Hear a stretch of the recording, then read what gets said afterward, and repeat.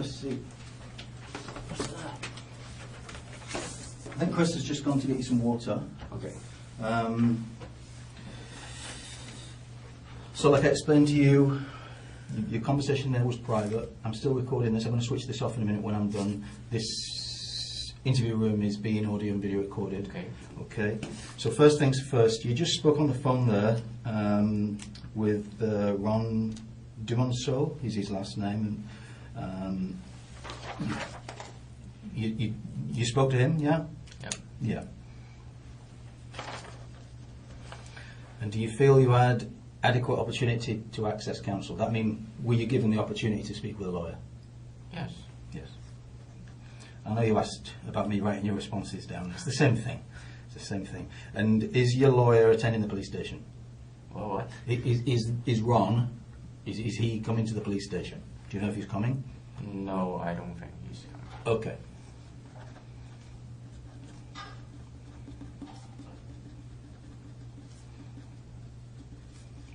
Okay. So that's basically the legal side of it done. The time by my watch, like I said to you, it's 12:55, so it's 5 minutes before 1 in the afternoon.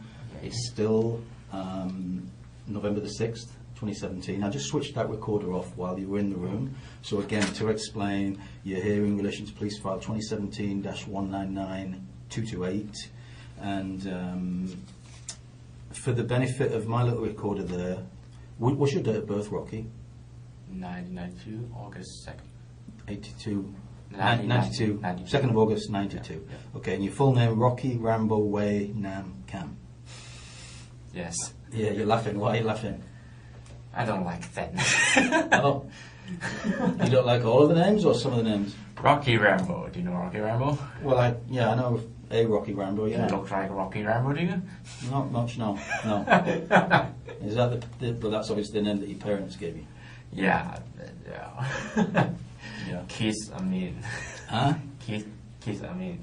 Yeah. So, well. Oh, well, you know. Well, but everyone could, after they know my name, they could surely know me, like Rocky Rambo. Who? Oh, that guy. When you meet people, you mean? Yeah. Oh, Rocky Rambo. Oh, General Rocky Rambo. Oh, sure. Yeah, that guy, right? Yeah. Well, yeah. There's not. It's quite an unusual name. So, Chris is going to get you a bottle of water. Okay. Did you want anything else? Did you? You said about a snack. Maybe I should go to the washroom. You want to go to the washroom? Yeah. Okay.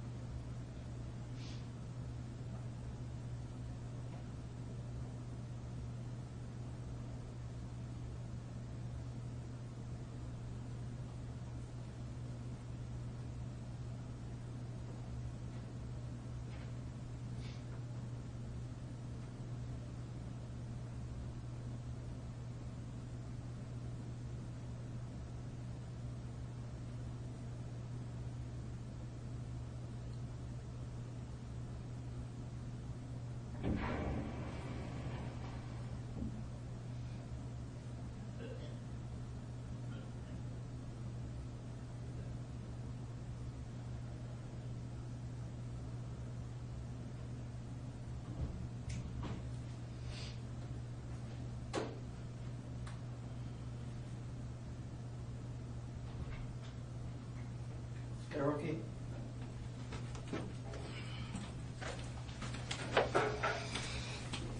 Yes. Okay. What type of snack would you like? I don't know. Are you more like... What do you have? Well, I think the sort of stuff we'll have will be like chocolate bars or chips or, that type of thing, or Sure, chocolate bars. like a granola bar, or Yeah. what do you normally eat? Anything, actually. Anything. Okay. Well, I'll bring a couple of things down, and if not, we can try somewhere else. Everything's good. Yeah. But everything else is okay? Mm. Yep. You fully understand what's going on? No, not fully. Well, but, I told you before, if you have any questions to ask. Yeah, but like, I don't think you could.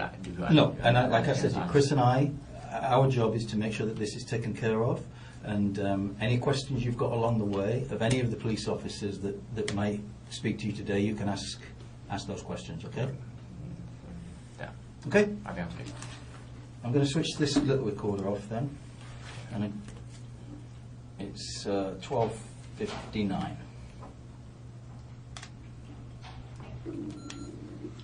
Okay. We maybe see you later on. Okay? Okay. Take care. So I'm really. No, you're just going to sit there and somebody will come and speak with you and explain. Okay, thanks. Okay? See you. We'll go and grab some sort of snack or something for you, okay? Alright, thanks. Right, take care.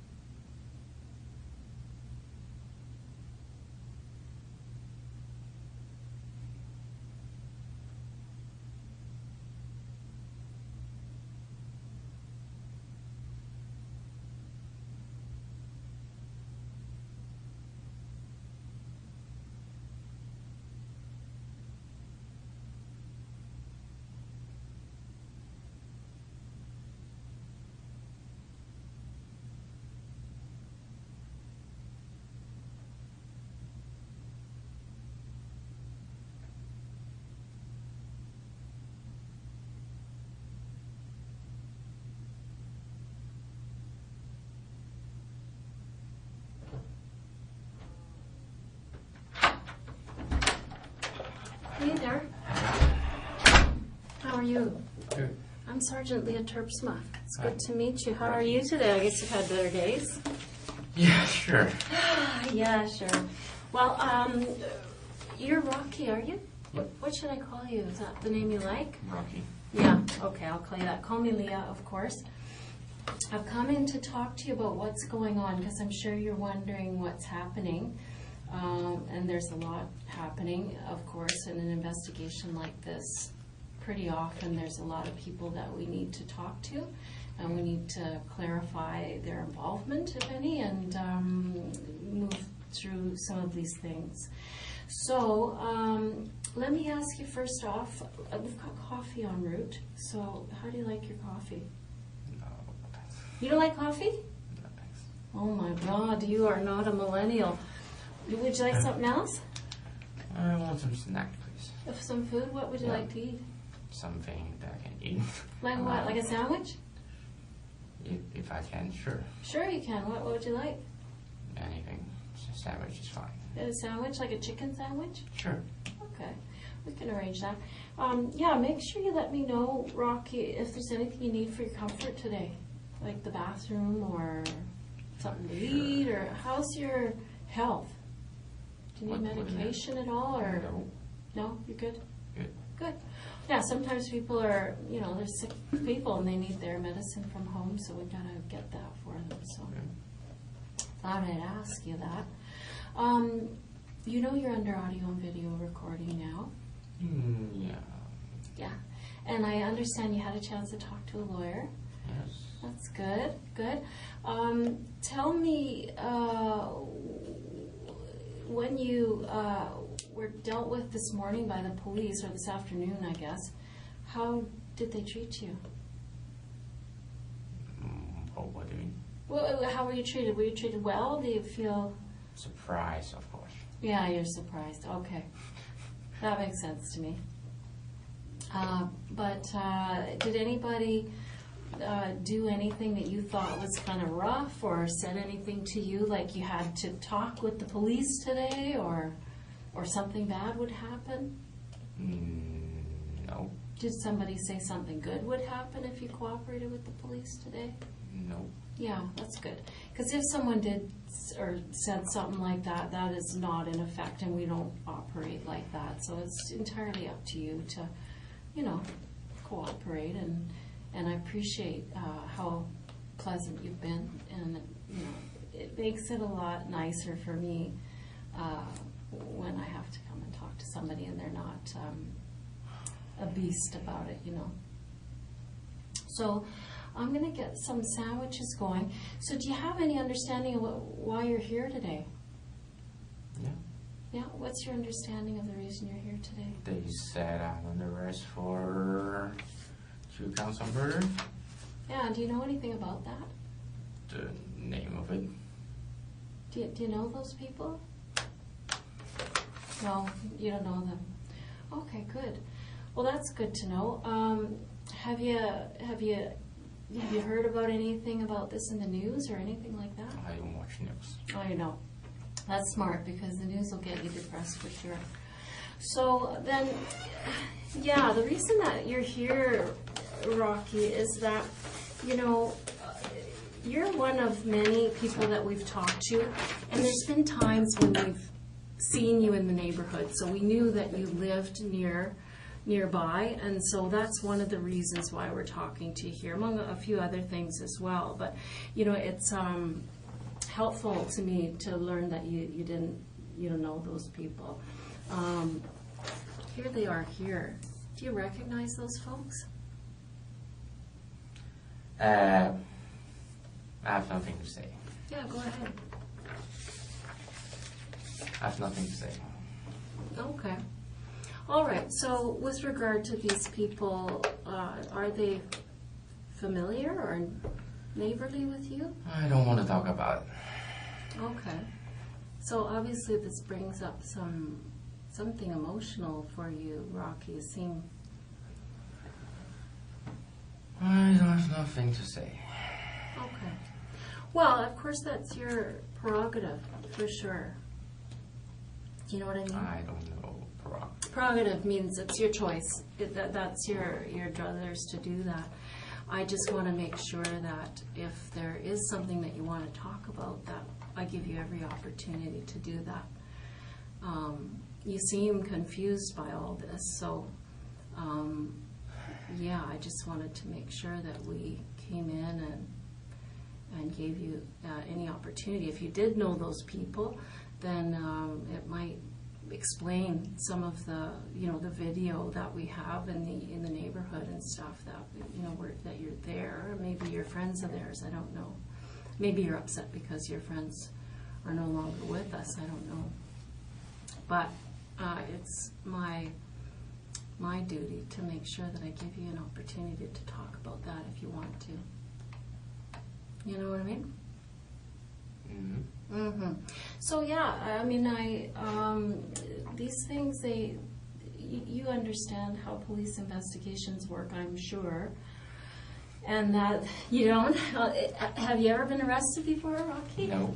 No. Okay. Well, a lot of times they start out very, very broad, and we end up with a big net full of people, and slowly those investigations, they narrow and narrow and narrow, and it helps us to focus and find where we're headed next. So that's what we're doing here today, is just to find out what your involvement in this situation, if in fact you have any involvement in this situation. So if you know those people, it would be nice to hear an explanation for that.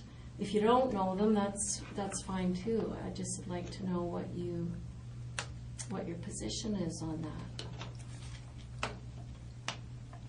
What do you mean, position?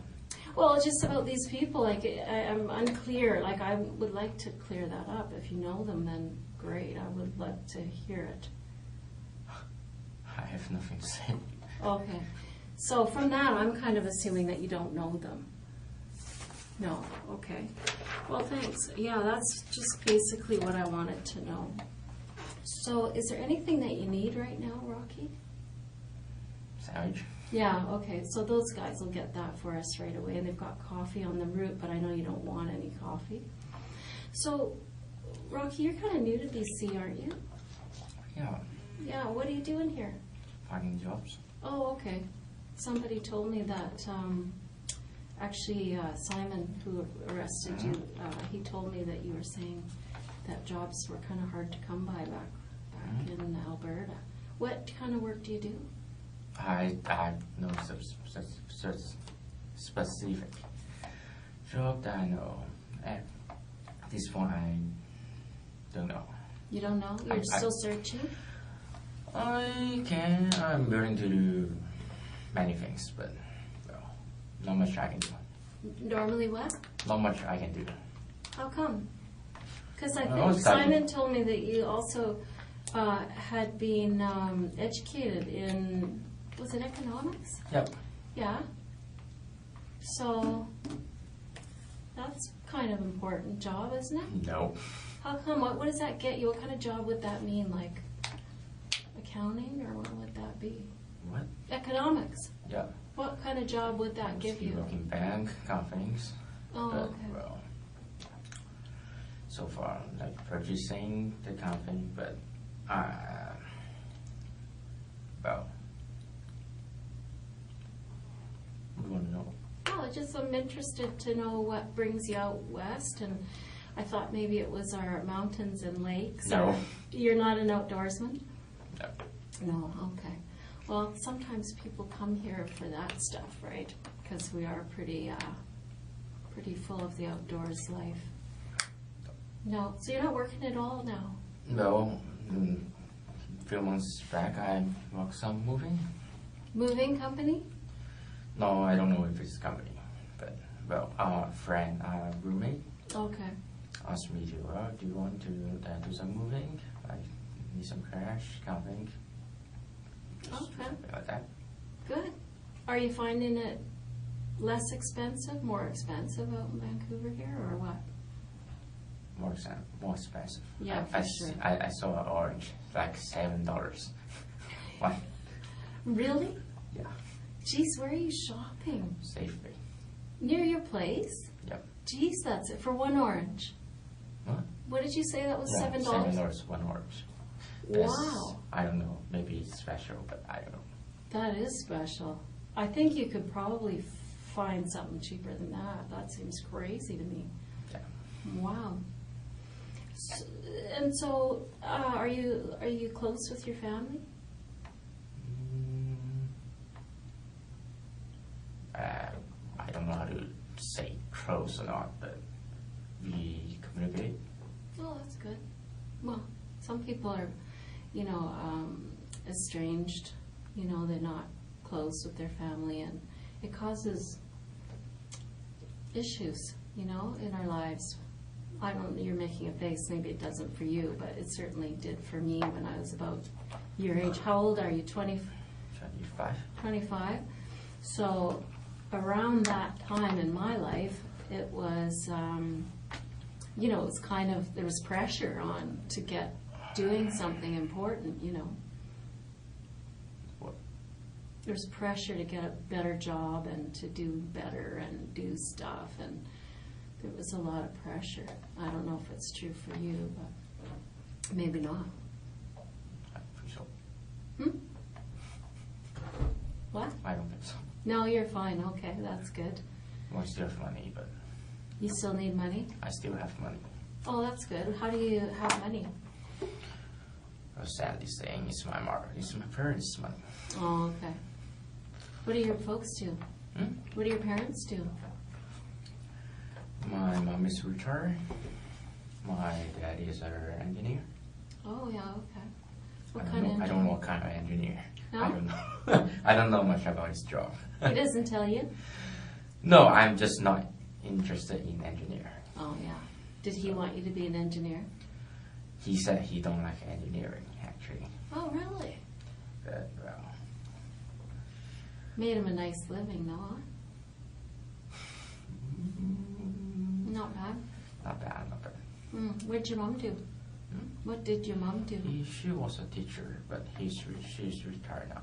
No, that's good. And they still live in Calgary, don't they? No, they are in Hong Kong. Oh, really? How much time have you spent in Hong Kong? Do you mean, like, am I going back home or what? No, I just wondered how much time in your life, because I know you were born there and then you came here. I go and- there. I've been there since I lived there after high school. You lived there after high school? Or you left there after high school? I left there. What was the difference? I'm not good at English. Well, that sounds okay to me. So let me clarify then. You came to Canada after high school? Okay. So, what's your other language? Cantonese or? Cantonese. I speak Cantonese. It's my major language. Okay. I could speak Mandarin, English, and, well. Are you having any problems understanding me? If the vocabulary is difficult, I may not understand, but Yeah.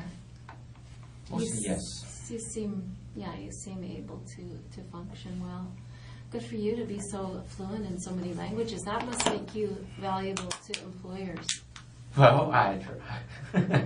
That's one of the things I write in the resume, but, wow, I don't know. Have you been applying for jobs? Sure. Yeah, like where?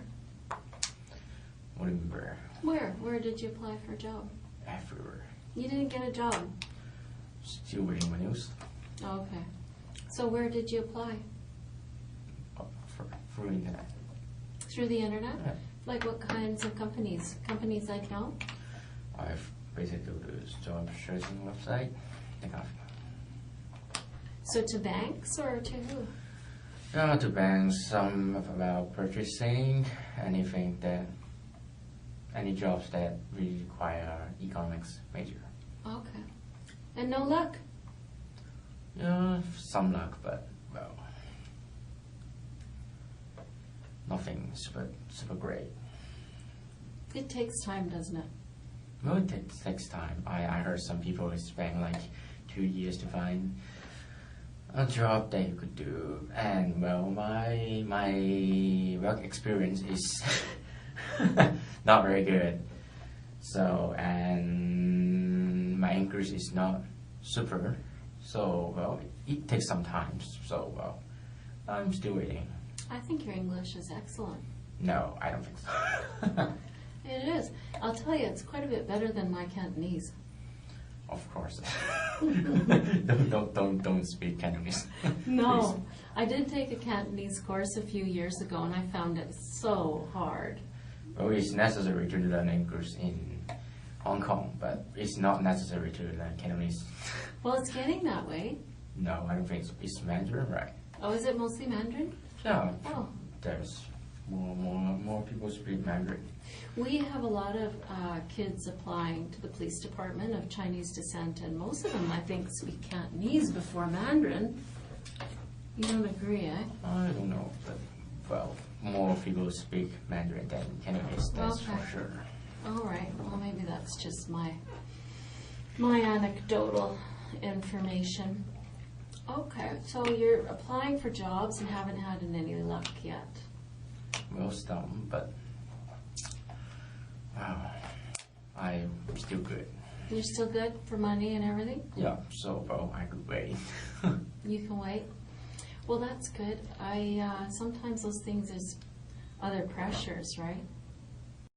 Like what? I don't know, family pressures, pressure on you as a man from yourself. You know, sometimes those things can... Well, I don't know if it's good or not, but they don't pressure me a lot. They just, oh, I want to do it. Oh, sure, go ahead. Oh, that's good. Just like, I want to go to Canada, like Calgary. I don't want to stay in Hong Kong. It's, okay, sure, yes. So, well, Nice. They support you. yeah. How are things in Hong Kong? Did you live with your parents? Yeah, sure. Sure. And how was that? What am I house then? How was it? Was it okay? Because sometimes... It's not bad, but, well, I'm... Let's see. Turkey. Turkey? Warm. Warm, thank you. Are there napkins in here, Parkers? If not, I'll find some. Yeah, I need some. Okay. Thanks, Bob.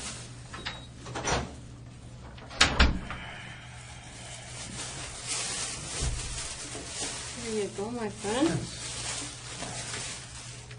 I need a napkin for my gum, don't you? But can I go to the washroom first? Yeah, you can. Hold on a sec. Let me get a boy. Hold on. One sec.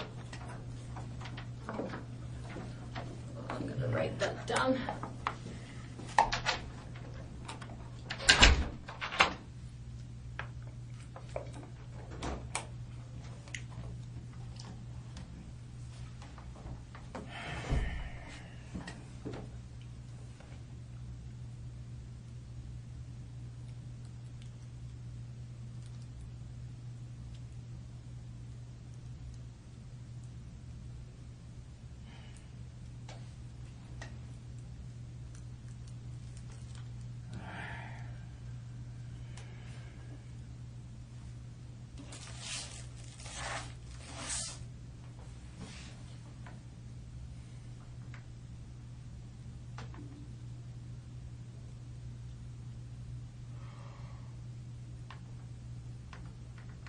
Oh.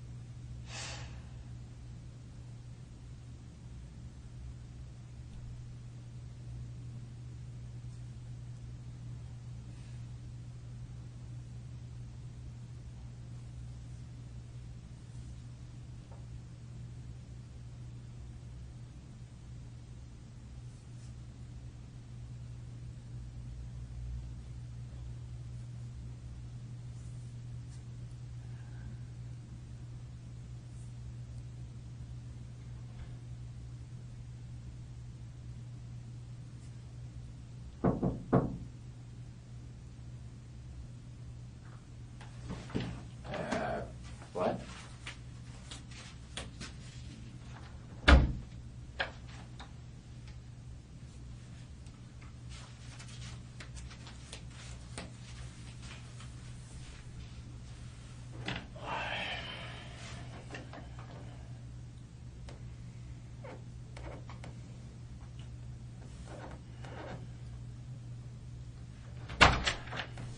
Hey Rocky, how are you doing? Alright, good. I couldn't find napkins, so I had to just get you some towel. Did you want the bathroom again? Yeah. Yeah, let's go.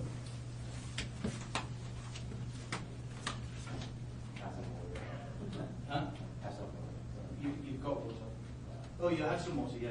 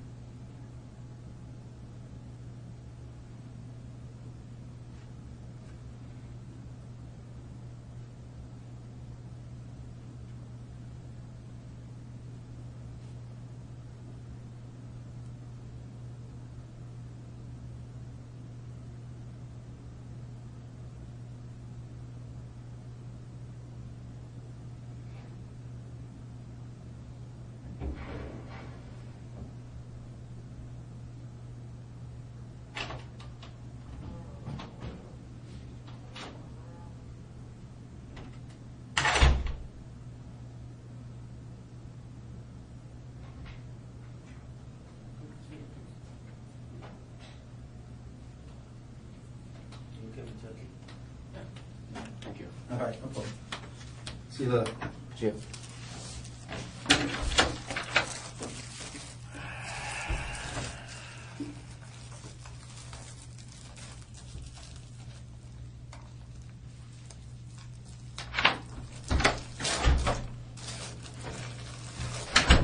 When's the last time you ate, Rocky?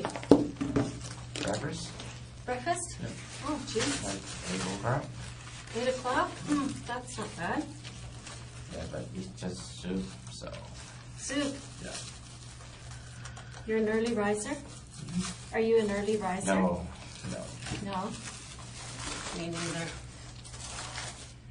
I would like to be an early riser. My husband is an early riser, but not me. I like to sleep in. Especially if you're not working a regular job. Why get up early, right?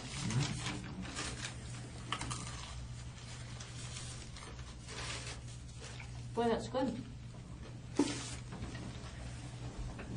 So where did you go to school? College?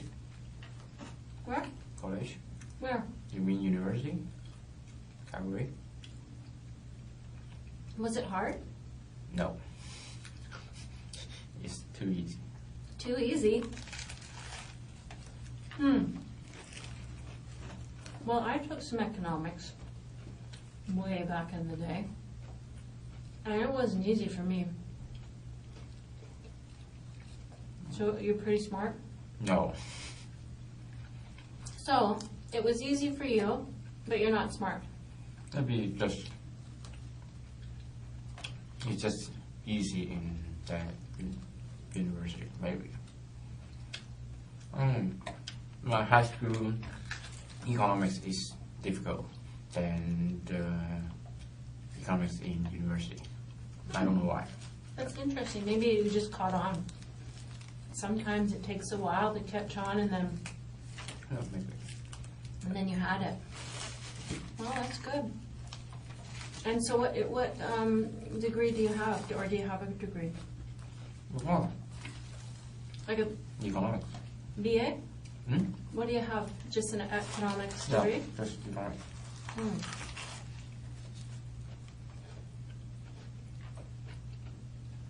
That's good if it gets you a good job. Do you have brothers and sisters? What? What do you got? The brother. I have another brother.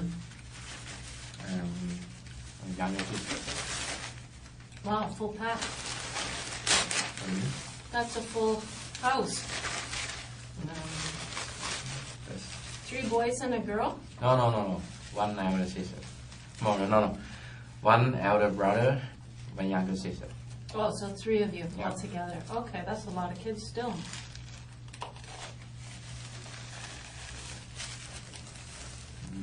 No. In Hong Kong, not a lot. It's fair. Average? In here, obviously not, but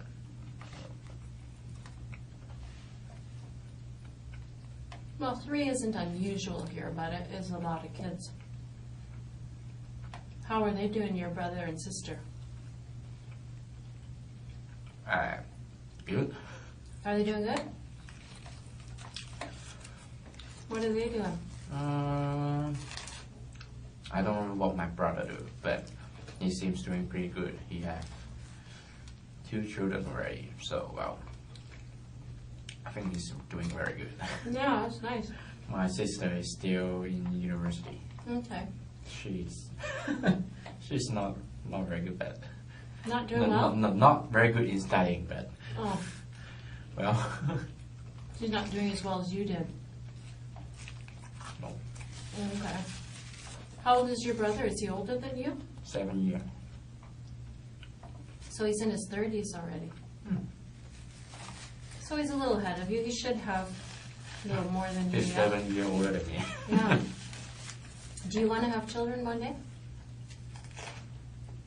I don't know. Maybe when the time comes, maybe. Mm-hmm. Most people do. I don't know most people. Now, it's one of those things that might happen or it might not.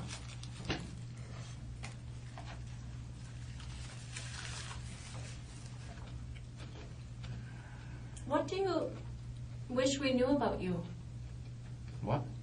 Is there anything you wish I knew about you to tell people, the investigators? Why? Well, because, I don't know, you're under arrest for murder, so you'd think you'd be saying, listen, no, here's what I want you to know.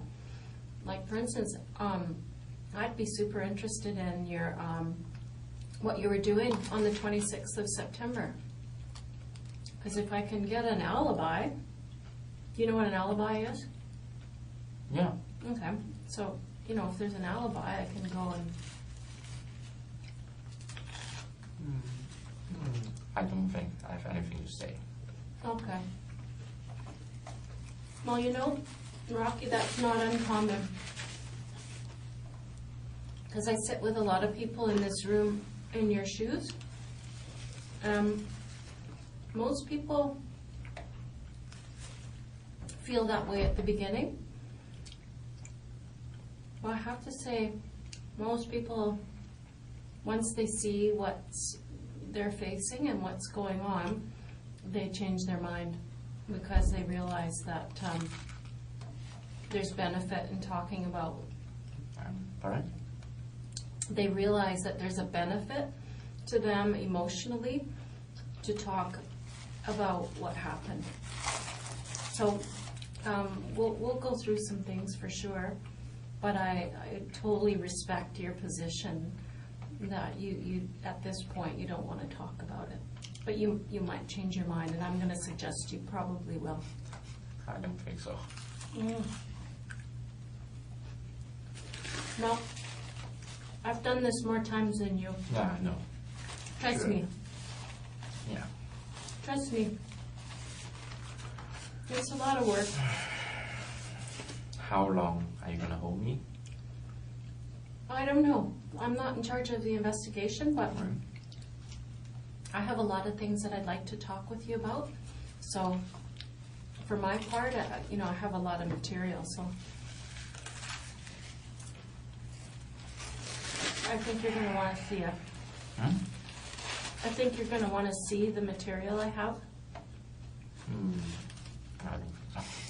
I do.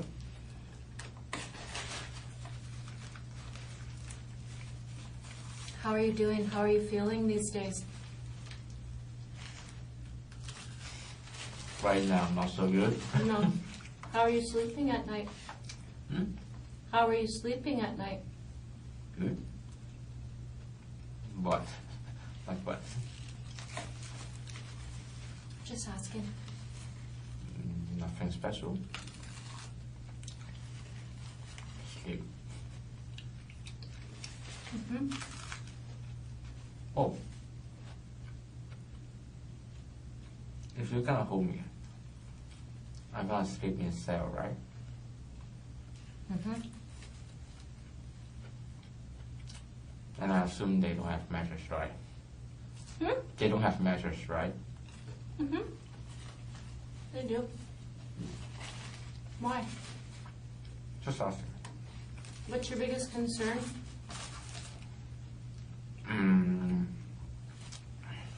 I just want to know if it's enough comfortable. If what?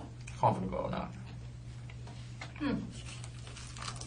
That is a very interesting thing. But I'm not sleeping there, so at least I want some.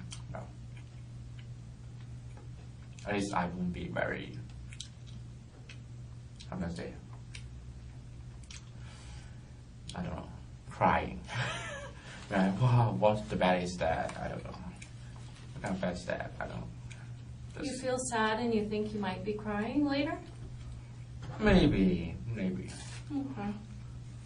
Well, I don't know the future, but you look confident.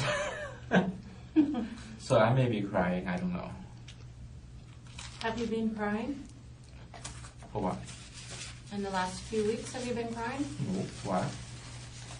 Well, over this. I don't know that guy. You don't know that guy?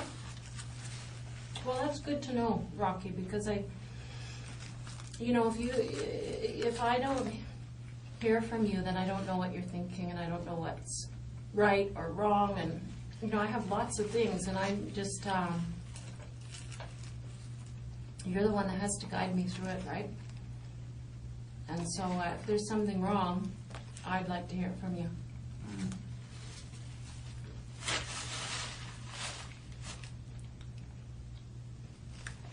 You know what I mean?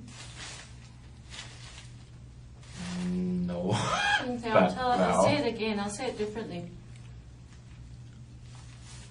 Just now you explained to me that you didn't know that guy. Well, that's important for me, to hear you say that. Because this investigation is by no means over. And we have a number of people that we've talked to. And we have a lot of evidence. And some of it we're not quite sure what it means. And if something makes sense, then, or doesn't make sense, I mean, really, you're the only one that can set us straight, right? Otherwise, we'll be on the wrong track, which I don't want to be. Okay. So you said you didn't know that guy. What about the girl? I'm afraid I didn't say I have nothing to say. Okay. Well, I can understand that. That's fine.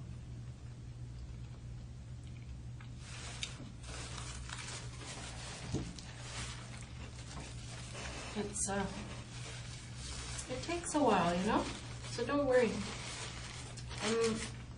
Like I said, I mean, I don't know if I talked about myself much with you, but I've been in this chair a lot of times with people who've had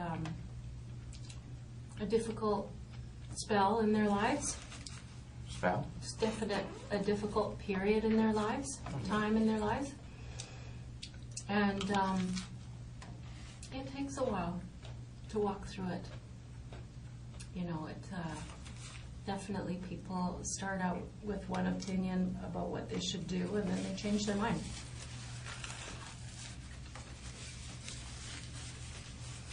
So just keep your mind open, and if you decide to do something different, then I'm going to be here to help you with that.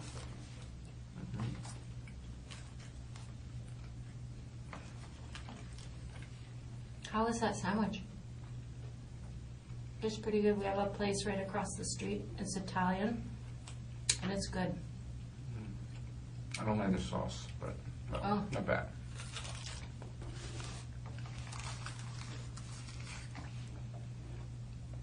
It's kind of a mustard thing, isn't it?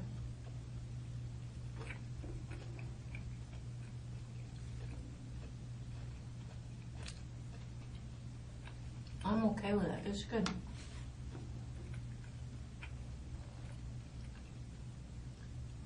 Do you have any questions for me? No. Hmm. Well, I have, but I think you answered. Try me. You never know.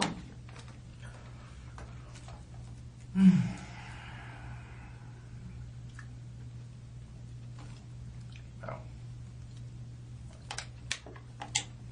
I will not ask. Ask and you may receive.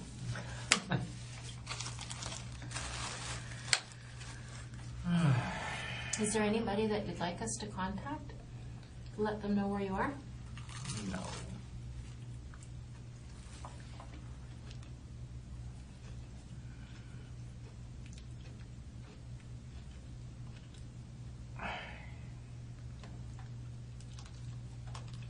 Is anyone gonna miss you? Hmm? Is anyone gonna miss you?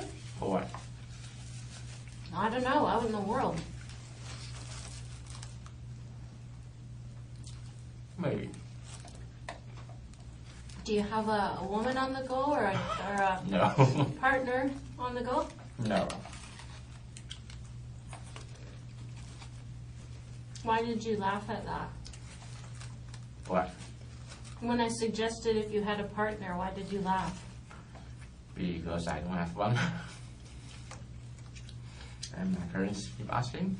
Do they want to set you up with somebody? No. Well, just teasing.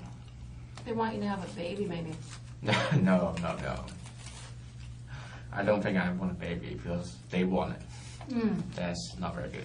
No. Yeah, you should want it. Why? The baby. Like you should want one before you have one. No.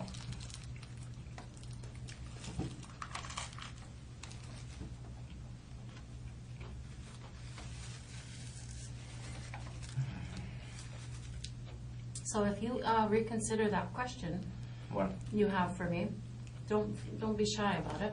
If there's something I can answer, I'll do that for you right away. If I don't know the answer, I'll get it for you.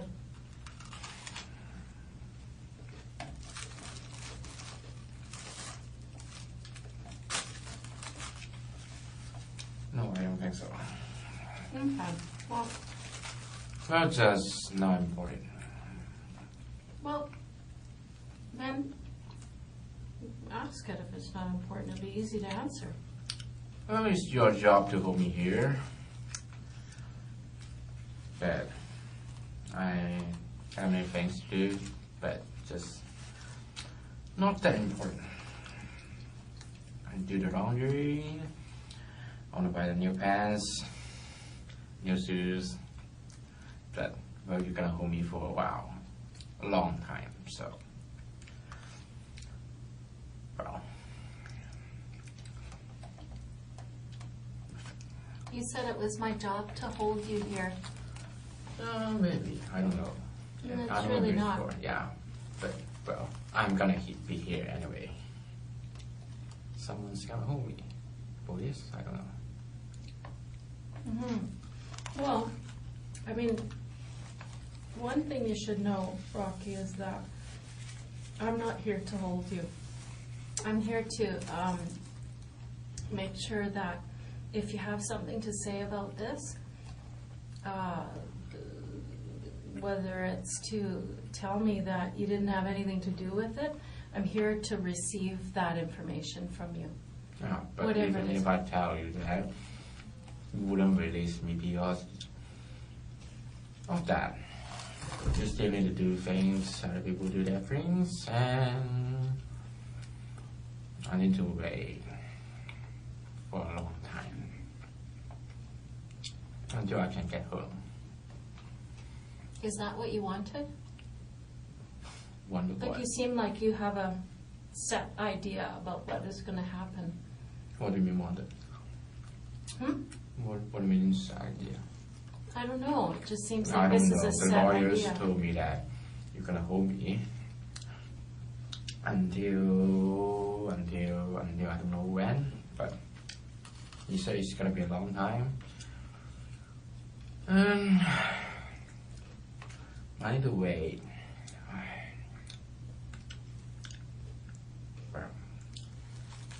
Either way, what? I missed what you said there. You said either way, I need to wait. you're going to wait. I need to wait. Okay. Well, I'm patient. I'll wait for you. I'm not. You're not patient? You know why you're not patient? I don't think anyone will be patient to like hold here to, well, without anything. Like, I want to play video games, but well, that's not much of a choice. No, we don't have a lot of video games, Rocky. That's true. So I'm forced to not play video games and to eat the food I want to eat, that kind of thing. Of course, I'm present. But well, this murder is serious, right? Yeah, that's true. That is one of the downsides, is that your options kind of get limited on what you get to do with your spare time. I don't know. Do you think it's fair? Fair what? Well, you just mentioned a few things that you'd rather be doing, rather be eating. It's not the matter of fair. It's just I don't have any power. If you need to hold me, I can't refuse. Well, that's true. But you do have a lot of power. No, I don't think so. No, I know you do. But I'm going to explain that to you, that you actually have a lot of power here today. You're quite right that you don't get to play video games. You don't get to walk out of here, but you do have a lot of power, Rocky.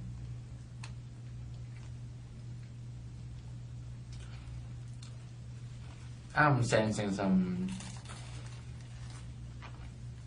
not something I would hear. Not something you want to hear? Maybe. It doesn't feel like you are, I don't know how to say that. Oh, my English is really not that good. I couldn't find a word. Okay. Use another word. Like what? No, I don't know. I don't know what you're trying to explain. I don't know if I speak Cantonese, you will understand so well. No, that's true. But say it differently in English so I can understand you.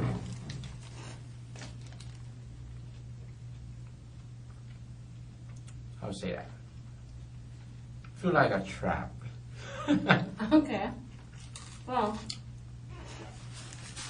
No, I'm sure it is. right, I can understand that. Well, that makes sense. That's what you do. But let me explain this to you, Rocky. okay.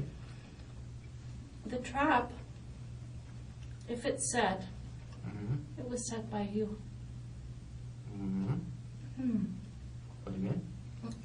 Well, I'm going to show you some things, and they don't have anything to do with me. Okay.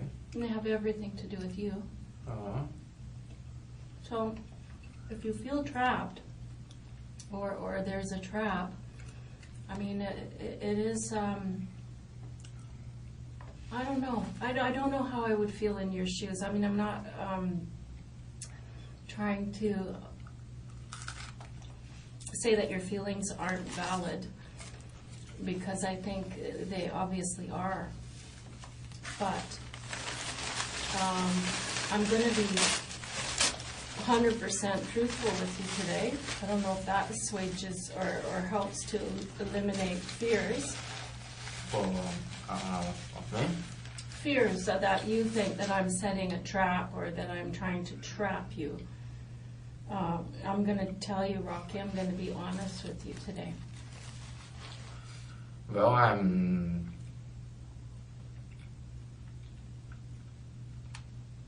I love to trust person, but it seems I'm not very good at that. Oh.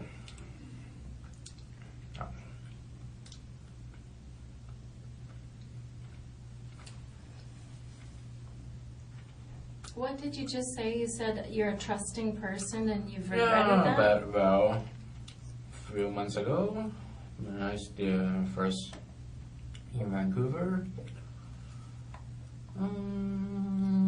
how do you say? Was a fraud. Take $1,000 from me, and well, that's not very good. And well, I trust him, but well, yeah. I don't know if you guys catch him or not, or bury it or not. But well, the police said they are investigating, but well, I don't know. I didn't follow up. So you're saying you're the victim of crime? What crime?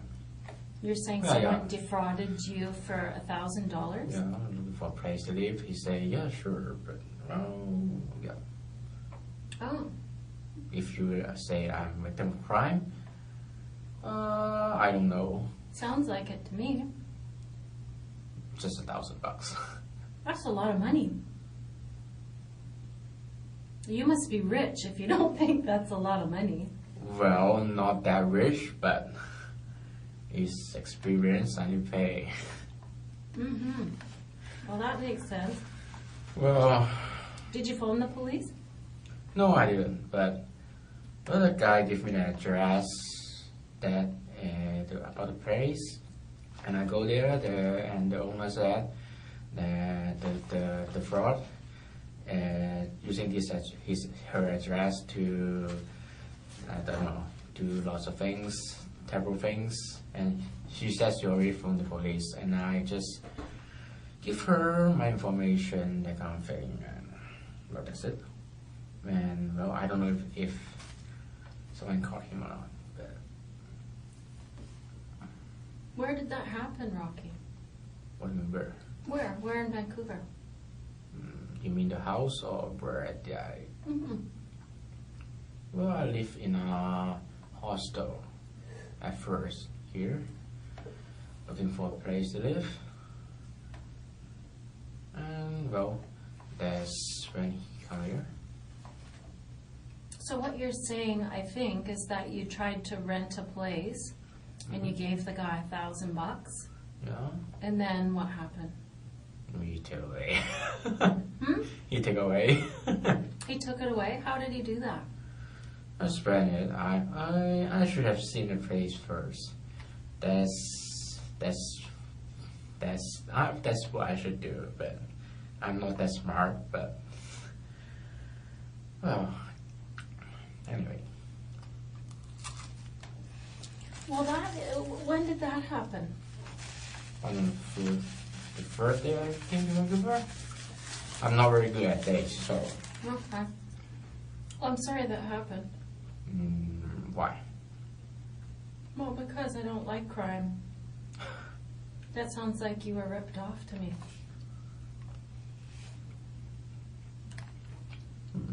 No, things happen. There's always fraud out here. Mm-hmm. Well, I think that yeah, I think I'm more responsible than I'm too stupid.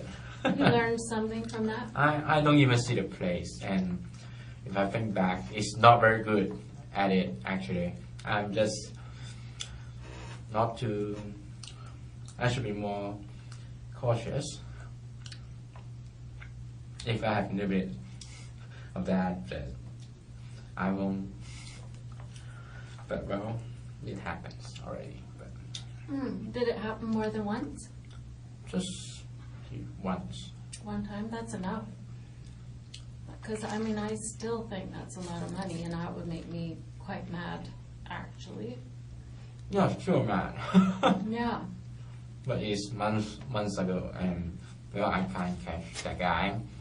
And the owner said they report the police like months ago already, but well, still They reported something to the police? The bad guy did? no, the owner of the house. Oh. Okay, I'm misunderstanding. So you rented a room? I went one of the room of a house, and I got the address, and the owner said the guy is using the address to. Oh. I see. He's pretending to be the owner. Yeah. But he's not the owner. No, he's not pretending to be owner. He's pretending. He helping the owner to find a roommate, that kind of thing. I see. And how did you pay him? Cash. Oh, gee. Yeah, you gotta try email transfers, man. Well, I would have thought a guy like you that's into video games and computers would be email transferring. I mean, not that that would have helped you, but I just I love holding cash. yeah. Not email transfer is, I don't know, confusing to me. No, I'm pretty good at computers, but just don't like it. Well, that's just a feeling. I wish I could learn to love holding cash, but I don't have any cash to hold. You have to have some Why? to hold some. Why? Hmm? You don't have any cash? Why? Well, I have money. I mean, I make good money, but I mean, I don't have cash. I don't have money to, like, purse money. Yeah, you don't. You don't need to. Well, I use a credit card for everything. Yeah. I don't use cash. Probably don't have $10 in my wallet ever. Enough for a cup of coffee, maybe. But you do everything in cash, even your rent? No. Not everything. Just, no, I don't use credit card. You don't? No, I don't. No. Just sometimes I will use cash, sometimes I don't. I use debit card like before, but Mm-hmm. now I don't like it very often. It's just, I don't know. I like getting the points on my credit card. Point? Points, you know, like if you buy lots of stuff, you get credit towards a flight. Well, I don't know. I don't use credit card. You don't fly anywhere? Nope. No, I fly from Calgary to here. Yeah. Well, I don't. Well, I don't like collecting points kind of thing. That I don't do that. Do you vacation much out of country? If I have a job, I should have vacation, but Where did you last go on your last vacation? no. I still haven't found any jobs yet. Oh, okay. Just study. Study is not that hard. I don't need a vacation. Well, I'm not that outgoing. Mm-hmm. So, no. Mm-hmm. Yeah, it's nice to go with somebody if you go. Yeah, but they invite me, but I'm not. I don't know. You need to work to get vacation. That's what I think.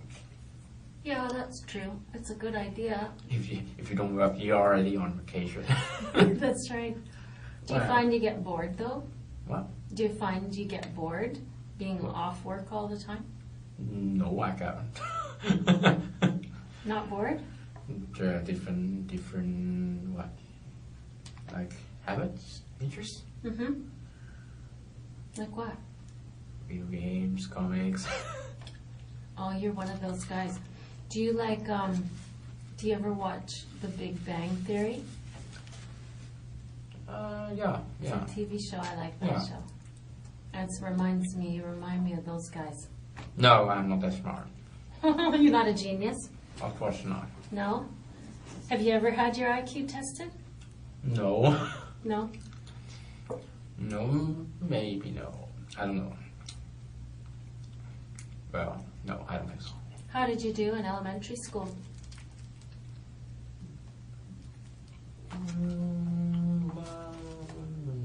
Not genius, but not bad.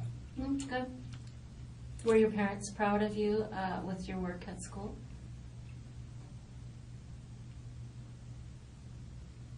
That I couldn't say. They never said to you, Rocky, we're so proud of you. Anything you do, I'm proud of it. That I heard. I don't think I'm that good to be proud of anyway. I don't know. I have 3 kids myself, and it seems to me that parents are proud. You know, it doesn't matter what their kid does. They think they're great. I'm proud of my kids. You seem independent. You seem like you have a good education. I seem independent? No. If I'm independent, I won't be. Wow. You mentioned your parents' money, so I guess you're still dependent. But you're out here by yourself. Yeah. So it's independent of sorts. No, it's more like I don't have a choice. Like I spent a year in Calgary. I couldn't find jobs, so just moved to Vancouver to try my luck. Yeah. I don't know. Why would you choose Calgary to start? My brother lives here. Lives there. Okay. I see. And I went to my brother's wedding, and I love Calgary. It's just quiet and peaceful. So you need a little more action. Hmm? You need more city action. No. It's peaceful. Okay. And quiet. I love it. Oh, you loved it? Oh, Yeah, good. that's why I leave Hong Kong. I don't like Hong Kong. Hong Okay. Kong is a very crowded place. I've been there. It's busy. There's buildings everywhere, green areas. That's just too. Yeah, right. So there you are. Did you ever live in Edmonton? Nope. Oh, I thought you lived there for some reason. But when you came out here, Rocky, did you drive out or fly out? What do you mean, came here? When you came here to Vancouver, did you drive or did you fly? Fly.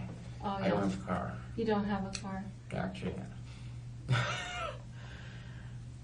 I just have been in a car accident, like last year.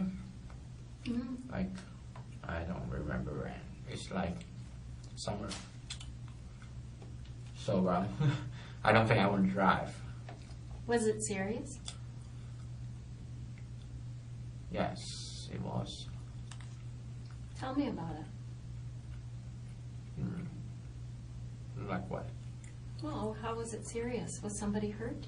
Yeah, somebody hurt. Mm-hmm. Well, maybe you could get more information from, I don't know, internet, I don't know, other people. Were you driving? Were you Yeah, driving? I'm the driver. Okay. Who was hurt? Who was hurt? I don't know her name. Okay. It's a lady, but I'm not allowed to visit her. Oh, okay. So, Did you want to apologize or to see how she was? if I don't know, maybe I should want to, but I don't know if she like it or not. Yeah, sure. But well, I think she would probably like to hear that you're concerned about her. That's nice. I That's don't really know. good. I don't have to wait anyway. How badly was she hurt? From what I heard, he's pretty bad, but she's doing okay right now. Oh, good. But well, the police won't tell me much. Did it upset you a lot, that crash?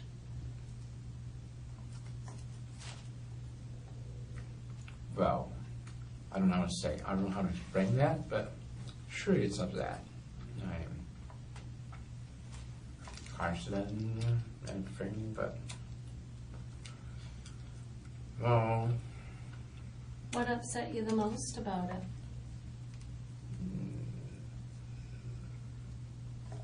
I couldn't specifically name one, but I don't know. Sometimes people are upset because their insurance goes up. Sometimes people are upset because someone was hurt or their car was wrecked, that they loved their car. Not my car. Not your car. Whose car was it? My mom. Oh, okay. Was she mad? Sure she is. Yeah. Were you injured? A little bit. Yeah, how? Your arm? What was it? What happened to it? Just only do nothing serious actually. Was it broken, your arm? No, not really. No. It just take a few days to recover. Okay. Is that where these scratches came from? Is the car crash? No. Okay. Because you have kind of a serious cut there. What is that? What? Which one? This here. And this. That's the cuffs. Oh, the handcuffs. Oh, yeah, it looks kind of red. It looks like an old scar, but it's just No. handcuffs. Oh, I'm Those sorry about that. red, so it's new, right? I think red means new. Well, it looks like an old scar from here, but I can see what you mean now. It's handcuffs. Well, that's too bad that you had a crash. So you don't have a car out here, but do you borrow somebody's car sometimes when you want to go somewhere to whistle Well, it? the bus here is fine, better than Calgary. Is it? Oh, good. So you can get around pretty well. Yeah. Yeah. And it's not like Calgary if you want to go to like Vancouver. I don't know. You could walk to any supermarket nearby, but Yeah. in Calgary you have a car. It's kind of More sprawling. I don't know what that means, but Sprawling means far flung. Like that's even worse. Like far apart. You know. So you don't ever feel like you need to borrow a car or get out of town or anything like I that? don't go out very often. No, okay. Just if I get a chance to interview, I go out. But so far, I don't feel it's necessary to get a car. Yeah, sure. I would avoid it if I could, but I live so far away from town that I have to have a car. But I think if I lived in town on Granville Street, I would not have a car. Get a bus pass. Well, not a bus pass, but Do you feel like you need a bus pass, or do you just pay as you go? it's not worth it at this time. No, okay, you don't do it that much. Yeah. If it's free, sure I'll get it. Because supermarket, the safe is still very far, and the weather is getting cold. But no. Oh, don't worry, you can just Yeah, dust yeah. it off. That's what I did. They'll come in here and they'll vacuum for us eventually, I think. Yeah. So, was your brother surprised when you left Calgary? Sure. Were you enjoying your niece and nephew, or what do you have there? He has 2 kids. What do you have? Yeah. What do you have?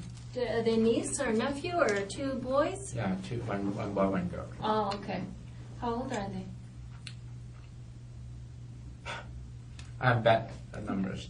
You are bad. You should know that one. Yeah. But everyone say I should know that. You But should. I really don't. Just still babies anyway. Little guys. So did you look after them sometimes, or? No. I Yes. don't think I'm much of a baby guy. No, you're still a confirmed bachelor.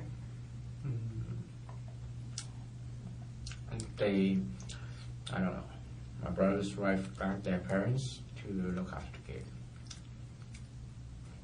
So, sometimes I, go see them and play with them, but I'm just, what do you want to know? I don't know, just to see him. When you left Calgary, I would think your brother would be sad to see you go to Vancouver. Well, I don't think so. No? Why would he be sad? Because he loves you. And? Well, he wants to hang out with you. Play Well, video you games got with you. phones, you got video chat.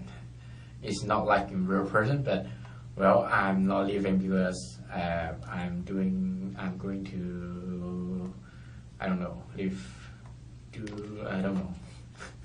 I'm just looking for jobs. Yeah, okay. if there's no job in Calgary, so that's why I left. Yeah, that makes sense. That's not something. If you feel sad, you say, I don't know. Yeah, right.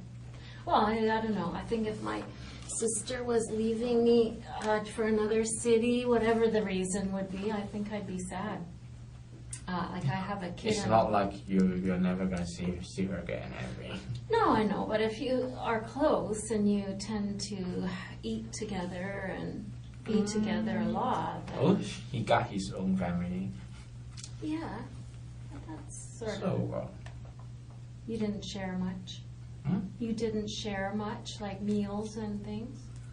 Well, sometimes we meet and have meals, but it's getting nice and nice. But they have babies. Well, They're busy. the way it is.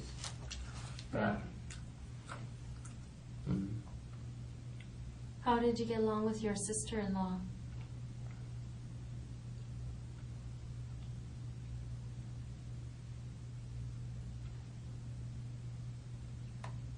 I don't know how to explain that. Good. Yeah, good. How come it took so long to figure that out? I'm sister-in-law. Is you mean my brother's wife, right? Yeah, right. Yeah. But I always think sister-in-law is someone up relative to my sisters. Oh, yeah. So Oh, I see. No, sister-in-law is your brother's wife. yeah. So it takes some time to. Yeah, good. Thanks for explaining that. Yeah, not good. I couldn't say excellent, but good. Yeah, good. She's a nice lady. Not perfect, but Yeah. nice. What makes her not perfect? Always shower at my brother. Oh, yeah. Okay. I can picture that. Well, Yeah, we all have one in-law that drives you crazy. why? I'm not the one being showered at. Huh? I'm not the one being showered at. Yeah, I guess, yeah, you don't have to worry about it. Every time it happens, I just. You just giggle it off. Well, that's a good way to handle it. At least you're kind of handling it in a light way. Kind of happy way. Not bad. What are the troubles you have? Jobs. Jobs. Do you have any jobs? Yeah, I find that is a huge frustration for people about your age. You know, that What age? 25, 22 to 25, people start really getting a lot of pressure from themselves and from their family to find a good job. I don't think so, but if you say yes, sure. Yeah, that is my experience. I mean, I don't know if I told you this, but I work in the polygraph unit. What is polygraph? Polygraph is like lie detection machine. No. You know the thing? And when I do that kind of work, I'm often doing pre-employment interviews. So before someone gets hired as a policeman, they have to come have an interview with me. Oh. Yeah, so a lot of the young people that I interview express this to me, that when they're in their late stages of university or, about your age, they start to get frustrated and start to feel pressure to get a good job. Not pressure. Well, sure you got pressures. Pressure is don't push people. You need pressure to do a good job. Yeah, pressure is good. Sometimes it's good. If you don't have pressure, well, you don't put out lots of hard work on that. Yeah, that's right. Yeah, I feel the same way, but sometimes the pressure is too much and it makes people do things they regret, So that's what I like to find out, if there's, regret in a person's life, then I like to find out about that. Because a lot of times, Rocky, there's reasons why things happen, you know what I mean?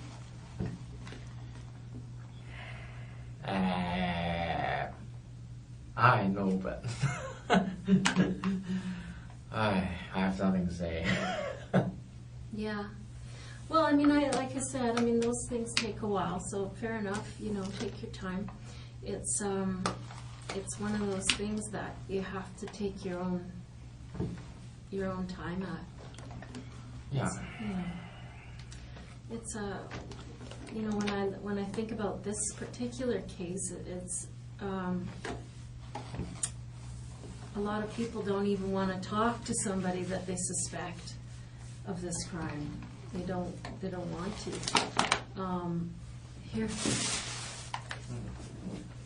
But they kind of write that person off. Right, what? Write them off, or they don't even want to talk to them or hear them out. And so I'm not that person. I'm a patient person. Doing this kind of job, of course you're patient. If you're not patient, I don't think you can do this job, maybe. What? If you are not patient, I don't think you will get this job. Yeah, that's true. Maybe. I think that's true. I think that's true. There's, there's a lot that's gone on, Rocky, and I'm worried about you. Yeah. Yeah.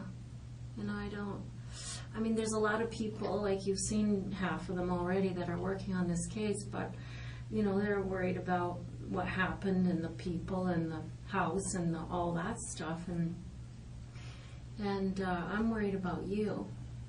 I really don't think so, but go ahead. You don't think I'm worried about you? I don't know. Maybe, maybe not, but, well...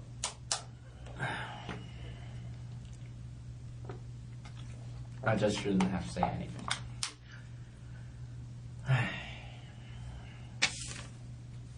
Yeah, I'm worried about you, and that's the truth. I don't know what you need. I don't know why we're sitting here.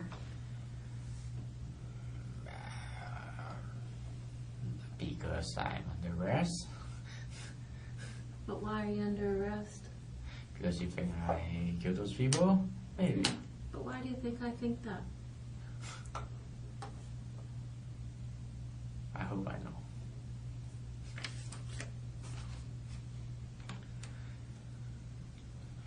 There's a lot of things that led up to that day.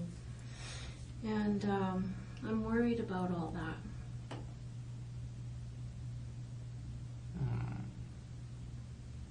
I don't think it's a simple thing.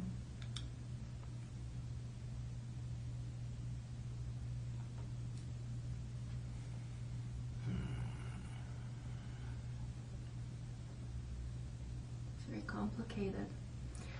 Words or serious. I don't know if it's complicated or simple, but it's surely serious. Yeah, it's serious. I mean, what happened to those people is serious, but I think what happened before that day is serious for you. I don't understand, but... Well, I mean, obviously,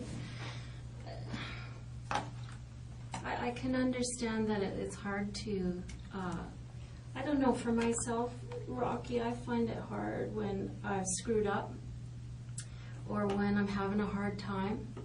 I'm Dutch. I don't know if the Chinese are like the Dutch, but Dutch people, when they get in trouble or when they're scared or when they're freaking out, they put their head in the sand and they rarely do the right thing. Do you know what I'm saying?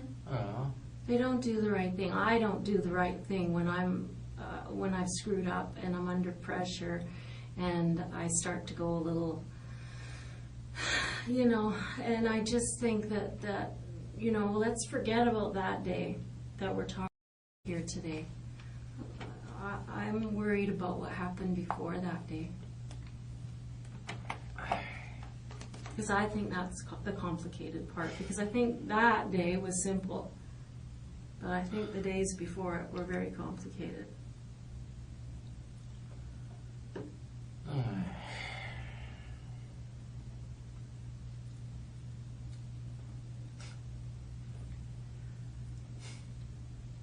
I really don't know how to respond to that. Well, you don't have to. I mean, I can see that.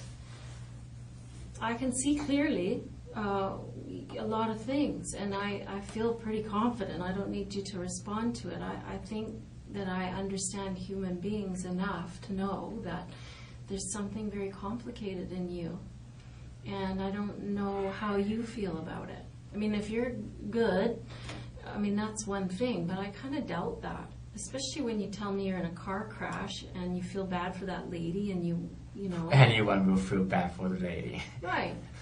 So, I mean, you know what I mean? You are a normal human being. And so when shitty things happen, you feel bad about it. Of course we are. We're human, right? Right. And so that's why I think that you have to be having a very complicated time. Not that complicated, actually. How can it be so simple? What do you mean simple, complicated? I don't know what do you mean by complicated. Well, I mean, there's a lot that goes on inside the human brain. Yeah. When they get frustrated, or I don't know what your story is. I think I have a sense of it, but when somebody acts out in a way that draws the attention of the police, there's usually a big story behind that. It doesn't happen in one day, Rocky. It happens in a lot of days and a lot of months and a lot of years of something going on. And you're the very best person to talk to about it. Well, that's your experience. I could not agree with that. I don't know much about that. But you know yourself. Yeah, but I'm afraid. What are you afraid of? I'm afraid that I can't say anything that... Well, maybe I already said it, but I can't say anything that makes you satisfied. I don't know. Well, I mean, you're not here to satisfy me, for sure, Rocky. You're here to satisfy yourself. I mean, there's something in front of you, and I don't know if you know how serious it is or not yet. But Murder, right? It's murder. Yeah. But I'm not sure if you understand the magnitude of the largeness. I know. You know that one, good. But I'm just waiting for your word. Yeah, you know, the magnitude of what's going to happen and what's going on. I mean, I want you to have an opportunity to address this, because I don't think it's really fair that we only know what's in that house. Okay? Why are you laughing? What do you mean fair that you know the house? What? What I'm saying is that right now, Rocky, we have done a thorough investigation about what happened in that house. Mm-hmm. And you and I both know what happened in that house. I don't know actually. You haven't told me. Okay. Well, maybe you don't know this house. Let me ask. You're making me nervous. Why? Do you know this house? Maybe you don't know what happened in that house. I have nothing to say. Have you been inside this house? I don't want to talk about it. So is that a yes? I don't want to talk about it. Okay, so we're back where I was. That I think, it's very clear to me, Rocky, that you know exactly what I'm talking about. And what I'm saying to you, Rocky, is that I'm the person who's going to be here to listen to what you have to say, to hear this complicated situation that you were in before that day. There's something very complicated. And it is unfair for the investigation that went on inside that house to be the only thing that we see about you. I don't think fair is more important. You don't think fair is important? Well, at least you're just trying to do your job, right? Well, no. Not really, Rocky. Not really.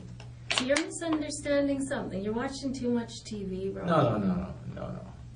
Just, well, how can I say? What you think is not important, actually.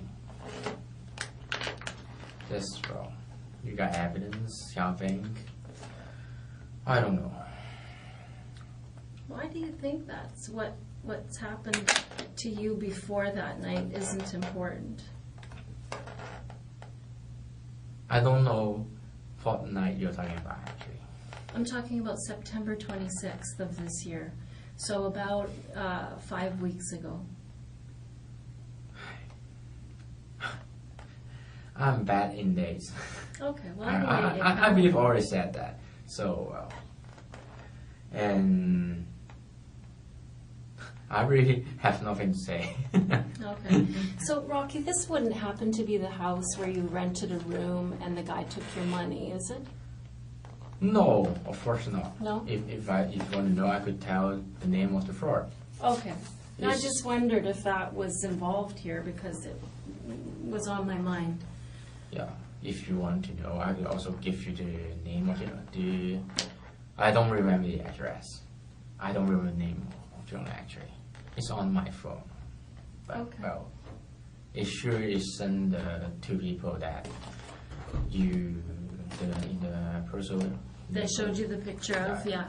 Right. Okay. Well, fair enough. Thanks for telling me that because it's something that's on my mind. And She's a very young girl. huh? The fraud is very young. A very young person? Yeah, Okay. kind of handsome. Oliver what? Joshua Oliver. Joshua Oliver? Kind of, I don't, maybe probably a fake name, but Okay. Probably if he took your money.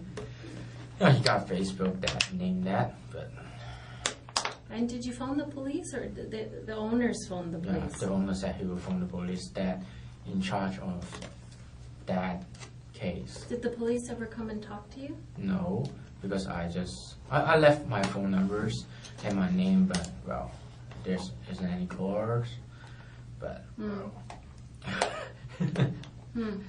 there's nothing I could do anyway. There's no what? Nothing I could do anyway. Well, you could phone the police. I don't think that will be much of help Why? because there is already a case. Well, see, that's the thing. Maybe the person you talked to was working with this fraud guy. Yeah. And they just told you that they would call the police and they didn't. But I'm too lazy to, I need to find a job. I think that's a little more important than that. Yeah, but $1,000. Yeah, but I don't think I'll get the $1,000 back anyway. Okay. Well, And you will if you I know where he spent all of that money to, actually. He spent it to a strip club. how do you know? Because I went to a strip club with him. Oh, so you know him a little bit So well. I was wondering, you got many monies. I'm wondering what kind of money. That's my money. Now I know. Okay. Okay, I think I understand. Well, that's interesting. But Right. $1,000 is it's money, but Yeah, it's not that much to go to police concerning that kind of thing. I couldn't get it back anyway. I don't know how the system works, but I doubt I could get the money back. Do you have, sometimes people I talk to who are from Hong Kong or China, they have a certain feeling about the police. You know, they don't trust the police. Well, there's always some different crops in. It's not good to say I don't trust Chinese, I don't trust Jews, that kind of thing. I don't think that's very good. No. Every nation have good and bad. Police? Police, person, that kind of thing. Yeah, well, I'm talking about the police. No. I'm not talking about Chinese people. I don't have any interaction with police. Oh, good. Actually, it's just in the car accidents and here. Right. Actually. And so have the police given you any reason to not trust them in Canada? No. As I say, I haven't had any interaction with them. No, I've had quite a bit of interaction with the police today. Yeah. Been okay, huh? Well, not so okay actually. I finished. I take my bath. I'm going out to buy new pants, new shoes. Waiting for a bus stop, and two guys come here. I thought they were waiting for a bus, and then a guy come here. Oh, I thought he was going to run, so I go up, and then they grab me, and they say that they're police, but how do I know? All right. Do you believe him now? You're funny. I don't know. I hear it all the time. I don't know. Maybe I don't know. TV they show their badge first. I don't know. Mm-hmm. But they just grab. Maybe I don't know. Maybe they're gangs. Actually, I thought someone is trying to harm me. Actually. Oh, really? 3 people trying to grab me. Yeah. All of a sudden. Did you see the uniformed policeman there? No. Not at all? No. Oh, there was a few there. No, I don't see any. Ah, They're just wearing casual. right. Yeah, casual. And they just grabbed me, and I was trying to play my phone. Okay. Well, they were the real thing, and here you are. I don't know. If they want to arrest me, why don't they? I don't know. Came to the house. Yeah. Well, there's a lot of reasons, right, Rob? Yeah. Can you imagine why? I don't know why, but. Well, mostly because they're getting a search warrant today for your house. Oh. Yeah. They're going to be searching your house. Maybe they're searching it already. Yeah. I don't know. Yeah, that's most certainly. Yeah. Most what? Certainly. Hmm? They, of course they are. Most certainly. Oh, I see. Yeah. Well, yeah, that's what they're doing there. Yeah, but just some. That seems to shock you a little bit. No, I just realized. Well, every man have something they want to hide anyway. Sure. Like what? Prawn. Porn? Yeah. Yeah. Okay. Well, don't worry about that. Everybody has porn in their house. Yeah, but I know that, and I sure know they won't do anything about that. But Is there any porn on there that you're worried about? What do you mean? Well, sometimes there's pornography, and then there's illegal pornography. I don't know much about that law. No? Well, pornography that involves children. No. There's pornography that involves bodily harm, which means someone is being cut or hurt really badly. Oh. That kind of stuff. Not that kind of stuff. You know, that kind of thing. Is there anything like that? No. No? Okay, good. So, if I was going to talk with you again sometime, Rocky, how would I get a hold of you? Like, what kind of email address do you keep? I don't use much email. How do you communicate? Phone. Phone? Yeah. So you don't email? Not if necessary. Really? Like finding job, sure, you need to email. What's your email address? Can I email you? No thanks. Just call me, please. Just call me. I'm hurt. Just call me. Call you on what number? You have my phone number. Do I? Sure, Is of it the course, Calgary number? Or do you have a BC number? Calgary number. Okay. Well, what else are you worried about there at the house? Worry, yeah. Stressing about that search warrant. Stressing? Yeah. I don't think anybody like someone stress your room, right? Yeah. That's not very pleasant. What do you mean what's not pleasant about it? Someone searching your house. Oh yeah, that's not pleasant. Everyone's got their privacy. Yeah, right. Well, Well. I'll get you a copy of that search warrant so you can look at it. No thanks. You don't want to see it? If the lawyer said yes, sure, but yeah, I understand English, but I don't know any law about it, so it doesn't have any meanings. You just write paper and write down a search warrant. Okay, that's search warrant. Okay. Do you mean you think it might not be real? The police did is Yeah, real. that's Anyway. pretty real. Yeah, that search warrant is going to be pretty real. Is there anything in that house that you're concerned about?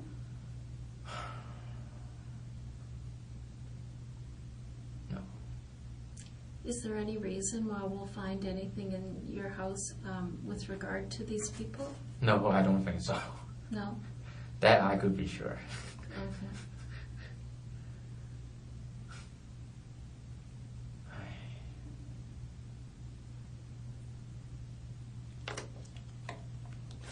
I can see that gives you some stress, Rocky. Of course it is. Can I relieve that stress for you at all? No, I don't think so. No. Okay. If there's raid, don't search my room, but you surely wouldn't do that. Yeah, they're going to do that, I'm afraid. So. They are. So what? But I don't know. Sometimes we can alleviate stress. Sometimes people have pets, or they have letters they want to go off to certain people, or they want to save certain things for certain people. And so, if there is any... Yeah, that's a way to relieve my stress. Give me my phone. You want your phone? I want to play video games, play apps. Yeah, I'm not sure about that. Yeah. I'm sure you wouldn't do it, but... I would if I could. How's that? Yeah, I just have a promise. I need to do something in the game, online game. Oh. So with my friends. So. Is there someone that you want us to call to tell No, them to be able to do it? Or no. they'll just understand? The thing is, it's not very important. Oh, yeah. For you guys, it's not very important. It's important to you, though. Well, keeping promise is important. That's good to hear. That's really good to hear. But well, I don't think I'll get my phone back. How come? You guys get it. At least not today. Not today, no. And that's all it takes to break a promise. Well, Rocky, I'm gonna show you some things today, and I really hope, and I hope that you'll make a promise to me. No, I don't make promises easy. Well, At least I don't think I'll make it here. yeah. Well, let's hear me out, because it may be an easy promise to keep. No. Some promises are hard and some are easy. Yeah. But I didn't trust that person to make a promise. But I'm sure you're not my friend. No one in this building is my friend anyway. I'm going to tell you something truthfully, Rocky, and you're right. We aren't friends. But there's a difference between friends and humanity. Yeah. You can show humanity towards another person without being friends. Yeah. And without complete... Yeah, but I'm not in a position to trust you. I'm forced to be here, so I couldn't trust anyone anyway. Yeah. Well, I mean, I think that let's break that down. I mean, I think that you feel that way on a personal level, but I think you can rest your mind and trust that I'm going to tell you the truth, right? Because I haven't been telling you anything that's sugarcoating it or making things easier. I hope you haven't, but it's well, not what that, part of it has been nice? It hasn't been, right? It's all been bad news. So I've been truthful, and I'm going to continue to be truthful. So you can trust that. Yeah, but you do realize it's a murder. It's serious. Yeah, I do understand that. And Sometimes, you know what, Rocky? Sometimes it really makes sense to bury your head in the sand when serious things are going on. Sometimes it makes sense. Yeah. In this case, I'm going to say I don't think it makes sense. So I'm going to show you some things. You're going to see why I feel that way. I'm not just going to expect you to trust me or believe me. I just want you to make me a promise, a commitment that you're going to keep your mind open. That's all. That's an easy promise to keep, right? Rocky? You're going to show me anyway. Right? I am. Right here. Come on. Shake my hand. Okay? Promise me you're going to keep your mind open. You're going to look at this stuff. Okay? And you're going to trust me to tell you the truth. Because I'm going to do that. I promise you. I get a sense from you, Rocky, that I'm the only person in your life right now who's prepared to stand up and say, I'm going to tell you the truth. No, actually, but... Okay, well, good. I'm you're going to show me anyway. Yeah, I'm glad to hear you have a support system. But you do have some support in me. I'm going to show it to you with some dignity. I'm going to show you some humanity today because I think that you feel like you don't deserve any. You're kind of talking yourself down a little bit today. Yeah, I'm sure. I think you have been. And I think that might be part of what's happened. That you have a bad opinion of yourself. I have nothing to say. Okay. That's okay.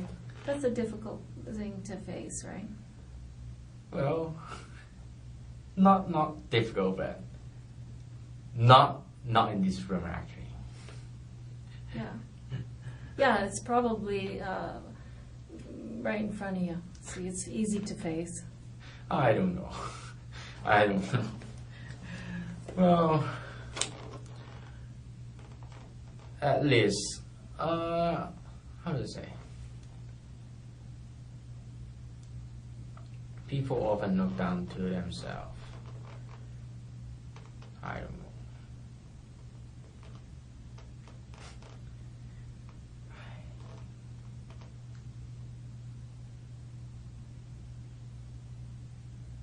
Well, what do you want to know? Yeah, I just think that's a factor. Because ever since I met you here today, you've been kind of talking down about yourself.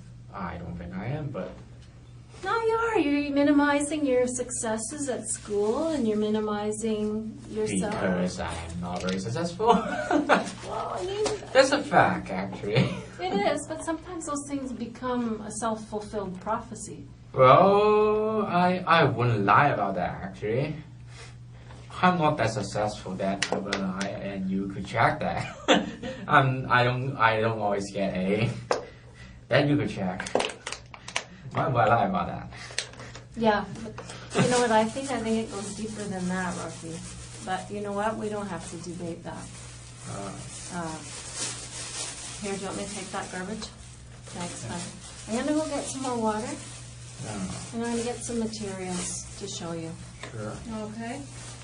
And remember, you're going to promise to keep your mind open, and I'm going to promise to tell you the truth. And you don't have to trust me like a friend, but I want you to trust what I'm telling you. Because I am telling you the truth, okay? Okay, I'm going to try. Good. I appreciate that. Give me a few minutes. Do you need anything? Okay. Hang on.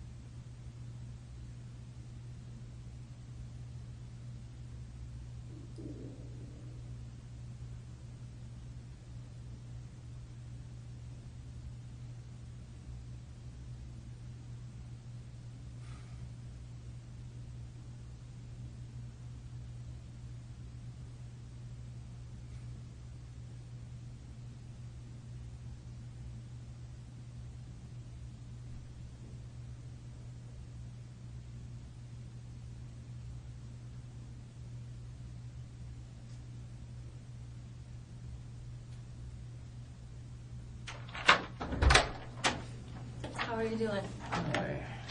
Yeah, you okay? Alright. Check water? Thanks. Yeah, you're welcome.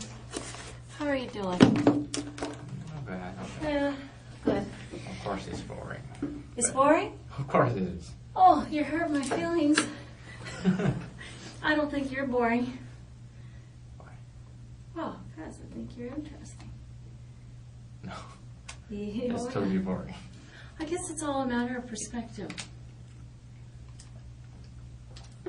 Earlier when I was talking to you, Rocky, I said, I thought that you were kind of being hard on yourself.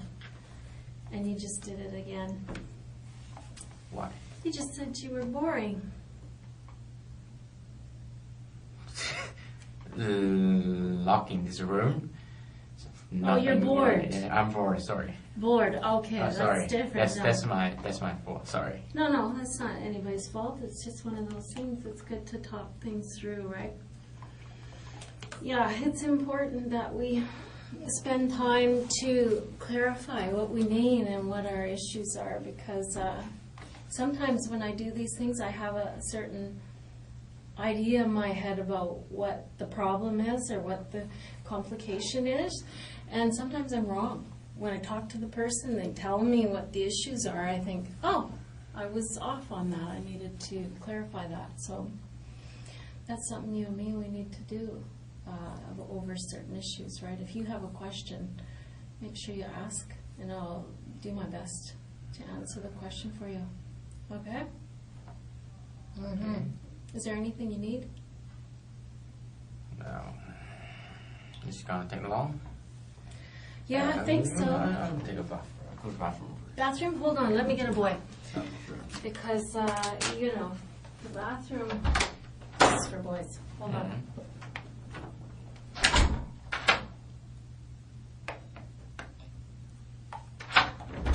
I'll be right here. Won't be very long. Okay. Yeah, make sure you just shout if you find you need something, Rocky, because I don't want to leave you waiting or needing anything. Yeah, I'm hoping that they'll get us some more coffee too. Not us, me. I know you don't drink coffee. Yeah. You never drink coffee? I try, but if I want to wake, I drink coffee. But most of the time, it just didn't work. What about alcohol? Do you ever drink alcohol? No, I don't drink alcohol. Sometimes someone swearing, I would, but Usually not? usually not. Just me then. Hmm? Just me then. Alcohol? Oh yeah, sometimes. Yeah, I have a couple of glasses of wine now and then. Why not? Tastes good. I don't know if they heard me or what. Let me go. I could wait. I know I need to wait, so I don't want to Tell you make you wait though, boss. Hold on.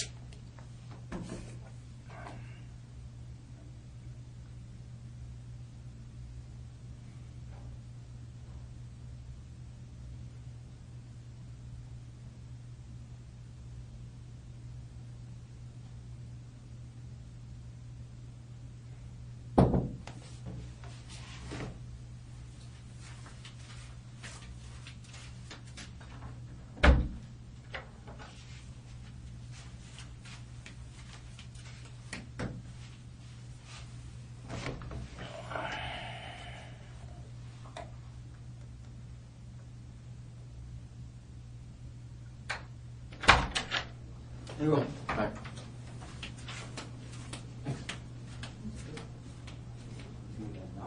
Sorry?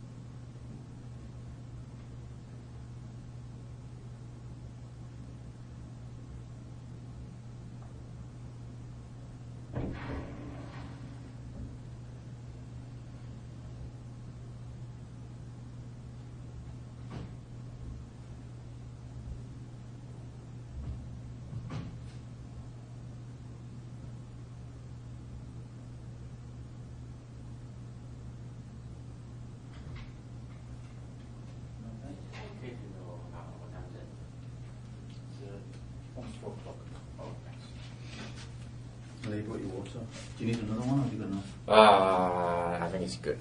Thanks. Good? Okay.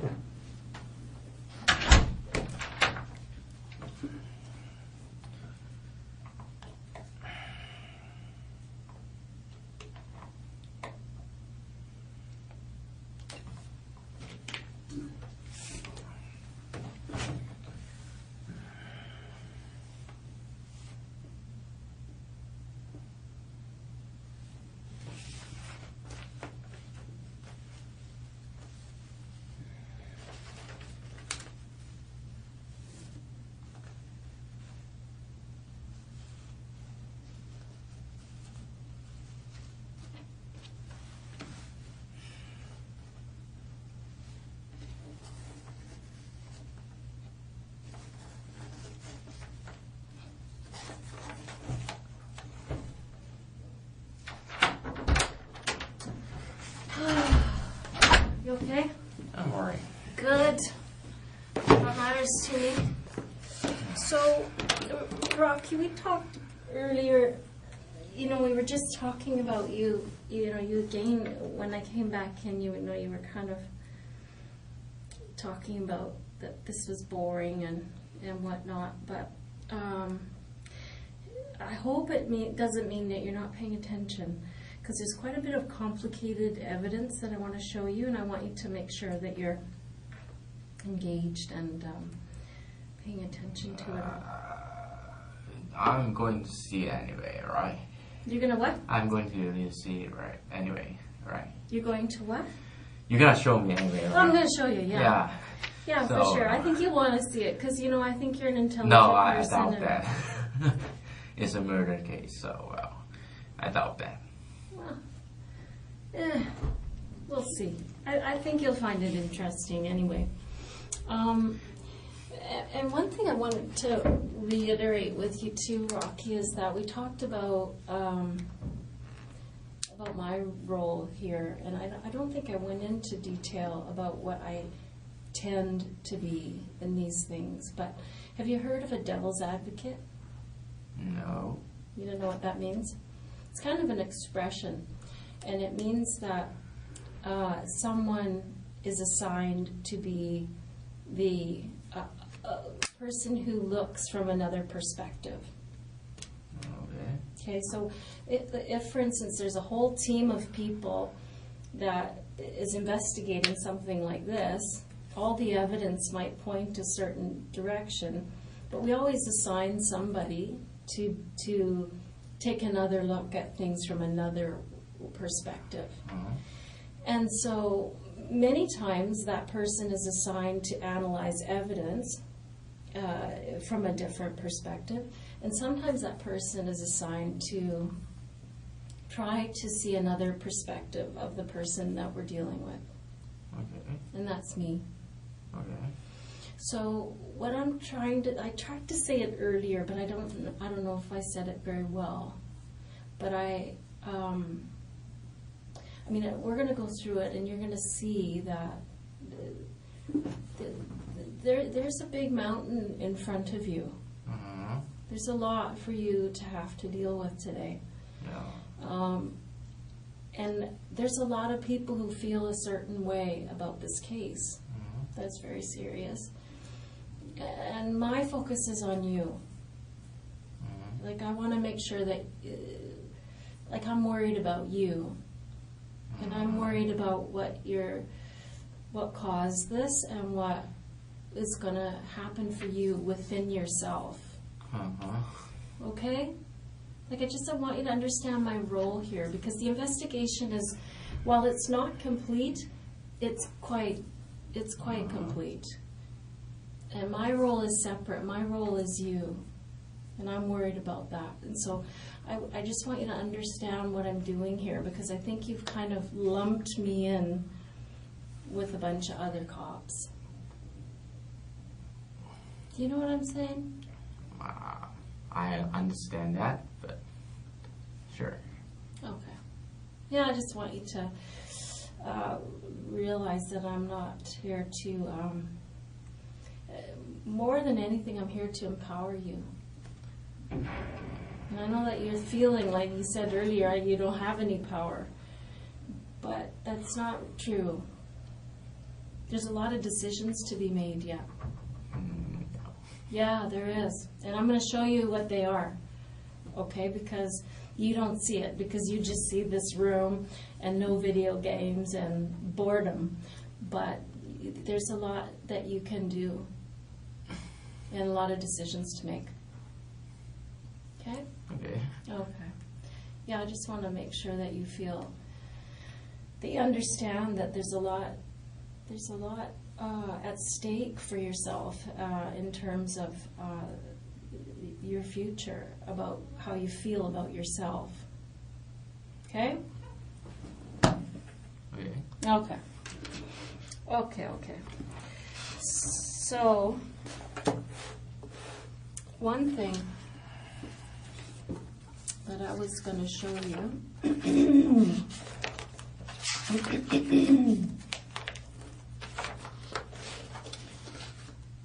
This is a ball cap. Mm-hmm. Have you ever seen that before? Maybe. Tell me about it. I don't know.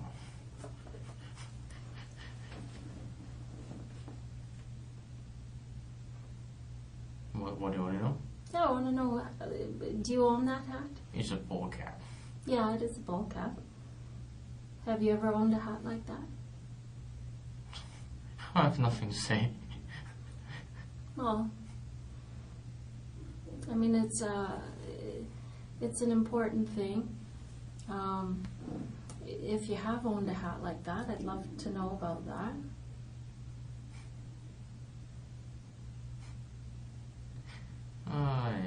I don't want to talk about it. Okay. Well, I'm going to show you a little bit more later how that hat connects to this incident. Mm-hmm. You're gonna show it anyway. Well, I mean,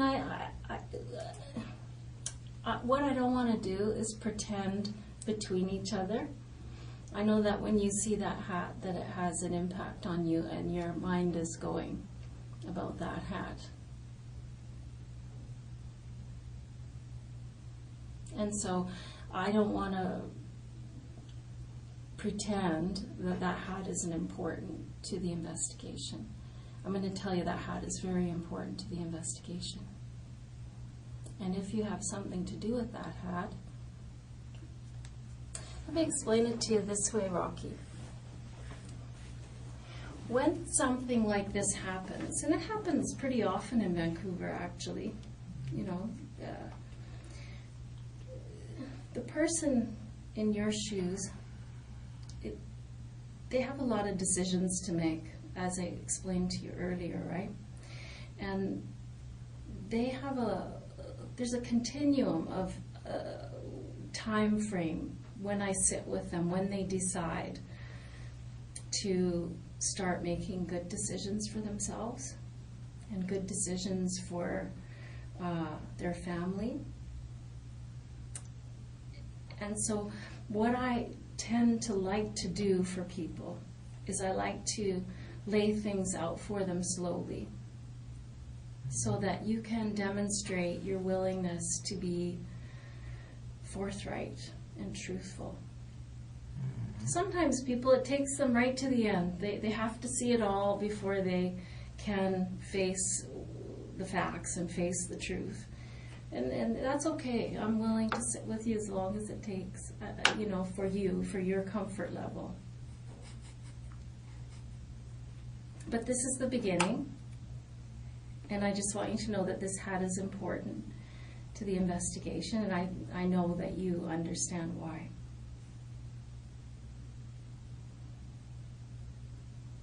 Have you ever seen that hat before? I don't want to talk about it. Okay. So, I mean, you and I both know that you've seen that hat before. I know for sure you have.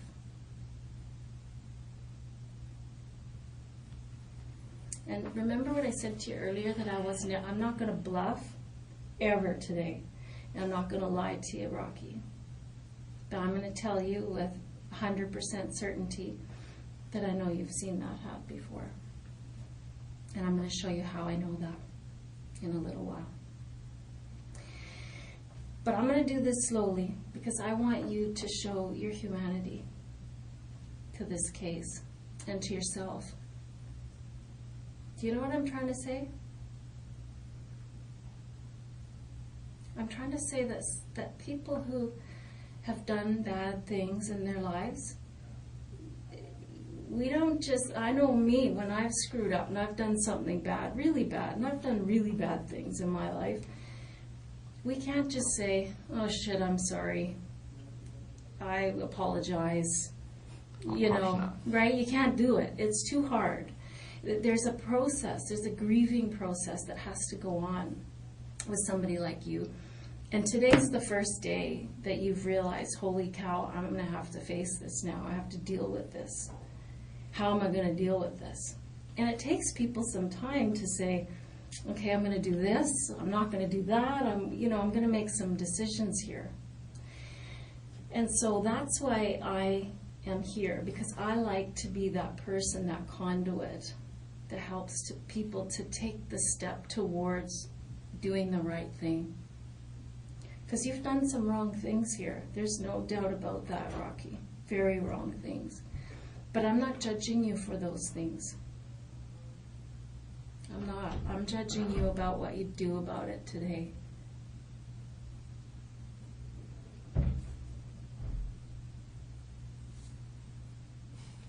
Okay? So there's a lot to go through yet. It's not just about a ball cap. But I just want you to know I'm going to be very patient and let you do what's best for you. Do you have anything you want to say about that? No. Do you have any questions? Okay. So that's the ball cap. Have you ever seen anything like that? I'm just showing you the axe.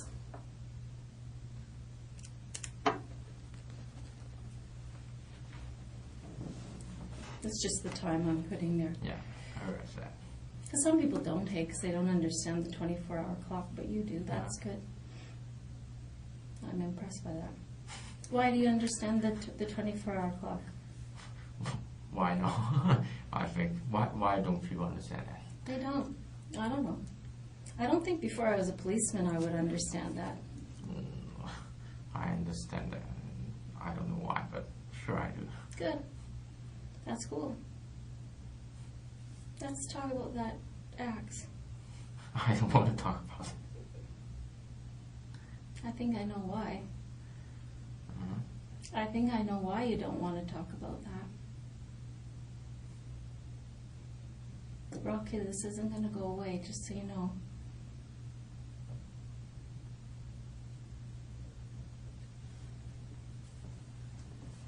It seems a point of discomfort for you. Yeah, it's the comfort. Yeah, good. Every discomfort. Yeah. What makes you most uncomfortable? Being in this room. Is it uncomfortable having to make decisions about this today?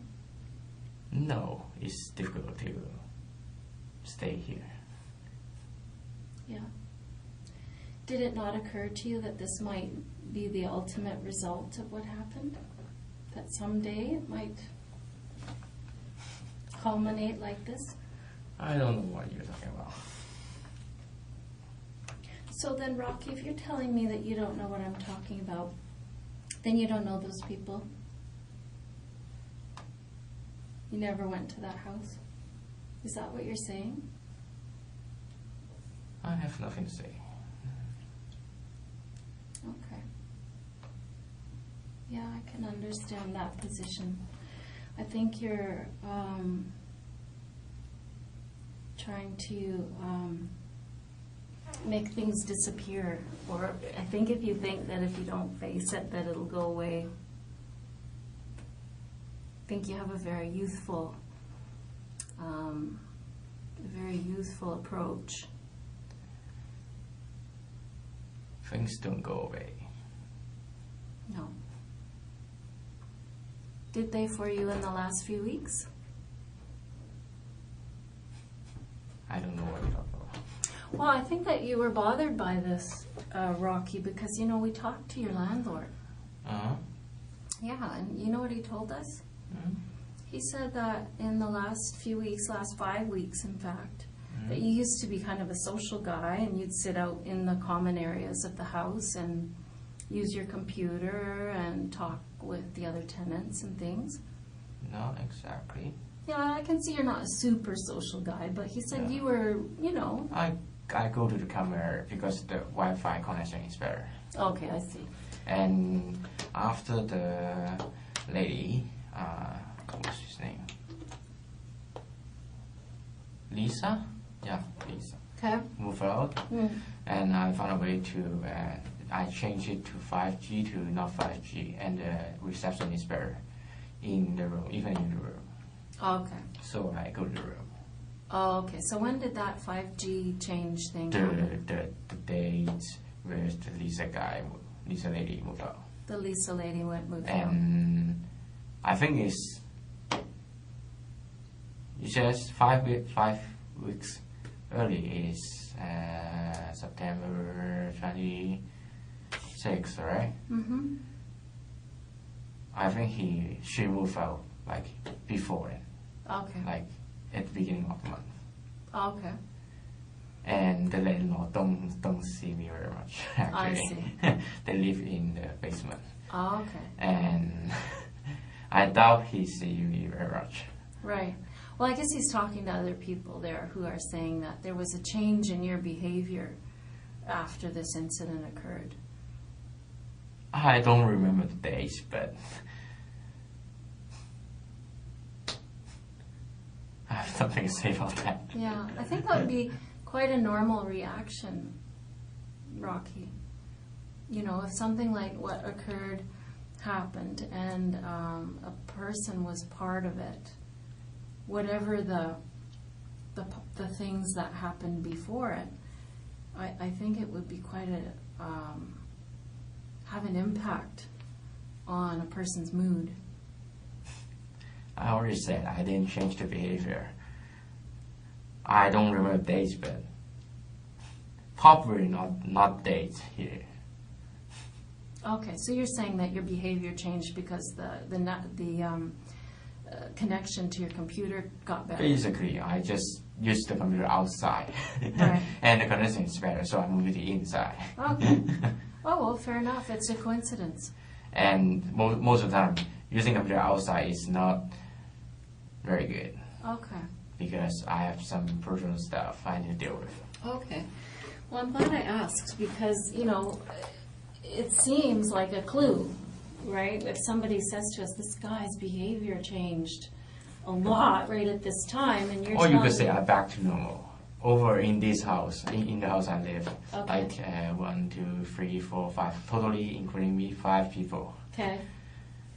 All 5 of them, out of 4 of them, basically just lock them in the room Okay. unless they want to cook something. Basically the common areas, no one uses it. Pretty quiet. Yeah. Okay. So I'm the only one who uses it uh, before that. Rocky used the common area because of the internet connection was stronger. And then it was corrected after Lisa moved out. Yeah. Or you did No. something. I changed it to 5G to not 5G. Okay. Use a common to the internet connection. After Lisa left, Rocky changed it from 5G to not 5G. And you think that happened right around 5 weeks ago or so? I don't know the day Lisa moved up. You can ask the landlord. I don't know the date actually. Okay. Because Lisa is moving in there and it's difficult to do some personal stuff with Okay. computers. So I'm trying to fix that. Okay. Or when Lisa moved out. Okay. Well, I'm glad I asked. That's why we talk to you, right, Rocky, so that you can say, that's not right, this is right, okay? So if there's something that is wrong about what I'm going to show you, then I have nothing to say. well, no, you should correct me like you just did. That's the right thing to do. So it's smart. You gotta do the smart thing, right? You gotta do what's best for you. I'm not very smart. Well, you know what? Everybody feels that way sometimes. Everybody does. Mm-hmm. Maybe. Maybe. But you're not a dumb guy. You have a degree in economics. That is impressive. Doesn't mean I'm not dumb. Well, I mean, people can be dumb in ways, right? I mean, you're good with math probably and numbers. But, you know, maybe you're not that good an outdoorsman. I don't know. Yeah. Well, Some people are good at some things and not so good at other things. And I don't think that you're a dumb guy. That's why I'm taking the time here, Rocky, because I don't think you're stupid. Some people do bad things, and there is no hope for that person. There is no getting some connection with that person so that we can have some understanding that they're never going to do it again, that they get the help they need in terms of psychological help or whatever it is. That's what I'm doing here. If I thought you were a write-off and dumb, I wouldn't come in here. I'd just let them take their evidence to the court and that would be it. Most people don't want to bother talking to someone who's done something like this. But I do. but why don't you just take the evidence to court? Because we're learning all these things about what's a fact and what's not so true, like this thing with Lisa leaving, which caused a behavior change on your part. We thought the behavior change was because of what happened in that house, and it's not. So we've corrected it. I doubt anything I say will change the result. Well, it depends. You're right on some level. I'm not going to lie to you. On some level, it's not going to change what happened in that house, Rocky. That's true. I'm not going to lie. That's true. That happened, and that is done. But what you say can change people's opinion of you. It can change the opinion you have of yourself. You know what I mean? A lot of amends can be made. A lot of understanding can go on. A lot of humanitarian feelings toward a person, because something like this doesn't just materialize. It doesn't just happen suddenly. Something's happened to you that's caused this. I don't know what it is. I want to know what it is.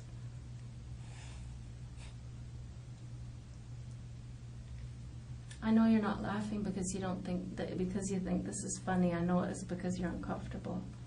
No, it's not because I'm uncomfortable. It's because, well, I really don't know what to say. Yeah, that's normal. Don't worry about that. I'm not offended by that. No, I'm just in my position. Even, well, what my position is, saying anything would be wrong. That's where you're wrong. That's where you're dead wrong. Because, I mean, you said it before. It's not going to change what happened. I said it before. What happened in that house has happened, and what you say now isn't going to change that. But it is going to change the feelings about what happened in that house.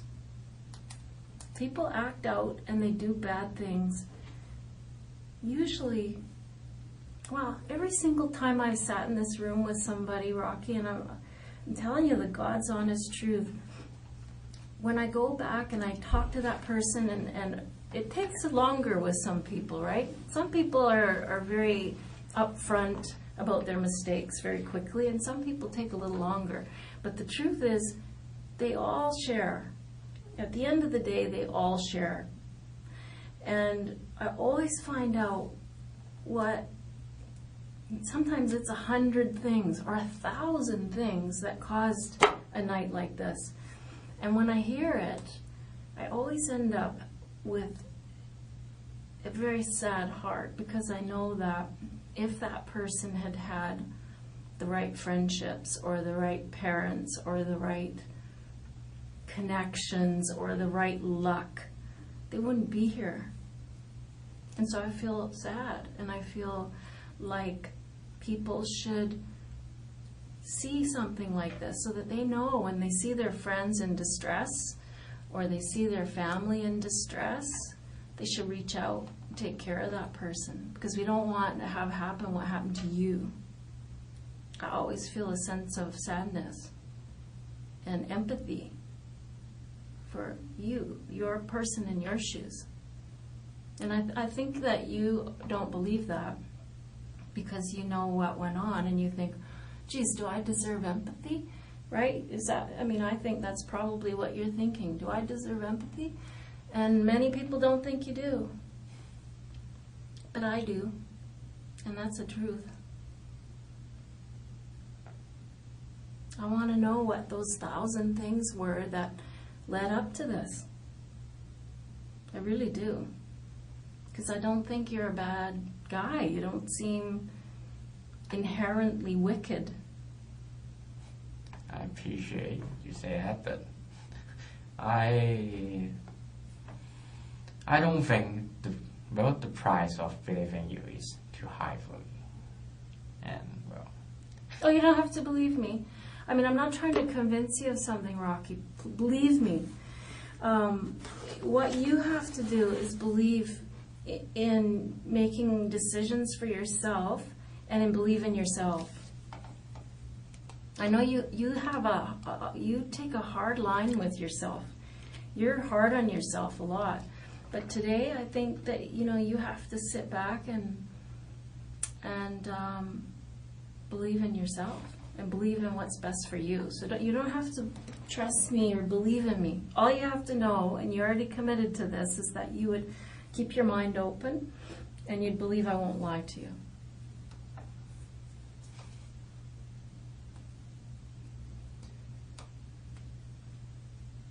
You have to try to think about what's best for you.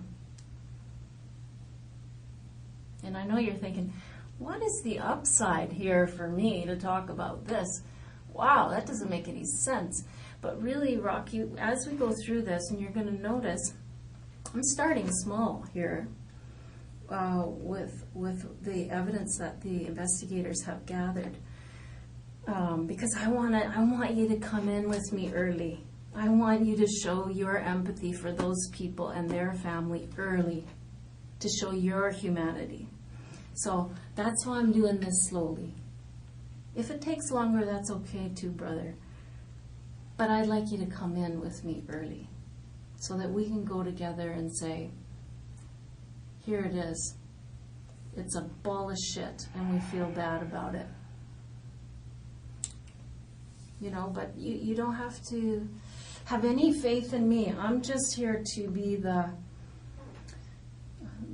monitor, you know, the computer monitor. I'm just the thing you're going to look at. You have to make decisions for yourself. I'm going to help you see what your choices are, and I hope that you'll make the right choices, but you don't have to trust me or believe me. Okay? Okay? Okay. So there's the axe. You don't want to talk about that. How about those? Have you ever seen those gloves?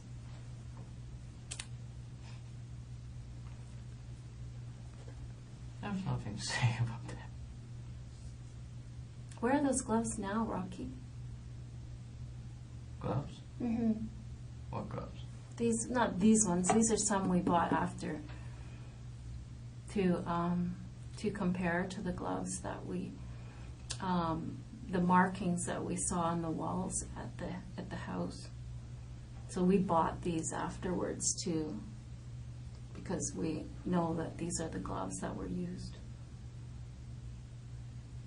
So we know these aren't the gloves, but the gloves that were worn that night, where are they?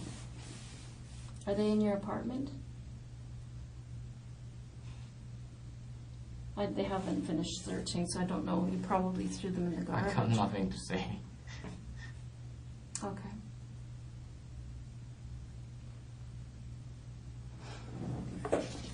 So those gloves, I'm going to show you how I know that those are the ones, that's the brand that you used. Mm-hmm. I know that. So I just want you to keep in your mind, Rocky, that from the very beginning I told you, you know, record this, right? Leah told me she wouldn't lie to me, so I'm not going to bluff. I'm not going to say I know this and I know that when I don't know it, okay? So I know these aren't the gloves, but this is the exact same kind of gloves that were used that night. I know you've seen those before. I know that for sure as well. And I'm going to show you how I know that in a little while. And again, the reason I'm doing this is not to torture you or make you guess or anything like that. I'm doing this, Rocky, to give you every opportunity in the world to come on board with me early in this investigation that I'm going to show you. Because I want you to look better than you look now.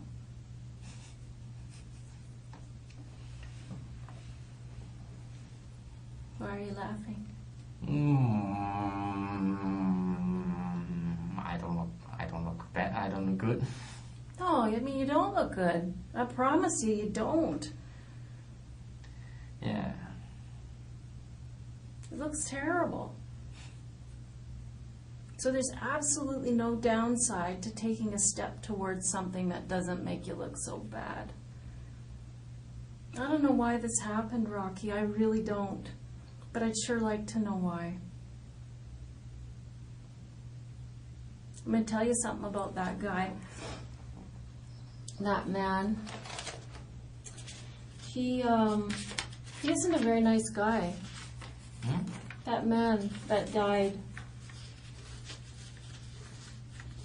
He's not a very nice guy. Did you ever meet him? In the street or at the shopping mall or anything like that? I don't want to talk about it. Well, I just want you to know that I've heard from lots of people in the neighborhood, because he walked a lot in the neighborhood, and he had a problem with alcohol, and he wasn't a very nice man. He was rude to people at times. And I just wondered if that played. Like if this guy was an asshole to you at some point for some reason, and it hurt your feelings. I have nothing to say. What's so funny? Because I have nothing to say. Well, that's not funny. I don't know, I'm trying to connect the dots. I'm trying to find a reason for this to happen, because it either happened because of something that was going on with you separately, or 1,000 things, like I said, that's happened in the last years that has caused something with you, or maybe it has to do with these people. Maybe that man was rude to you. Maybe he was a dick. Or maybe it was a combination of the two. You know, it was I don't know.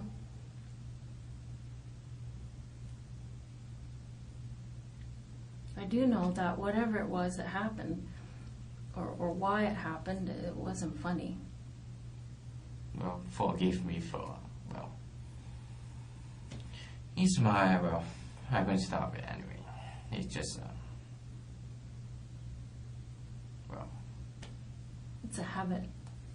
Maybe, I don't know. I think it's Who a knows? habit. Nervous smile. I've noticed that you laugh at inappropriate times sometimes, and it's maybe part of your personality or Coping mechanism. coping mechanism. Yeah, I think so. This is a lot. It's a lot to cope with, so I can see how every coping mechanism you have must be. Well, I'm nervous. Yeah. That's for sure. Yeah. I want to alleviate that nervousness. You know, one thing that people in your shoes describe to me all the time, Rocky, is this crushing feeling in their chest.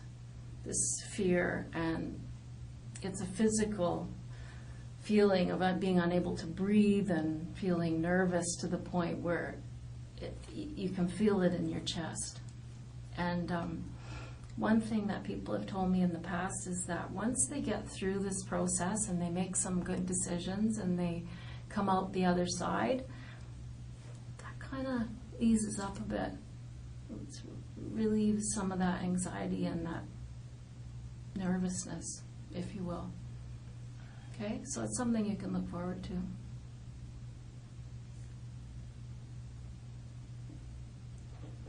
Okay? I know you feel like laughing because you probably have to laugh. or you'll No, cry. I appreciate what you have to say, but I really have nothing to say. Okay. That's okay. We'll go slow. We'll go slow. So those gloves, you ever seen them before? I think you should say yes. And the reason I think you should say yes is because it's the truth. And I know it's the truth, and so do you.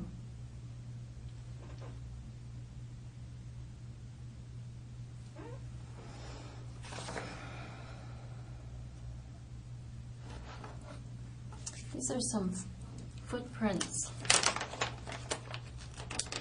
that were at the house.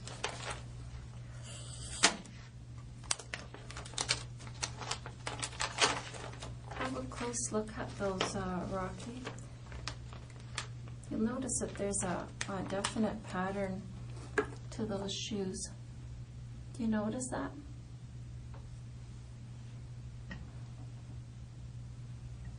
It's kind of got it like a on the bottom, you notice? Have you ever seen shoes like that?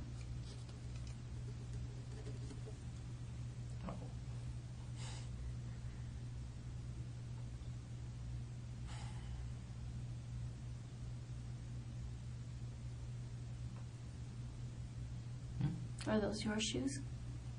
I got nothing to say.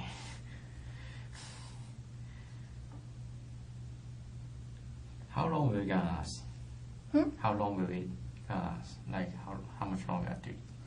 Well, I would say that we're about 1/10 of the way through the evidence.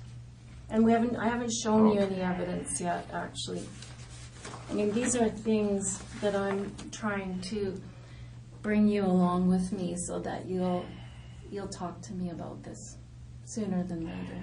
Just because it makes you look better, Rocky. It makes you look better if early on when someone is caught to say, shit, I'm caught, I'm sorry.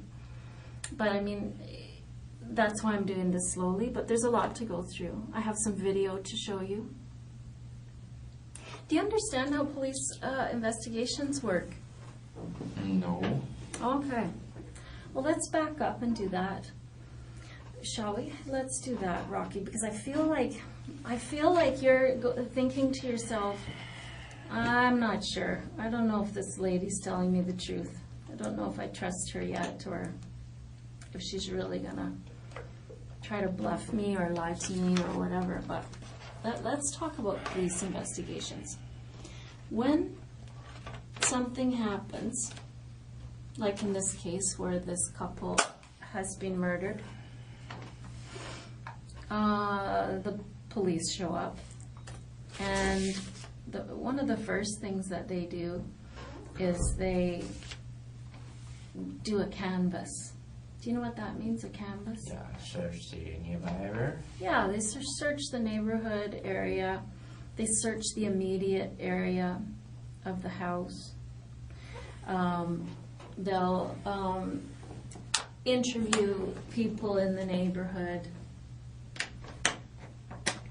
And they go to every house within blocks and blocks and blocks and find all the video. It's so common now. Just about everywhere you go, in a situation like this, a person their movements can be tracked. Yeah. Because, lots of houses have video, right? And so I want you to know that your movements were tracked. Do you know what I mean?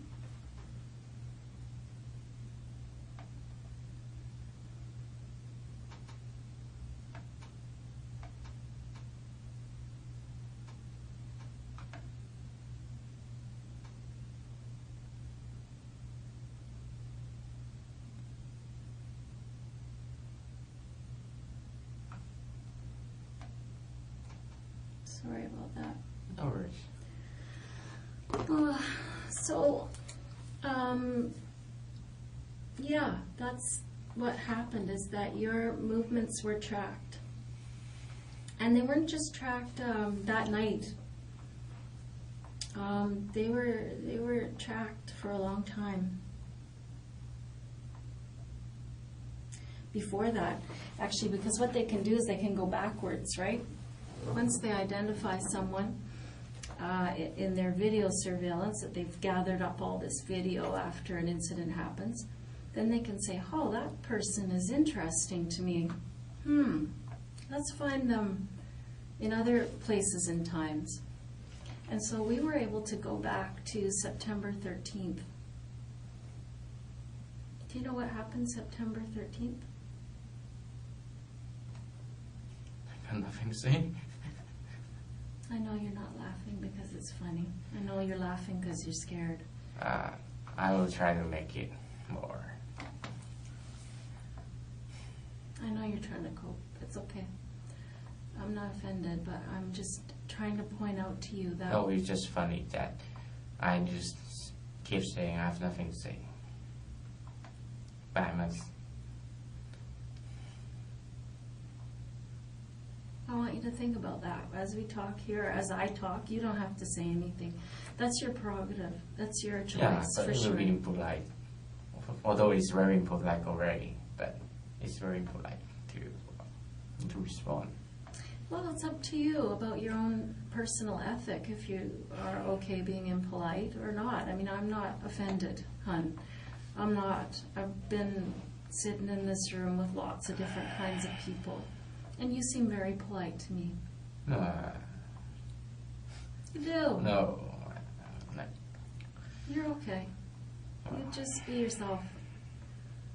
You just be yourself. You're going to be fine. I know this is scary. What? Not that far. Well, I'm going to lose my patient. I'm kind of sure. It's just, well, I don't know how long can you hold me, but I don't know. I want you to know something. I want you to get this in your head. We're holding you. Yeah, I know that. So And wait till you see what's here, because I want to remind you. I was just talking about September 13th. Do you know where you were on September 13th? How do I remember? I can show you how to remember, because I know where you were September 13th. You want to know where you were? I don't want to talk about it. You were at the Canadian Tire buying these gloves, and buying this hatchet, and buying this hat, son. I got you on video doing those things. So I don't want you to sit there thinking this is nothing. I don't have to worry about this. You have to worry about this, Rocky. It's not a laughing matter. It's not a matter of being polite or impolite. That car, all those movements are on tape, honey.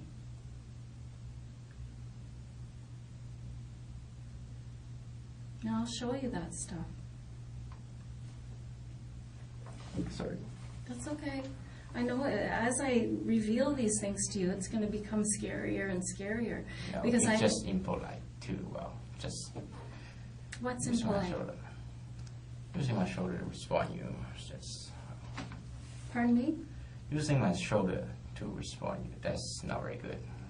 Well, I mean, that's your own ethic, but you don't have to worry about offending me. No, I know. What offends me, Rocky, what offends me is that something like this happens and someone doesn't offer an explanation. Because I don't think you're a bad person. I think that something's happened to you which has caused you to act out. That's what I think. That's rude. That's rude. What's rude? You're thinking. What's the truth then? Fix it. Tell me what the facts are. I don't want to be rude to you either. You don't need to worry about that. I have nothing to say. You have lots to say. It's just whether you make the right decision and decide to say it or not.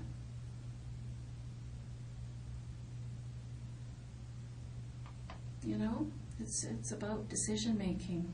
It's about power. It's about giving these people's family some idea about why this happened. Yes, exactly.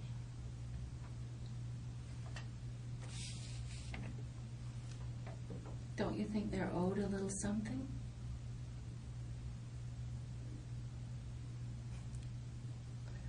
I really have nothing to say.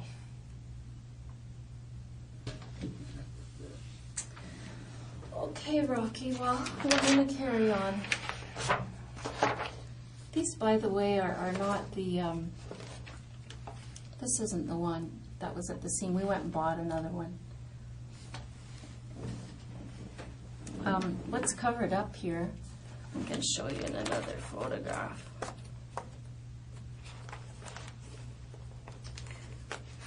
That's the receipt for your purchase.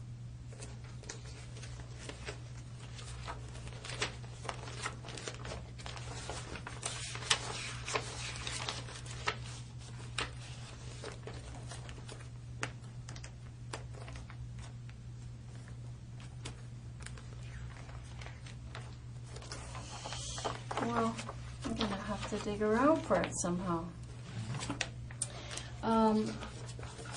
But that's not the one we found at the scene. What's underneath of here, Rocky, is a serial number. So what our investigators did, because this was left at the scene, not this one, but the one that you used. And there was a serial number on that, which is what led us to you. So then we went back and found this purchase, and we have your face at the till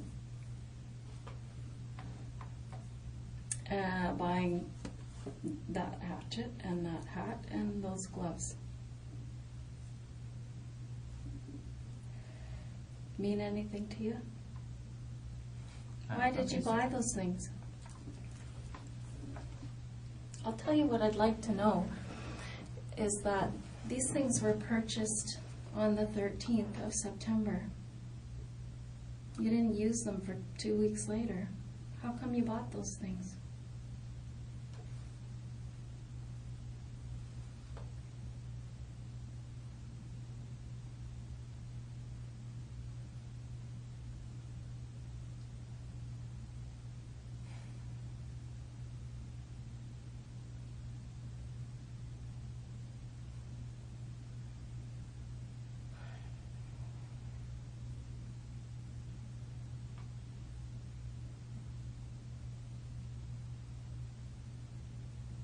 Did you know it was going to go so bad once you went inside?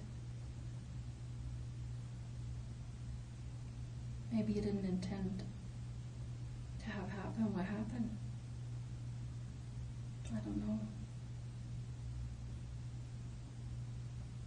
If things just went really grossly bad and not your intention whatsoever, then I'd like to hear about that.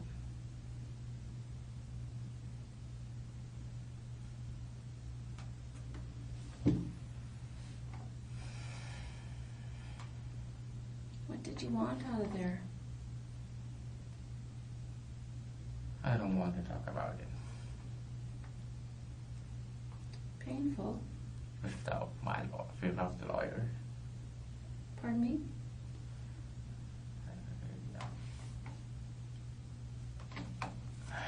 What? What did you say? I don't want to talk about it. Okay. Well, what I'm going to do, Rocky, is I'm going to go and get the video so that you can rest your mind that I'm telling you the truth. Now, I've told you that I know you went shopping on the 13th of September.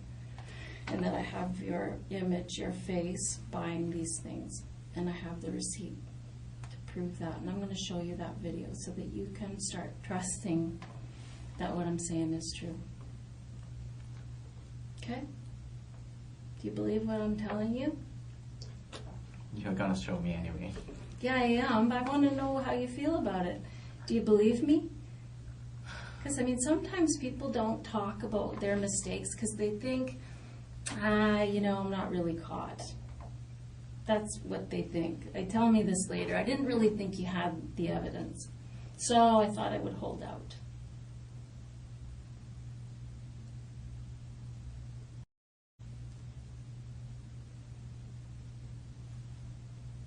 What's your position? Waiting for you to get those videos. Okay, let me get it. You're gonna get it anyway. Yeah, for sure I am. For sure I am. I'm trying to establish some level of trust with you, Rocky. Because I think that you've been defrauded by friends. No, he's not my friend. Well, you went to the strip club with them. No, just the strip club is nearby. Well, so that's sort of a friendly thing to do. No. Okay, fair enough. It wasn't a friend, but you've been defrauded. You described that you don't have very many friends. Well, I have friends, well, sadly, online. Oh, that's fine. I don't know. It just seems to me that you don't have a great level of trust with other humans. No, it's just the level of trust is not out here. Well, yeah. I'm trying to establish that while you may not trust me as a friend, I don't expect that. But I do expect you to trust that what I'm saying is true. That's the thing I'm after, is for you to believe what I'm saying. Okay? So I'm going to show you those videos, okay? Anything else you need? No. Yeah, you seemed like you wanted to say something there. No. Yeah. Nothing you can do. What? Well, what I want you can bring me, so What do you want? I want to go home. Can you bring me home? Sorry, honey. That's not going to happen. Yeah, Right? so,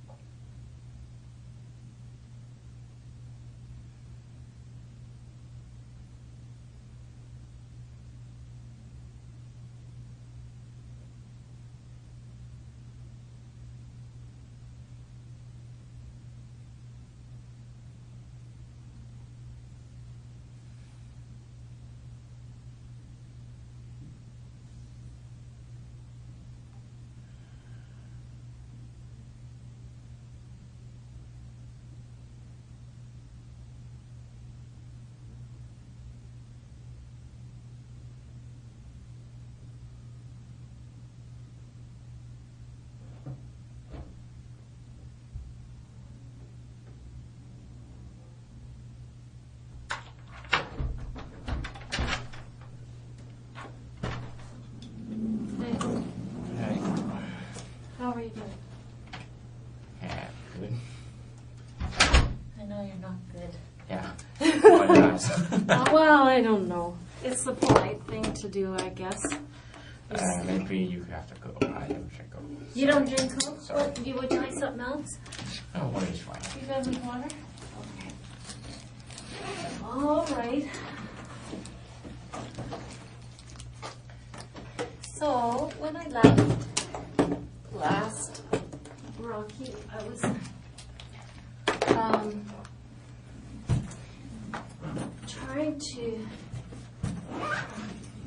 just trying to show things to you in stages. And I keep explaining why, but, yeah. I'm just trying to give you an opportunity to be strong. You know what I mean? Like if someone does something on their own, if someone takes the initiative to do something difficult or hard or something that makes them not look good, like I'm asking you to do in this case, and if they do it, it shows fortitude. It shows strength, and it shows a manhood that I think that you are craving in your life. You know what I'm saying? I don't know how I got this so tied up. Holy moly. Here, fix this for me, please. Did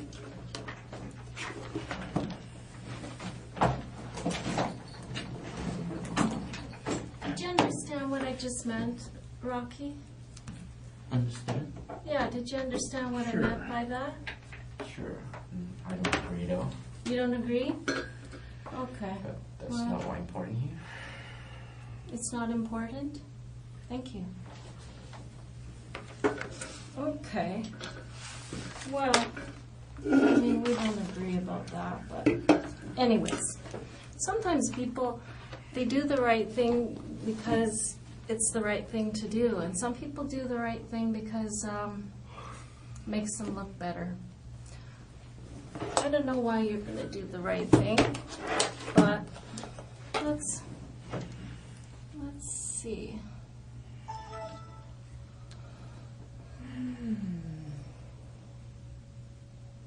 Yeah, this is what I want to show you.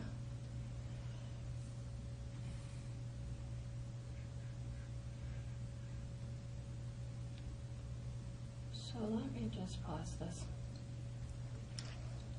You'll notice it says, this is September 13th. Do you see that date there? About 5 minutes to 8. You see that? And this is, of course, Canadian Tire. Your store, local store there. Do you recognize it? I went there. Yeah. I like Canadian Tire too. Most people use Canadian Tire at some point in their lives. So I noticed there you are. And I also noticed your backpack that you had there.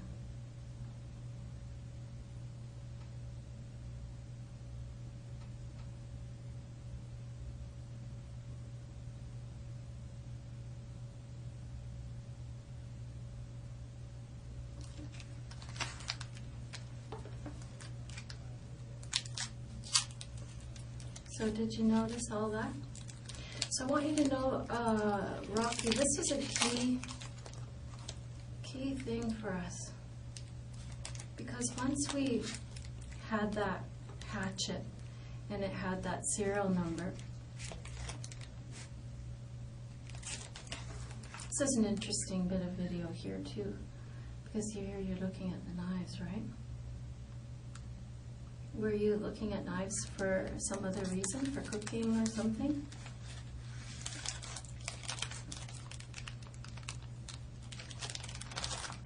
Rocky? I'm going to talk about it. Okay.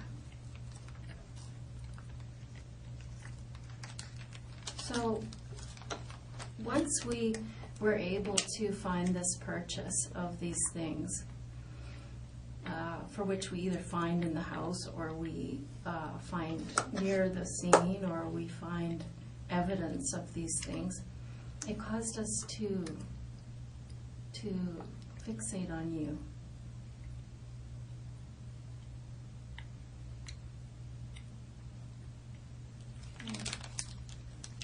Now let's look at the third Canadian Tire video.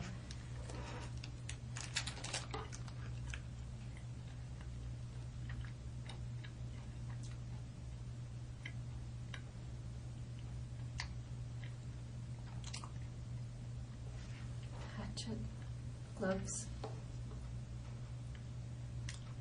and the hat.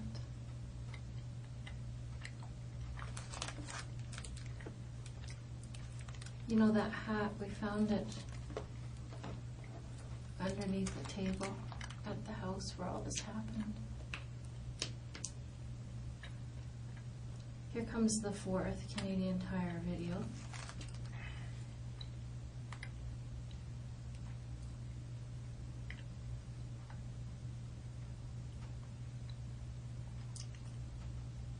And you're just at the till.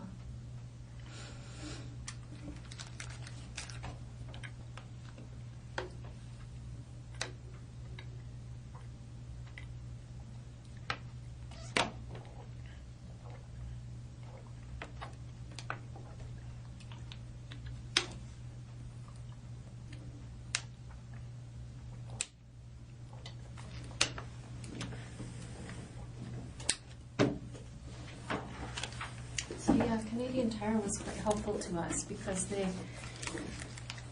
you know, once we had the serial number off that hatchet, they were able to direct us right to this video here, Rocky.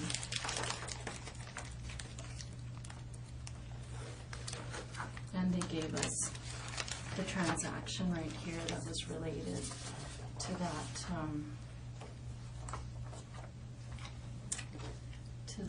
purchase.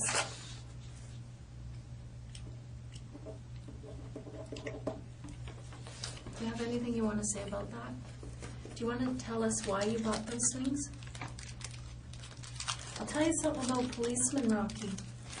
They're always going to assume the worst if you don't offer some explanation.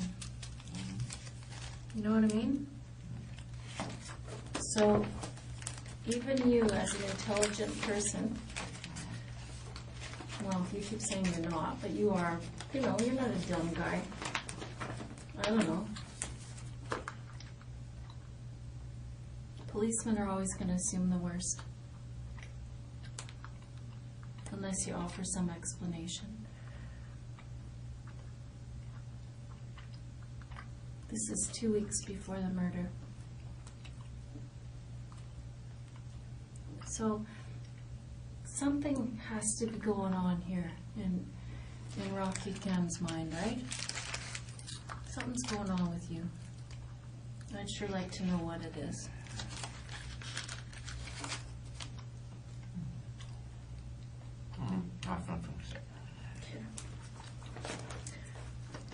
I want to be really clear with you too, Rocky, that we don't need you to say anything, you know. Like, this is it. You're going to be charged with 2 counts of murder.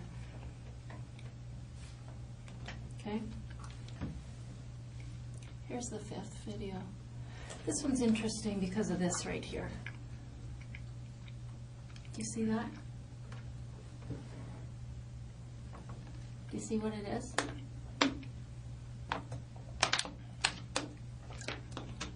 Yeah, it's a backpack. It's your backpack, right? There you are, coming to get it. Well, that backpack appears later in other videos. Right? Okay, so just keep that in mind as we go through the evidence.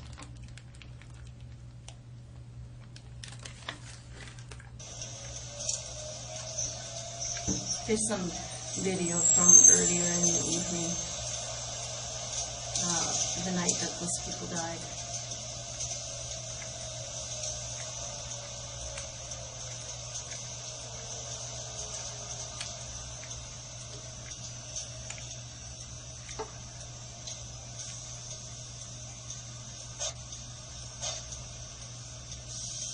Let's just see walking around earlier in the evening. And there's video. You know, we just follow and follow and follow.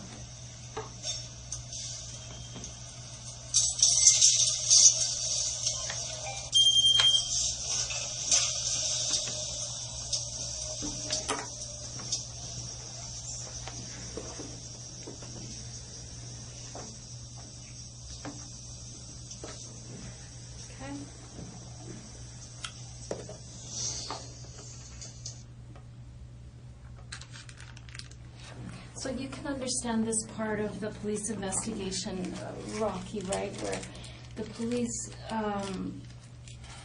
like I said, they go to the scene and they just carve out a big area of space and they just start looking everywhere for video and anything else that might be of interest, things that have been tossed away, like car keys and things like that, and for video.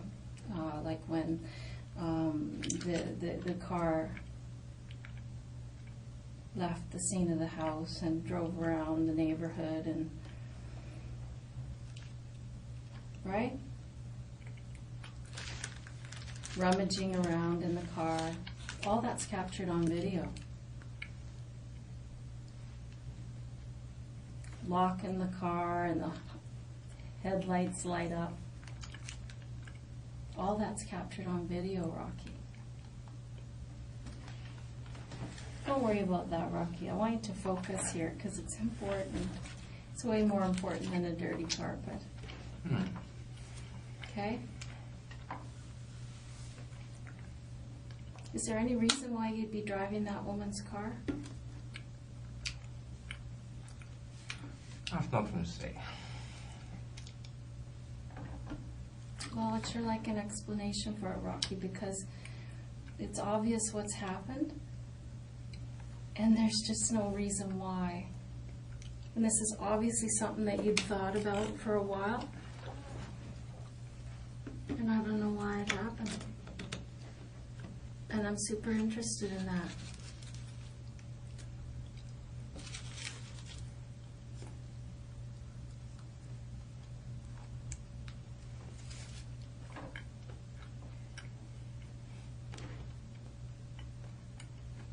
It just doesn't make any sense. Like, one thing that occurred to me, Rocky, is that somehow, you know, you're going to find this kind of dumb, but I'm a country girl. I'm quite different than you, coming from Hong Kong, but I'm a country girl, and when I was a kid, we used to raise chickens and pigs, and eventually the slaughter time would come, and sometimes it was always shocking to me how hard it was to kill an animal. That, you know, you'd have this plan that you're going to cut the chicken's head off and then it would be dead and then you'd move on. But inevitably, it would just be a nightmare because it didn't happen the way you'd want it to. It wouldn't be simple. And I think that happens a lot with human beings. I don't think they die like you would like them to, instantly. And it turns into something that looks like the Texas Chainsaw Massacre, when really that's not who we're dealing with. You know what I mean? There's a big difference between those two things, Rocky. Do you see what I'm saying?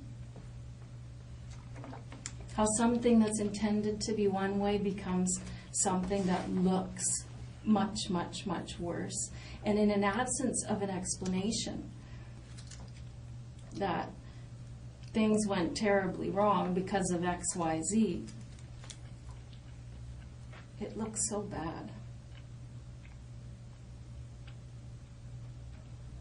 Do you know what I mean?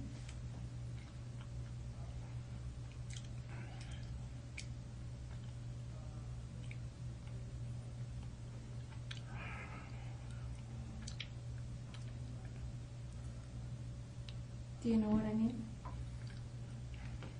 I mean, there's lots of analogies that can make sense here, right? I mean, there's all kinds of analogies that fit into all of our lives like this, right? Where we where we intend for one thing to go on, and it just, maybe we keep saying the wrong things and it turns into, you know, someone's offended, when really our intention was to apologize. You know, or in my case of trying to butcher an animal doesn't go smoothly and it turns into a big nightmare because it just didn't go the way we thought it would. The animal didn't cooperate. I mean, I don't know what happened there. I know you went there for a reason. I know you planned it for a really long time. You won't tell me why you bought those things, that hatchet and those gloves and that hat. You won't tell me why, so I'm going to assume the worst.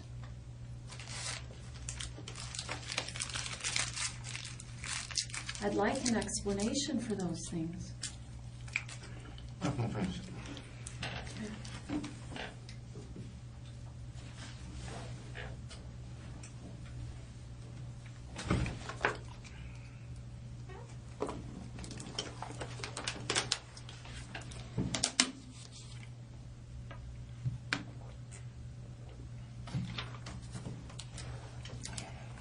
So I've showed you the Canadian Tire video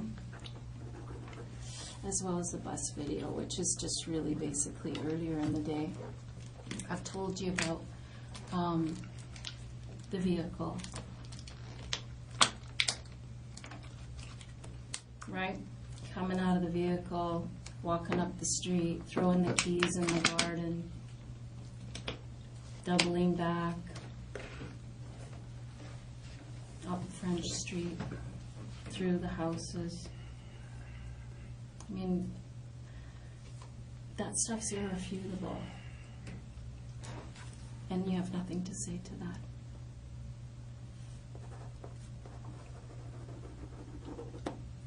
Okay. So let's move on. Rocky, what do you want to see next? Tell me what you'd like to see. Tell me what would convince you. Like, are you still on the fence about whether we have good evidence against you? Are you still wondering about that? Because that's often a barrier for people. You're gonna show all of them to me, I assume? Say again? You're going to show all of them to me anyway, right? I'm going to what? Show all of them. I don't know. Yeah, sure. I will. Yeah. But I mean, I don't have to if you don't want to see it.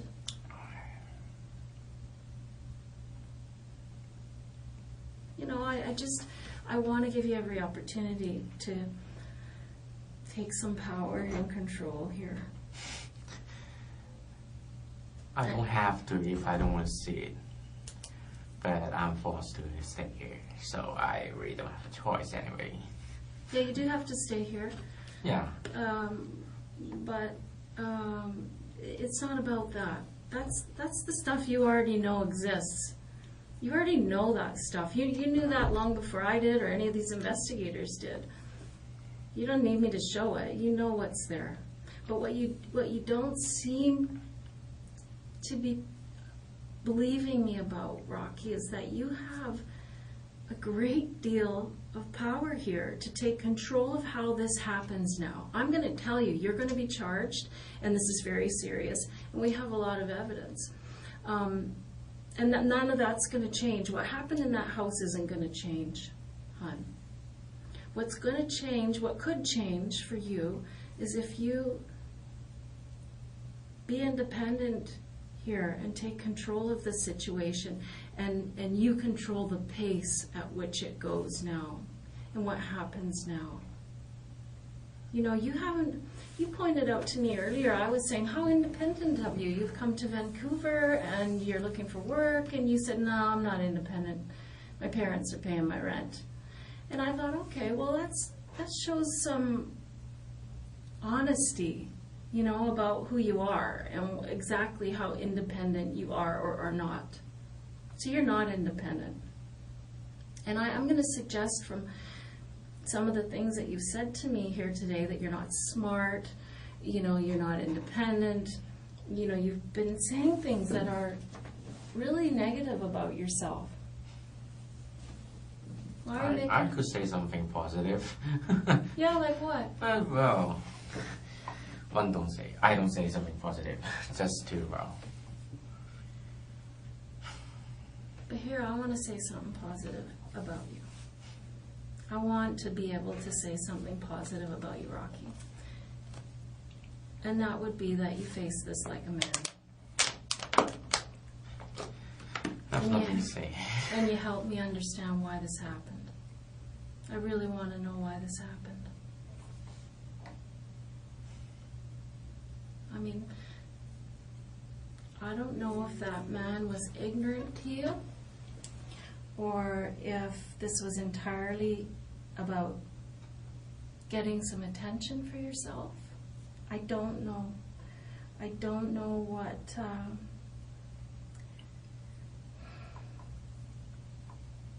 I don't know. I don't know why it happened. All I know is what happened. And I know you thought about it for a long time. I don't know if this is about video games affecting the way you think. Well, so you don't believe that. Well, okay. But help me. I want to understand this. Because what I'm saying, Rocky, is you're the only one that can say why this happened and make this clear. Because what we have to do as a society together is make sure these things don't happen again. So if there is a breakdown in the parenting or in the society or in video game presentation, or if you've been suffering from depression or some kind of mental illness for a long time, well then I'd like to hear about that. Because if you need some help, and if there are things that were triggers for you that caused frustration to build, then maybe we can identify that in other young men. Because I don't know if you're watching the news. You told me earlier you don't watch the news. But there's a lot of frustration in this world. There are a lot of people doing things that are really bad, like what you did. And myself, as a police officer, I've always wanted to prevent that stuff. So I need help from people like you who've been through it. Nobody can crawl inside your head, Rocky. You gotta bring it. You gotta help me. Because I don't think you want this to happen again to some other young man. I don't think so. I know you don't. Because I think you found yourself now. You're screwed. You're going to be charged with murder ×2. That's it. I mean, I'm going to keep showing you evidence because there's a lot more and it's a lot heavier.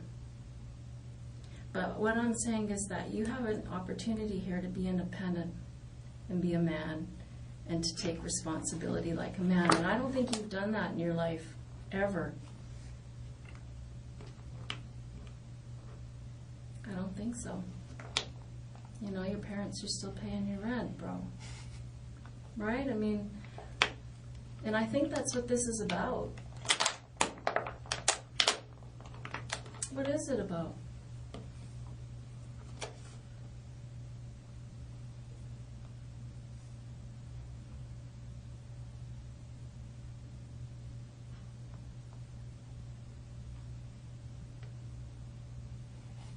I have nothing to say. So, Rocky, when I tell you that there's lots of young people going through what you went through, you know, we work with social groups and things like that of people, young men like you, who are going through frustrating times, depression, frustration with their place in society. They don't feel like they have anything. Just to clarify, I remember I said I work some moving job to pay my rent, right? Mm. Just not totally using my parents' money to keep me alive.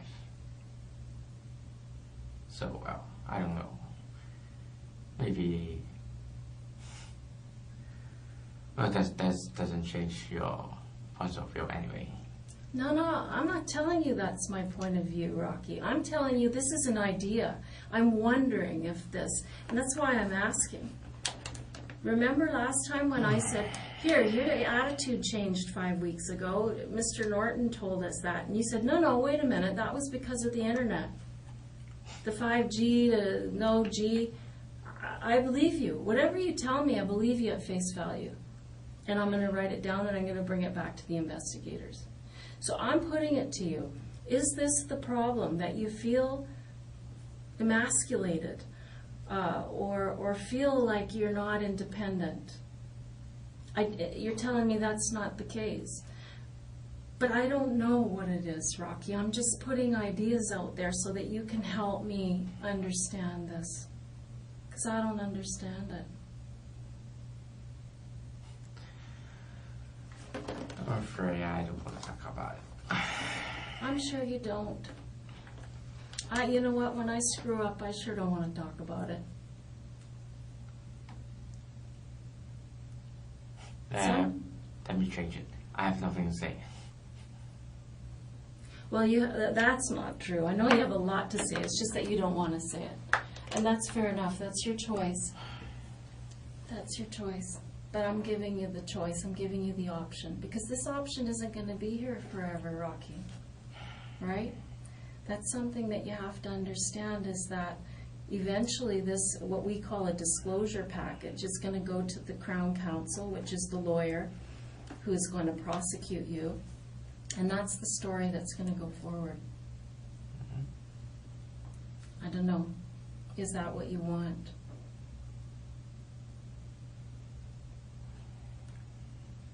I don't think it is. And I think that you don't know what that package looks like yet. But I'm going to show it to you. You know, let me ask you this. Do you remember not very long ago, I think maybe just a few days ago, less than a week ago, you were at the grocery store? Remember being at the grocery store and there was a girl there? She had a sore arm. Remember that? She had her arm in a sling and she couldn't get her bottle open. You remember that? I can see from your face that you're lighting up. You can remember that very well. Well, you were a nice guy. Nice is not good here. Well, listen. Those investigators are hunting. Hunting a hunter. Right? Touché. Would you expect them to do less? Cast your mind back to that house, brother. Cast your mind back to what you left behind. Nice? I'm being nice. But that woman with the sore arm, that was a policewoman. What did you do? You did one of these. Remember that? Do you know why you did that for us? You know why we had you do that? What do you think?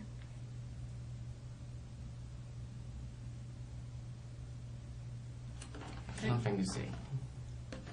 You have something to say? Nothing to say. Okay. Well, the reason we had you do that for us, Rocky, was we were looking for your DNA. Do you understand DNA? Deoxyribonucleic acid. Do you know? Okay, you understand what DNA is. I'll tell you, DNA is like a fingerprint that each person in the world has in their cells, in their skin cells, in the epithelial from their mouth, which is what we gathered from you, from the blood, from semen, hair follicles, these kinds of things. Okay? And so when somebody has their DNA, there's nobody on the planet that has your same DNA, right? You are the only one. And so the reason that we wanted your DNA, I'll show it to you just so you can understand it more clearly, Rocky, because I feel this oozing mistrust of you. And I just don't want you to not believe me when I see something. You understand the police are not allowed to lie to you, right? Did you know that? I don't know that. Yeah, it's true. We're not allowed to lie. Mm-hmm. So, just so you know. Okay, here. Let's look at this report.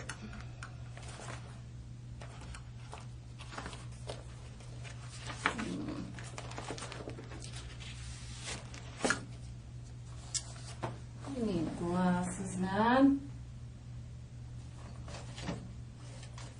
Rocky? I gotta book it out of here and What? get some glasses. What's this? Glasses, I Oh, can't okay. see. Anyway, I have a DNA report here, and I'm gonna show you what it means. Why we would gather your Take your DNA. time, take your time. Pardon? Take your time. Okay, thanks. That's kind of you. I can't go anywhere. Anyway. No, you can't. Let me have my moment to get my glasses. And stand by, brother. Oh. There they are. Fabulous. Let's go back. Let's go back. I don't think it's necessary. Why? What do you think it says? I don't understand any of them anyway. Well, it's not difficult. Let me explain it to you in lay terms. What these reports basically say is that when Mrs. Mah-Jones was taken to the autopsy, what they did is they took fingernail clippings from her fingers. And then what they did is they did a DNA analysis under her fingernails. And so what they found was a male profile. So then what we had was this, there's Matt here. Sorry about this, there's so many little things going on. So what we had, Rocky, just to put the whole thing in context for you, is we had this scene with two people who'd passed away. Our forensic identification people spent days and days and days at that house analyzing blood spatter, all kinds of things at that house. We found that hatchet at the scene. One of our investigators found the serial number on that hatchet and found out that Canadian Tire is the only place that sells that. And then Canadian Tire pointed out, hey, this is the only sale of that hatchet. We'll show you the video. So they showed us that video of you buying the hatchet, the hat that happens to be the same hat that we found in the house under the kitchen table. And there were glove patterns on the walls that indicate that those are the gloves that were used in this murder. So there we have your image. We didn't know who you were at that time because, of course, you paid cash, right? So we just had your face. So what our investigators did very cleverly is they put a big box around the neighborhood because we knew you had driven that car, or, you know, that car was it was driven right near your house, and the keys were thrown in the yard, and then this running through the houses, and so we put a big box around this neighborhood, including the place where the car was parked, and we just set surveillance there for weeks, watching, showing our surveillance people your image from the Canadian Tire. Right? We said, here's the guy we're looking for. He's got the exact same items that we find at the murder scene. So they're out there day after day after day, and finally, guess what happened? It was Christmas in October. There's the guy we see at Canadian Tire. We see him walking. And you know where we saw you walking to? We saw you walk. I'm going to take your Coke. You said you didn't want it. Yeah, I don't drink. I'm going to drink the Coke. So our clever investigators spot you. And where did you go? But you went to the Bank of Montreal. So, of course, as soon as you left, they go right in there, capture your image again, and capture your name. And so now we knew who you were. And so now we're still setting surveillance to try to find out where you live. So eventually, of course, they just followed you back to your house. So now we know who you are, we know where you live. But we're still not quite sure because we aren't, we think would be quite a coincidence that the person who bought a hatchet the same as the one at the scene, gloves, same as the pattern at the scene, and the hat, same one at the scene, would be living in the same neighborhood. What are the chances of that? But still, we had to be sure, right? So when Mrs. Mah-Jones went for her autopsy and had her fingernails clipped and there was a male DNA profile underneath her nails, well, we just knew we had to get your DNA and see if it matched the DNA under her fingernails. And so there you were, giving us your DNA at the grocery store. So that was sent in on an emergency basis. And guess what? It matches. I think it says something like 1 in 19 billion chance that it's not you. So that's impossible. It's you. And they have you on DNA. Do you want to see the report? I don't understand that. You don't understand what? The report anyway. Rocky, it's over.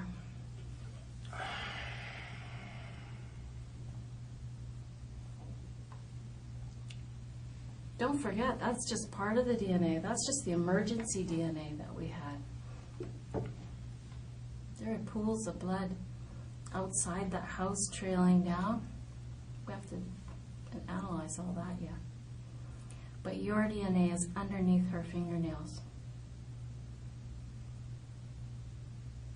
What are you going to do about it?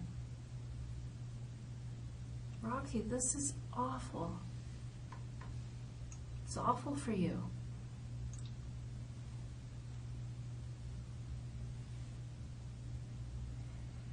Are you shocked? Or did you know we were coming? I have nothing to say. Well, Rocky, come on. Come on, Rocky. That just can't be your response to this. It can't be. It's so unfair to those people.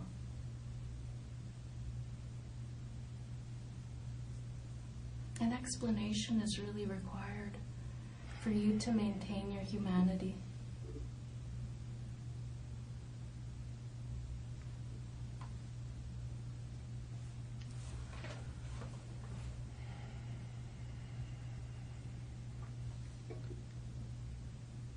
What's next? That's it, bro. Your DNA is underneath her No, fingernails. I mean, what are you? What's now? Are you going to show me more evidence, or are we done? No, we're not done.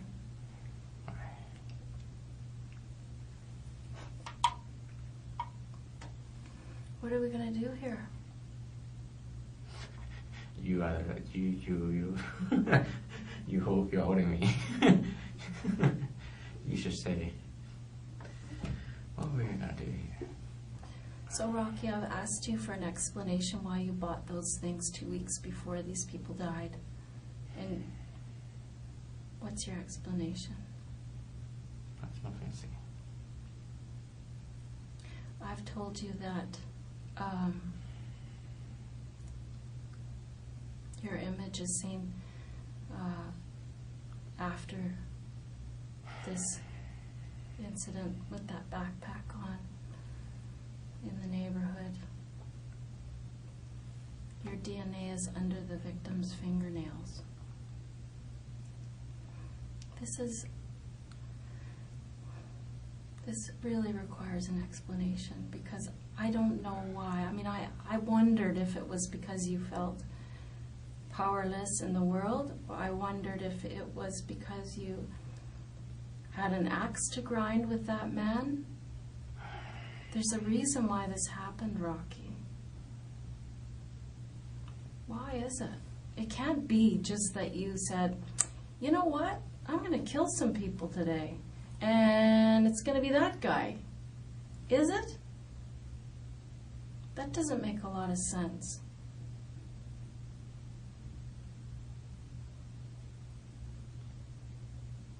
I don't think that this is the way you want it to go down.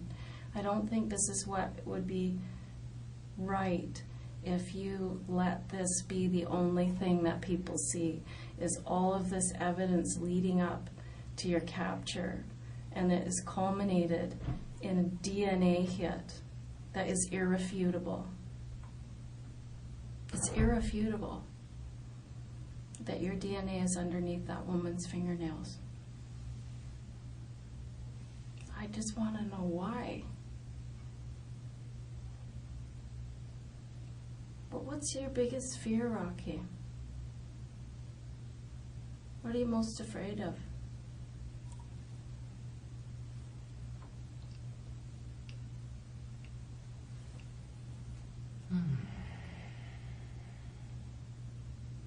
I don't want to talk about it. Do you feel bad?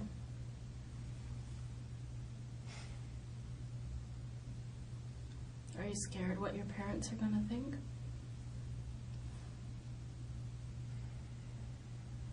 Do you care what they think? I don't know. I can't tell. What do you think they're going to say?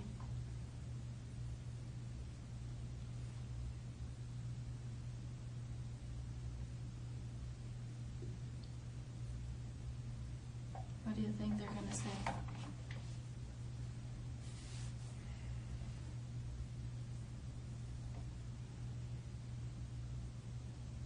What do you think your brother's going to say? Are you worried about that? I mean, some people don't care what their family thinks. I don't know your position. If you love them, you respect them, you think they're going to be disappointed or sad, and some people don't care what they think. Some people do things like this to mess with their family. I don't know. I've heard every kind of reason for these kinds of things, and with you, whenever I suggest something, you kind of give me the, Oh, just don't worry about that. Don't worry about what? I need to understand this. I don't think that's necessary. Well, it is for me. It is for you too, I think. I have nothing to say. Please don't laugh at this. That's not I can control. Mm-hmm. Have you ever been diagnosed with any learning disabilities? What do you mean learning disability? I don't know, like dyslexia or anything like that. I don't see that in you I don't because. know what that is. Oh, okay. So that means that you haven't been, that you're good. Do you think that you have problems that are internal? Some people, when they're in this position, Rocky, they describe to me that they have felt like there was something going on inside of them for a long time that they couldn't control. I don't know if that's true for you. That it's entirely about them. It had nothing to do with these people. I don't know. I don't know. I know that when we went around, and one thing that we do in the early stages of something like this is we study the victims really well, because usually the victims are murdered by somebody who is somebody they know, is a neighbor or an ex-friend or something like that. And so we did a lot of study about these people, and we learned a lot about them and their relationship, and that guy was not really a nice man to that woman. And a lot of her friends thought that, he might be part of the problem. And so,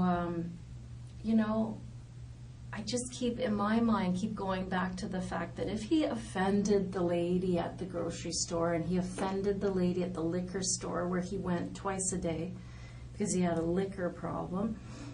Maybe he came across your bow and was ignorant to you or set you off on a bad day. I don't know. But he did not impress people as a nice man. So if that's a factor, I think that goes a long way to put you in a different light. And I think you should be worried about that, about how people will perceive you, how this family will perceive you. I want them to forgive you one day. I mean, I'm not going to lie and say that's happening tomorrow, but one day. So I'd sure like to understand this, Rocky. I mean, is it something that's going on with you internally? I have nothing to say. That's been building in you a long time? Can I remain silent? Yeah, you can do whatever you want. You got to do what's best for you, Rocky. I don't think that's what's best for you, but you're an intelligent person. You can figure that out for yourself.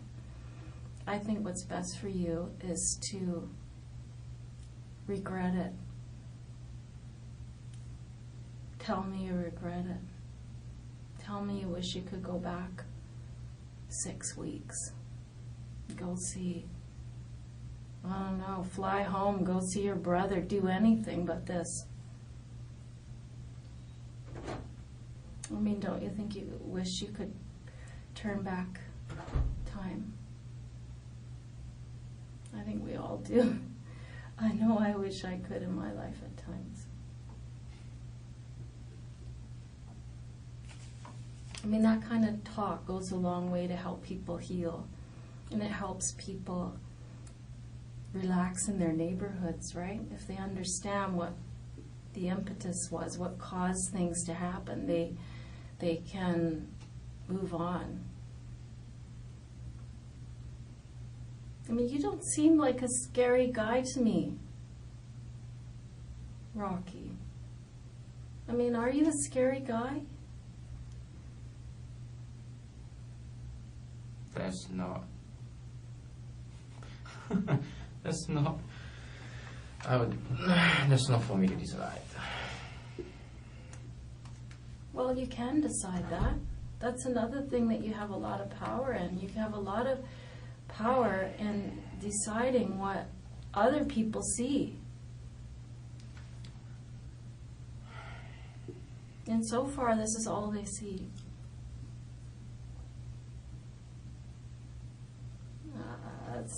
That's not what you want, man. I mean, the fact of the matter is, Rocky, you can see that the evidence is overwhelming. It is overwhelming. That you planned this, you waited 2 weeks, and then you did this thing for whatever reason. I don't know what you were doing in there.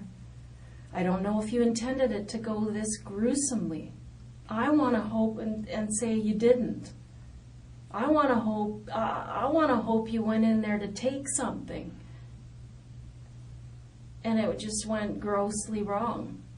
That's what I want to hear. That's what I hope is true. I only want to hear the truth. Let me be clear about that, Rocky.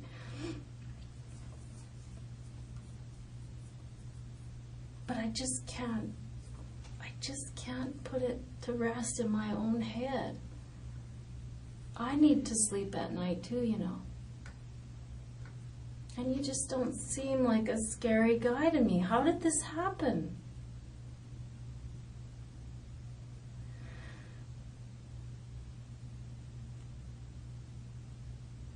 What happened to you?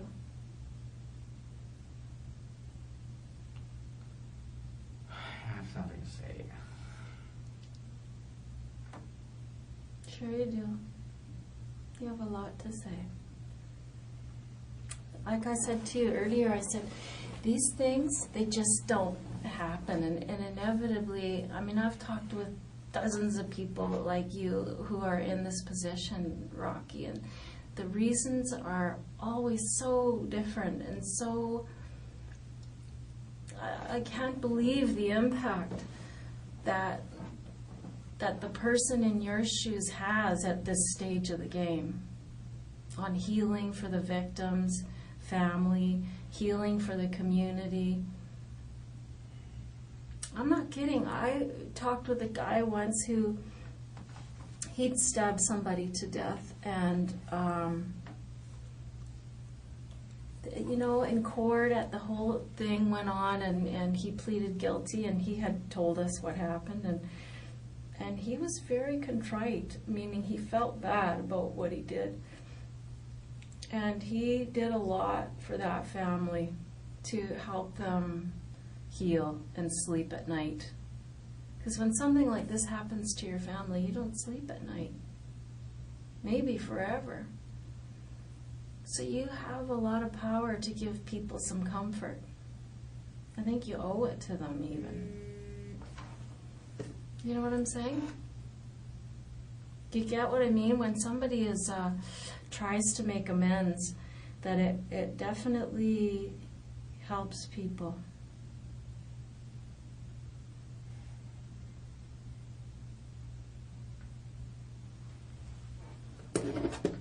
Do you have anything you want to say to your family? Family? Yeah. You mean you want to contact them? Yeah, we are contacting them. Well, you are doing that anyway. Mm-hmm. We have to. Oh. Do you want us to tell them anything? You're going to tell them anyway? I don't know what they're going to say, yeah. Yeah. What do you want us to say? Does it upset you to hear that? Yeah, I mean, what? it's, you know, I mean, Rocky, this kind of thing doesn't stay under a bushel. This isn't a theft under, son. Of course they're going to know. Are they to blame for any of this? For what? For this. I'm not going to say.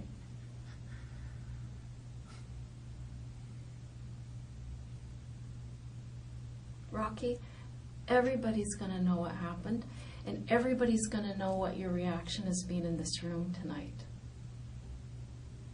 I want them to know that you feel bad and that you wish it didn't happen at the very least. I wish you could tell me why it happened so that we can keep our eyes out for other young men that go through this. I wish you'd help us with that. That's a decent thing to do. It's a polite thing to do.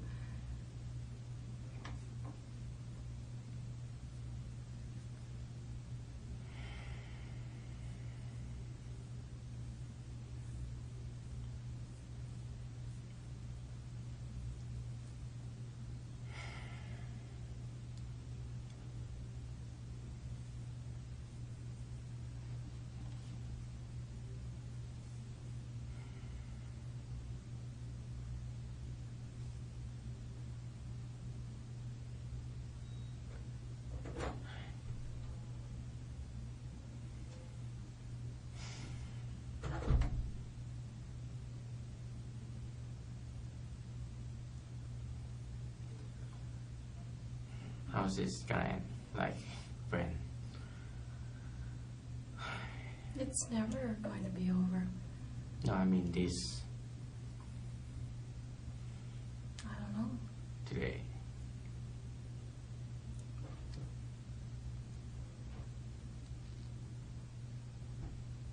Rocky, this is bigger than you.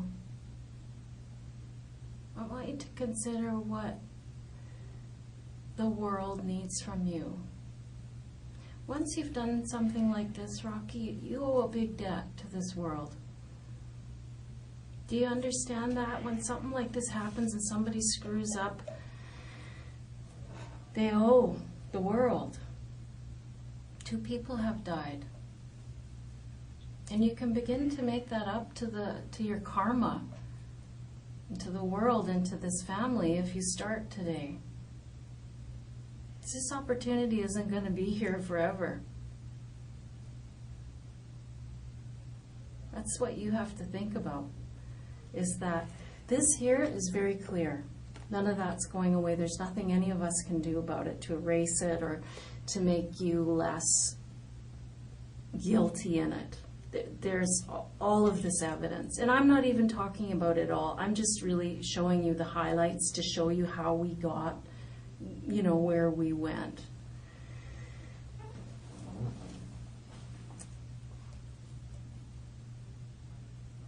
That nothing's going to change any of that. That is what it is. Not talking about that isn't going to make it go away. It isn't going to take that DNA out from underneath her fingernails. It isn't going to take that DNA off that pop that you cracked open for us at the grocery store. You know what I mean? That's all in evidence now. The Crown is aware of it.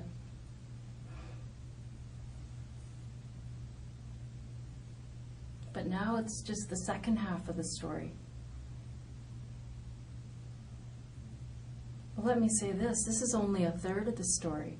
I think there's a big third before this happened that we got to talk about. And then there's the big third about what you're going to do about it for other people. I'm not sure. Do you care about other people? Do you care about them moving forward and doing well?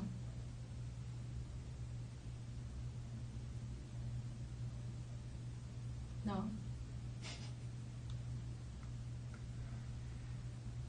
If I don't think there's an what. I don't care about that. I'm interested in what you're saying.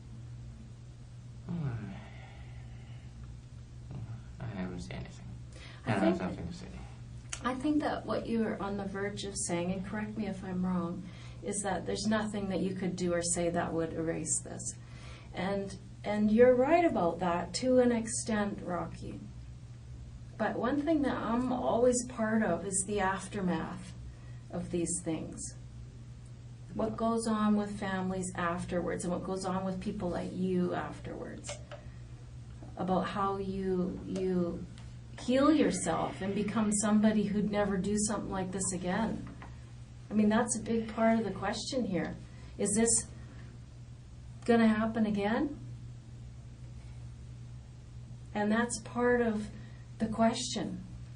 And if you feel that that's not possible, I'd like to know why. And if you feel like it is possible, how do you think we can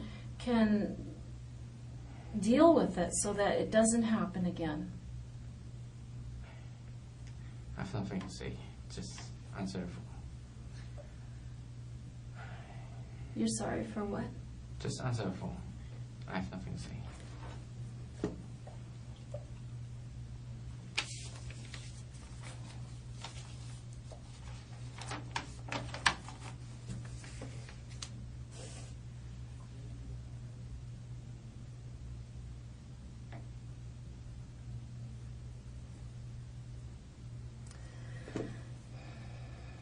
Is there anything you want to say to your mom?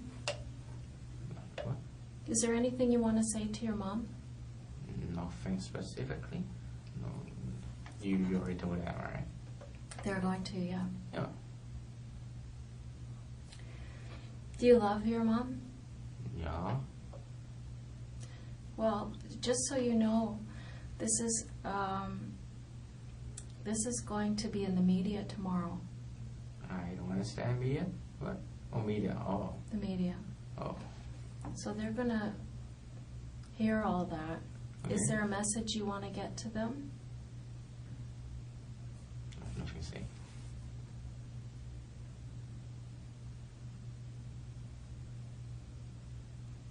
Is this going to cause some embarrassment for your family? Sure it is. Are you worried about that? I have nothing to say. Do you think your parents predicted this?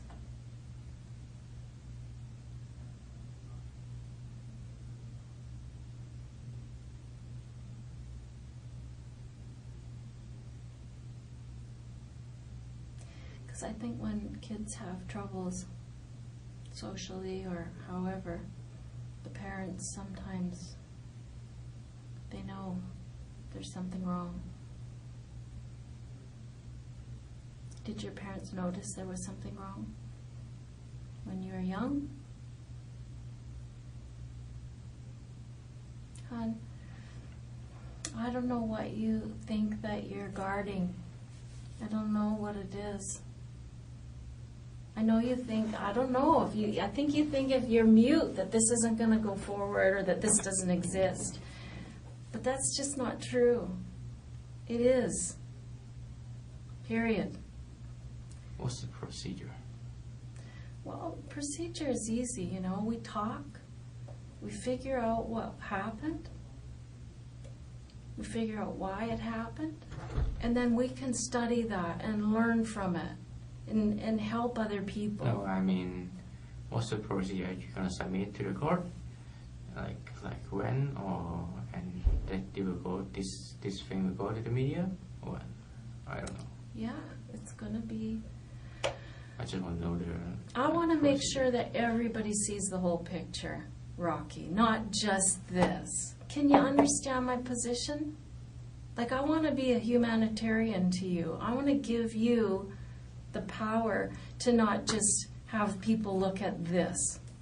That's not fair. There's something else going on, and I'm sure of it. There's something else inside of you. I want to say kid, but you know what I mean? You're so young, Rocky. I have a son your age. I have a son 10 years older than you, too. You know, like, what is happening to you? Help me. I don't want this to happen to my son. Why do you think this happened? I really want you to know something, that I perceive you as a victim in this too. There's 3 lives lost that day. And I know you don't believe me. You're looking at me like, "Ah, right, lady, whatever." I know that's what you're thinking. No. Well, what are you thinking? Share with me. Like, I am being absolutely honest with you. Yeah. Like, but that's not important here. What is important to you? I don't want to talk about it. Tell me what's important to you. It doesn't have to be about this. Tell me what's important to you.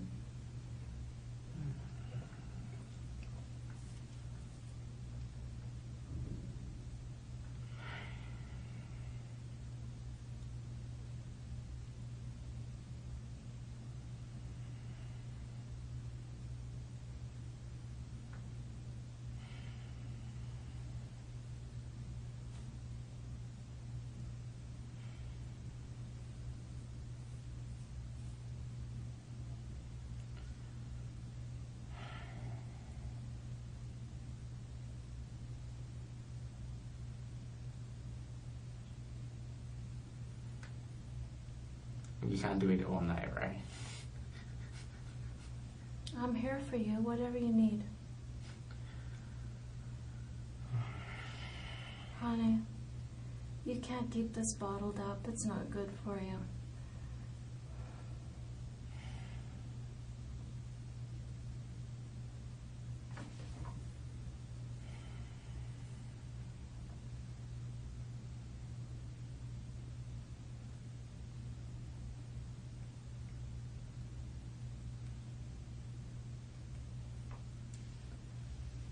Is it all the evidence you have? Or is or mostly the highlight already? That's the highlights, yeah. Okay. The DNA under the fingernails is the... Don't need much more than that, right? Yeah.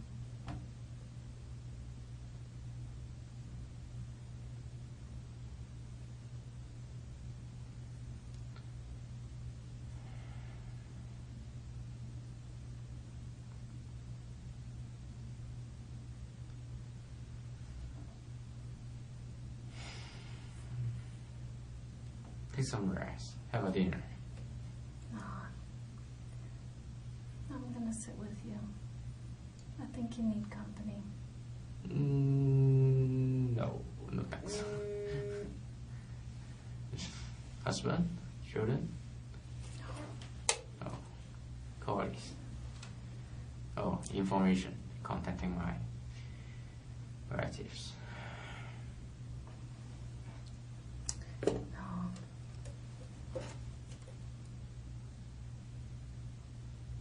You can't leave it inside you.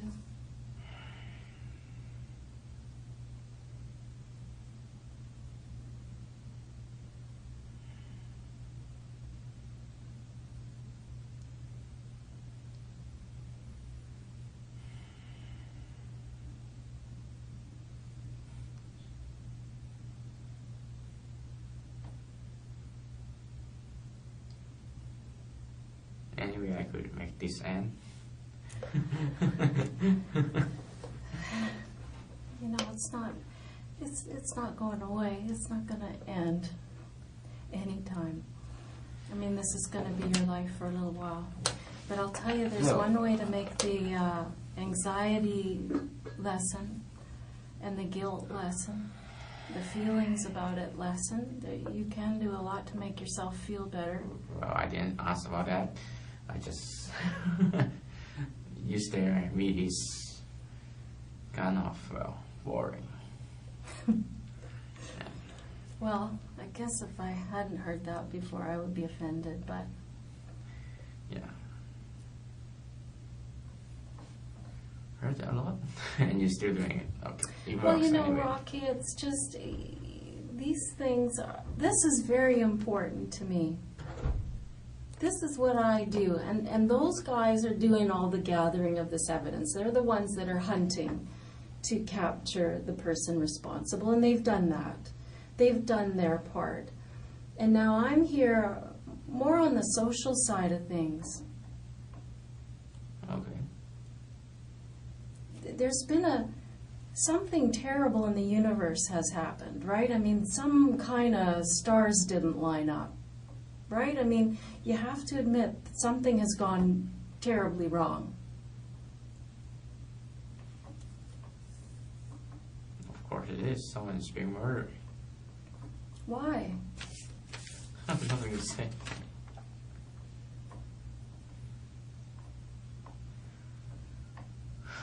I don't believe that's true. I mean, so many times people say that for a long time, but they regret not taking their opportunity to. And sometimes what's happened is so awful, and that the reason it happened is so awful. The person can't talk about it or doesn't want to talk about it. But those are especially the times, Rocky, when you should talk about it. Because if people understand what's going on with you, they can have empathy for you. They can have some understanding. Your parents will have some understanding, perhaps. And, you know, I can be that conduit to make sure that people know that this file doesn't go forward just with Rocky's DNA is under the victim's fingernails. Rocky's DNA is on the knife. I didn't mention the knife, but there's a knife there and it has your DNA on it as well. It's a little orange knife, like a little ceramic bladed knife. Do you want to see a picture of it? It was on the front step of the house.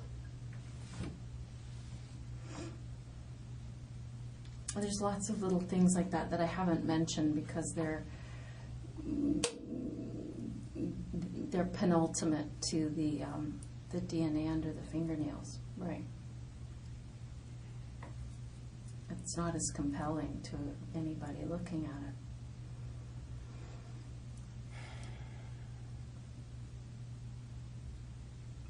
Like, I'm dying to know why you left those blades on the front lawn. Like, what happened? How come the hat is left in the house? Like, I don't know why those things happen. I'm super curious. Was it just so upsetting and you were so full of adrenaline and you were just frantically running around that you just forgot them? Or were you planting them there? I have nothing to say. I felt like this scene was so obvious that you were trying for some attention. That's what I thought. I thought you were crying out for attention and saying, I want the world to notice me. But you're making a face like that's not true, but... No.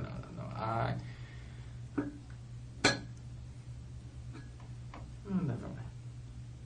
Well, tell me. I want to answer your question.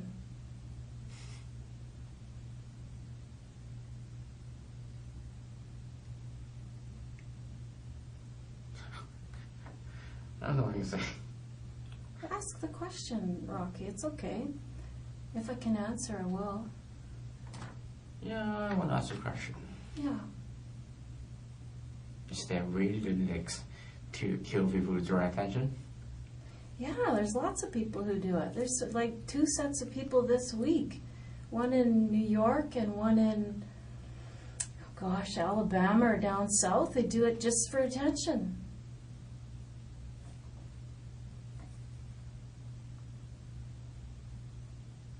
And when I saw this scene with some obvious evidence that's obviously going to be full of your DNA, I don't know why it was left there.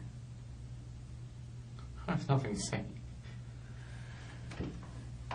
I mean, that theory obviously offends you, but I don't know. I'm trying to make sense of what happened there. And without you, I can't really do it. I can only say, I know Rocky's responsible. I know Rocky's going to be charged with murder. That's all I know. Some people do this kind of thing to draw attention because they feel neglected by their parents, they feel neglected by their family, they don't have any friends, they're lonely, and they want some attention. I don't know. Go out then. Go out. Meet people. Mom, Why kill people? I don't know, you tell me. What is a good reason? It's getting tired.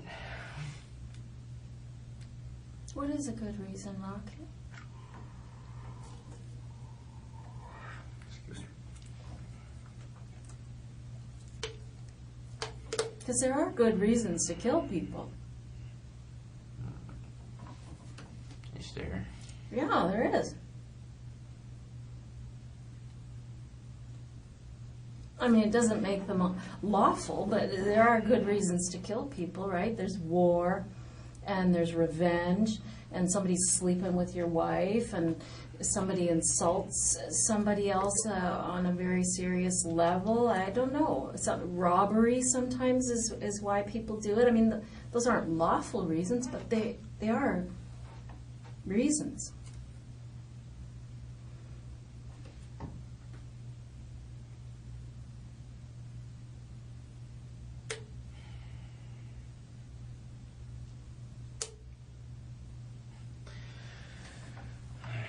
What is the reason? Come on. No, you come on. What's the reason for this? I have nothing to say. How come? How can you look at that and say, I'm good. I'm good. Don't worry about me. I know you got my DNA under her fingernails, but fuck her. Who gives a shit about her? Who gives a shit about this guy? I'm good. Like, how is that? Like, how are you doing that? How are you sitting there saying, no thanks? Because that's what it feels like, Rocky. It feels like you're saying, yeah, no, I'm fine. Are you fine? If my attitude makes you feel bad, I apologize. Well, it's not about your attitude making me,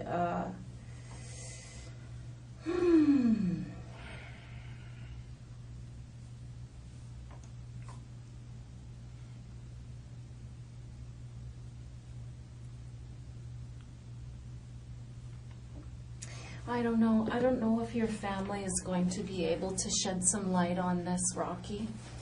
I would sure like for you to shed some light on it. I'm afraid you can't get anything. Well, that's up to you.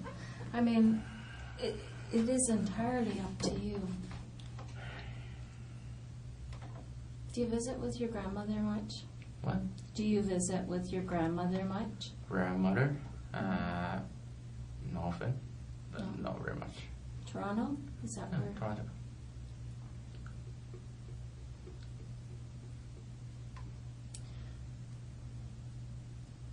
I want you to consider everybody in this thing, Rocky. Everybody.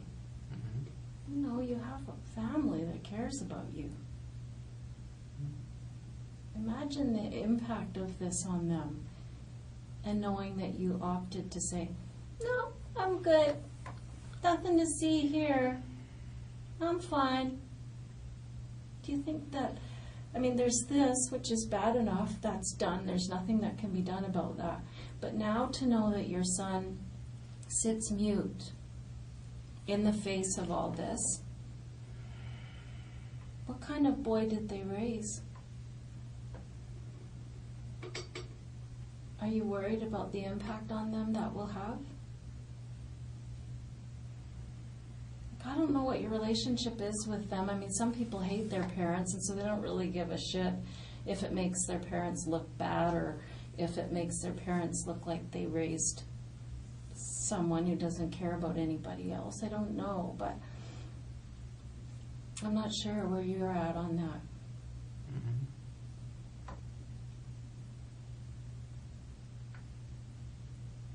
I mean, mistakes happen, you know?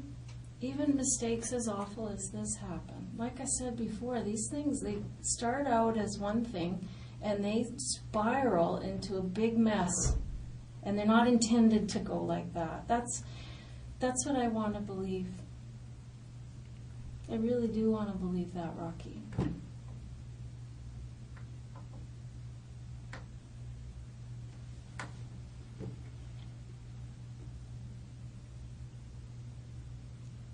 I want to believe that this is not what it was supposed to be. And now that it's all said and done, and all the forensic evidence has been collected, that when you have to face your family, your grandmother, that they're going to say, well, that's horrible. At least at the end of the day, he was a man about it. And he did his best to make it up at the end of the day.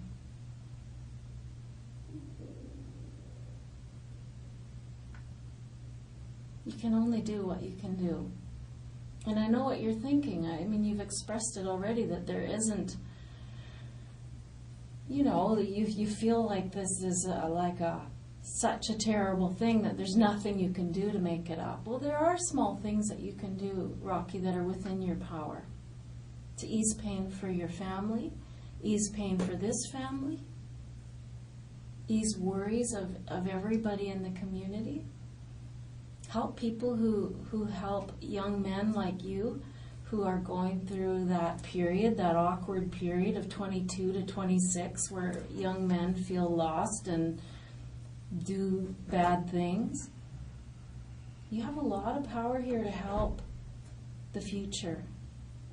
And I want you to take that step.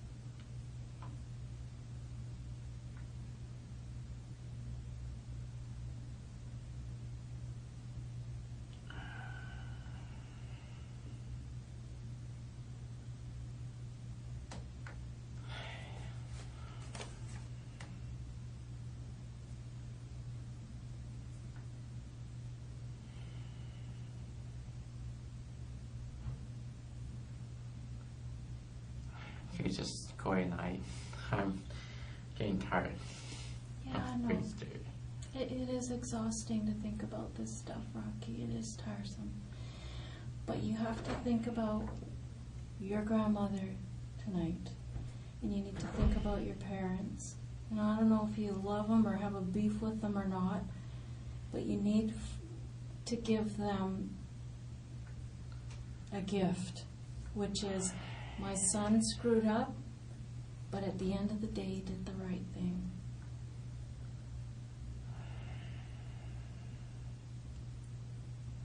I want to understand this. And I know this isn't all your fault.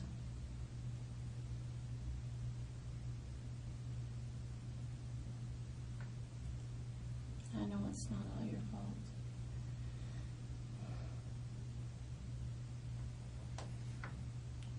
I have nothing to say. Rocky, I want you to consider everyone, not just yourself. And really, this is about you too. This isn't just about what your parents are going to have to face to their neighbors and friends. I want them to be able to say, my son is in recovery. He is doing everything right now. He's sorry for what he did.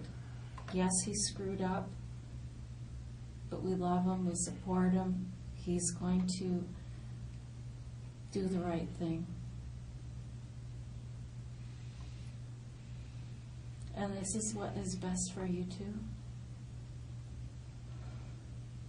Don't tell me you're sleeping well after that. But the first step into getting back into having a quiet mind is getting this out of you and getting some help with some psychologist or something like that.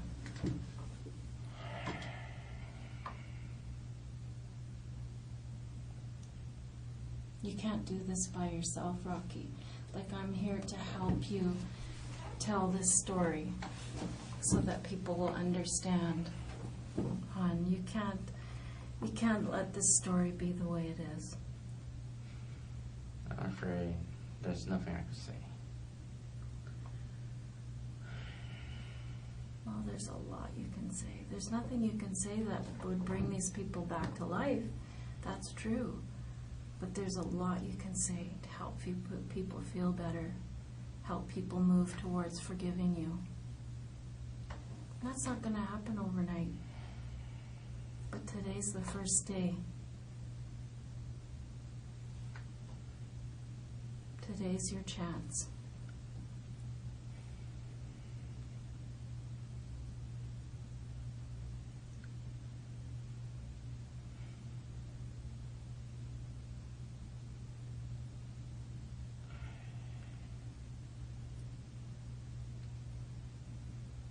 Today's your chance, Rocky. And I know it's painful, honey. I've done this with lots of people and it's painful. But it always makes you feel better. I'm just tired. Yeah, well, I'm just tired. It's exhausting to hear this stuff. It really, the adrenaline rush of the whole day and then to slowly get the evidence revealed to you is mind-blowing. I get it. That's normal.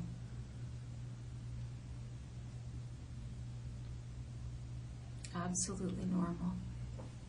These are the stages that people go through, Rocky, and you're no different than anybody else.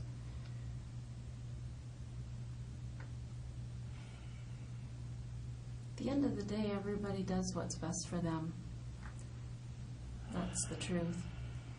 And once the evidence is so clear, there is no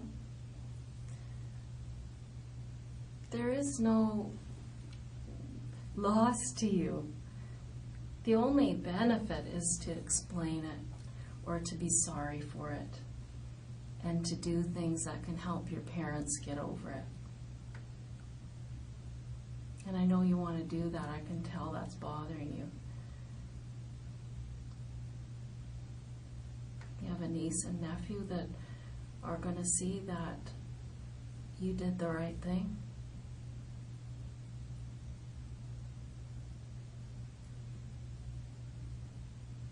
He's just 3 years old, 4 years old. Yeah, but they're gonna grow up.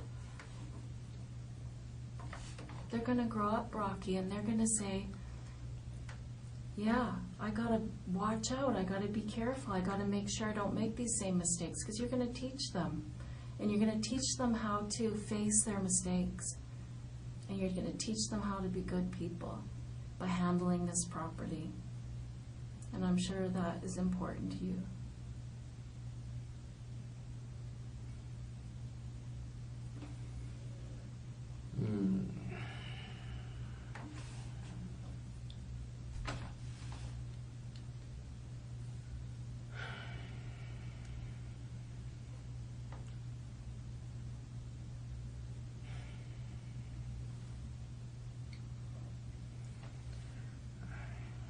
I have nothing to say. Just go home. Sorry. It doesn't work that easily. Yeah, I know. So I'm just suggesting. Yeah, well, a lot of people think that they can just, you know, that life that you had where you got to say, this is what I'm going to do, this is what I'm not going to do. I mean, things change. Okay. I'm just going to pop out because apparently they've spoken with your brother. Okay. And so I'd like to get some information from him. Okay.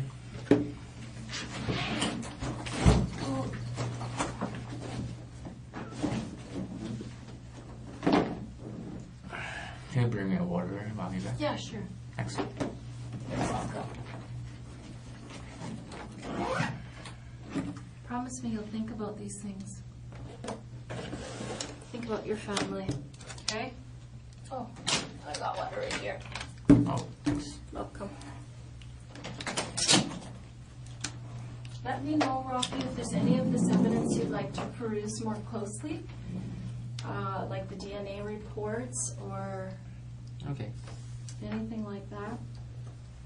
Let me leave you with something. Oh, I won't do that one. Already showed it to you anyway. Okay.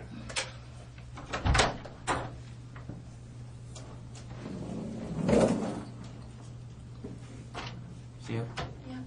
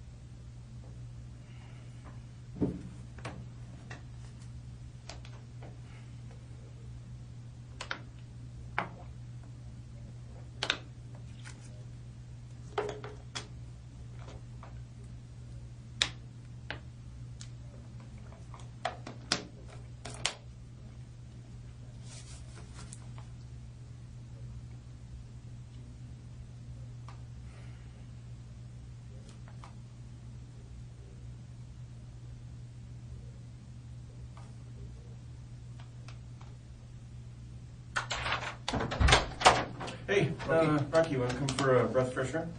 What? Just going to get some fresh air into you. Okay. I'll give you another... Oh, you got one there? Okay.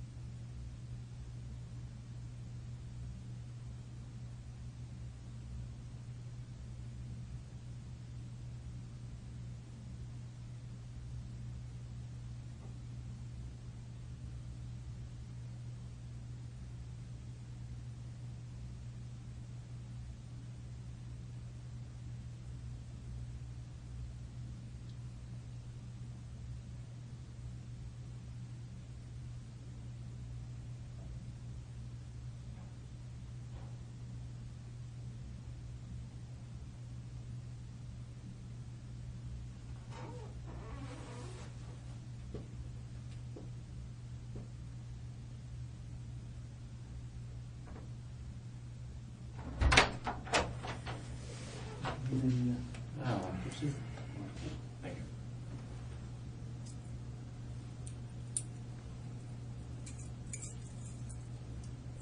Thanks, Simon. You're welcome.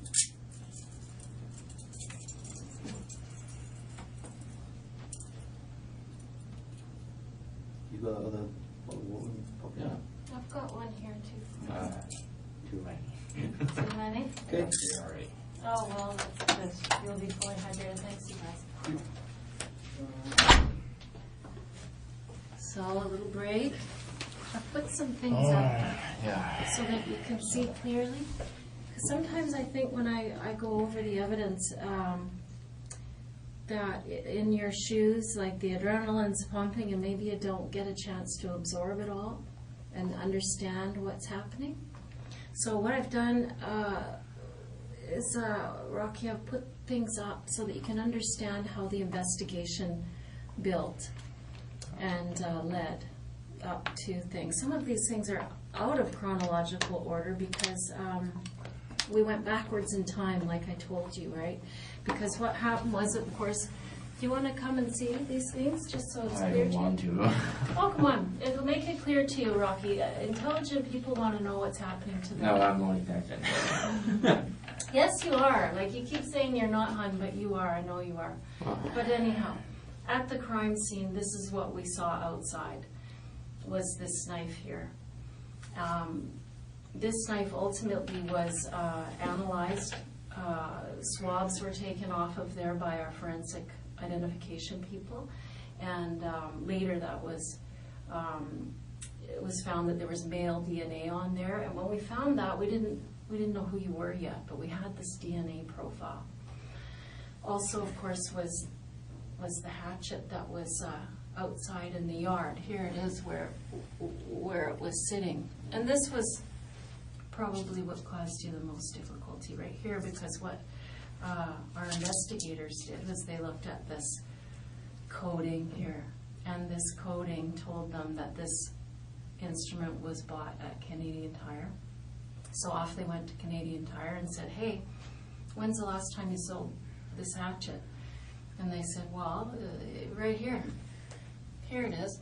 And not only that, but a hat was sold.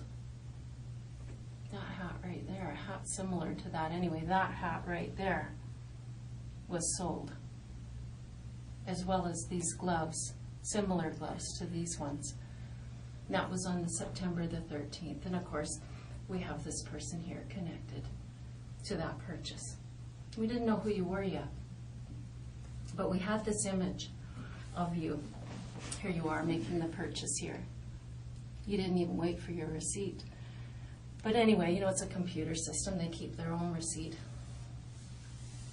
So we had this image, and what we did was we went into the neighborhood, and we just set up surveillance everywhere.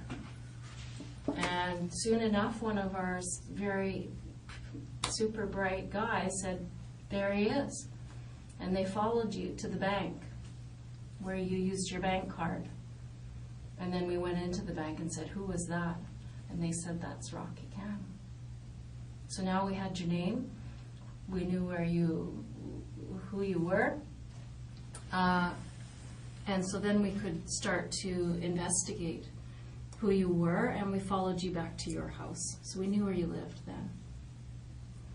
So that's how the investigation got started. And believe me, Rocky, it has just only begun. I mean, we do have overwhelming evidence, but it has only just begun. This backpack here that we see you drop off at Canadian Tire, we later see it in the vicinity of this truck here. I verily believe you drove that truck away from the house, and your image was captured when you locked the truck and the lights came on. There was blood evidence in that truck. I know it looked like you tried to clean it or wipe it or whatever, but there was too much. I'm unclear about exactly where that forensic evidence is going, but the house was full of forensic evidence, so there are certain things that are taking a little longer. So then here we are, we have Rocky Cam, we know who he is. We have evidence at the scene. And we also, you'll notice right here, this is the autopsy report. And here they're taking fingernail clippings from Mrs. Mah-Jones. Okay, so we took those fingernail clippings and they analyzed them. And this is the notes from the undercover operator who took your DNA with the bottle when you opened it for her at the grocery store. These are her notes here. You can read them if you like. So we took that DNA and we compared it to the fingernail clipping DNA. And we get this report here that says, that's you. That water bottle was full of the suspect's DNA and it matched what was under the fingernails. You can take this down, Rocky, if you want, and look at it really closely for yourself so you can rest your mind that here it is what it is. How was your break? Did you have a chance to think?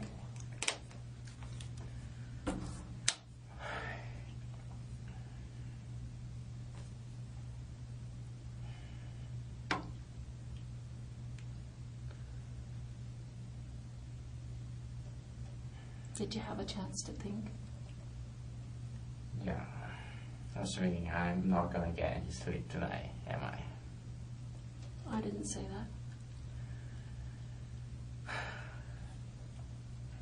And by the way, Rocky, it's 7:30.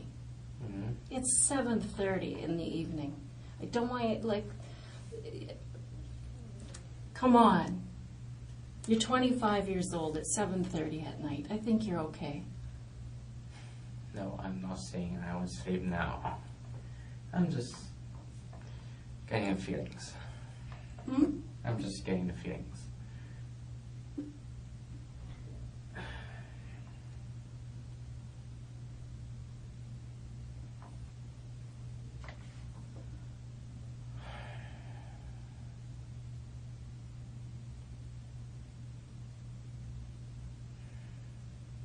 It's a lot. And you know what compounds the problem, Rocky, is if you look at that photograph there beside your shoulder there, that's Mr. Jones earlier that evening. You see him? He's all hunched over there. He's got a walker. He's quite disabled. That's another layer to this that really needs an explanation from you. You know what I mean?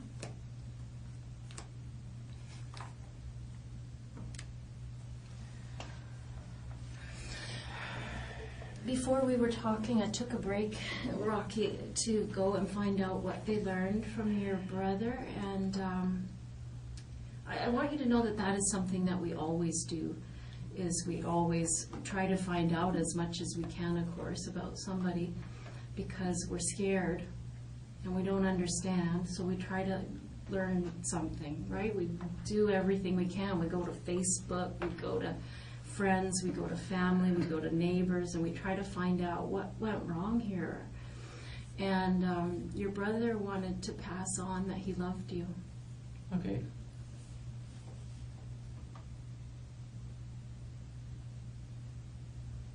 Do you love him back? Of course I do.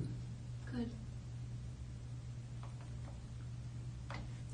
The reason I'm asking, Rocky, is that this is a lot for a family to understand.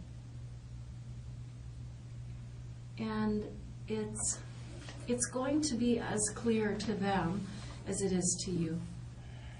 And it's going to be painful for them, and I would like to be able to tell them the other half of it, that you're remorseful and that you're sorry about, what you're doing to the family.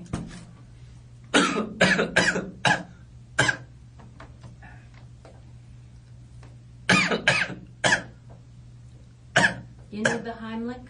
What? You need the Heimlich?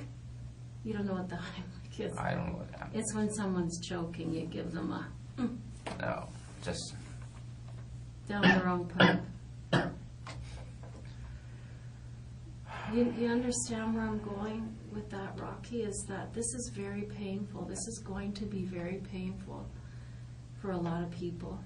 And a lot of pain can be alleviated by seeing you do the right thing from here forward.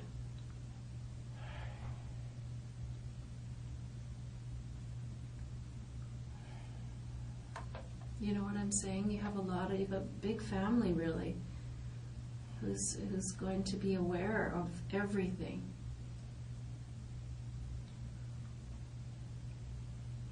Are you worried about that? of course I am. Well, good. But you're gonna show it anyway. Well, yeah, I mean, that can't be helped. I mean, that is done. I'm sorry about that, but that is done. That is not my doing, hon. If I could go back and save you from all of this, I sure would. I sure would.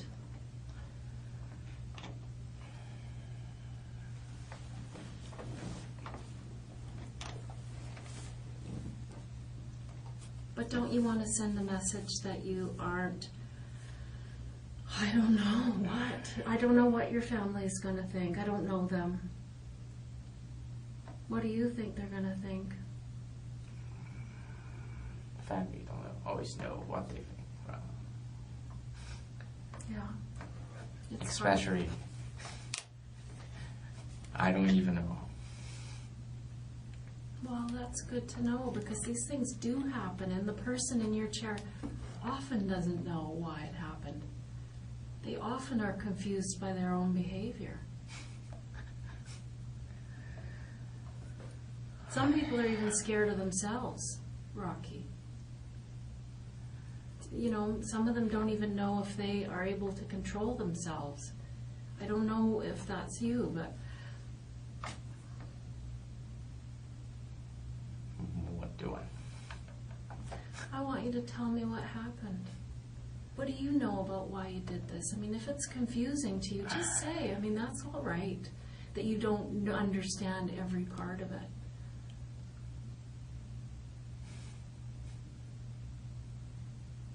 What started it? I have nothing to say. Rocky, I know that it's something that you need to get out of you.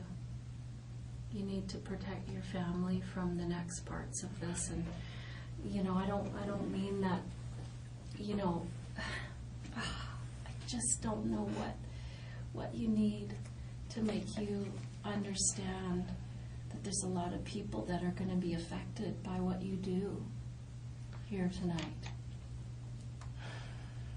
Like your grandmother and your parents. And you know, there's a lot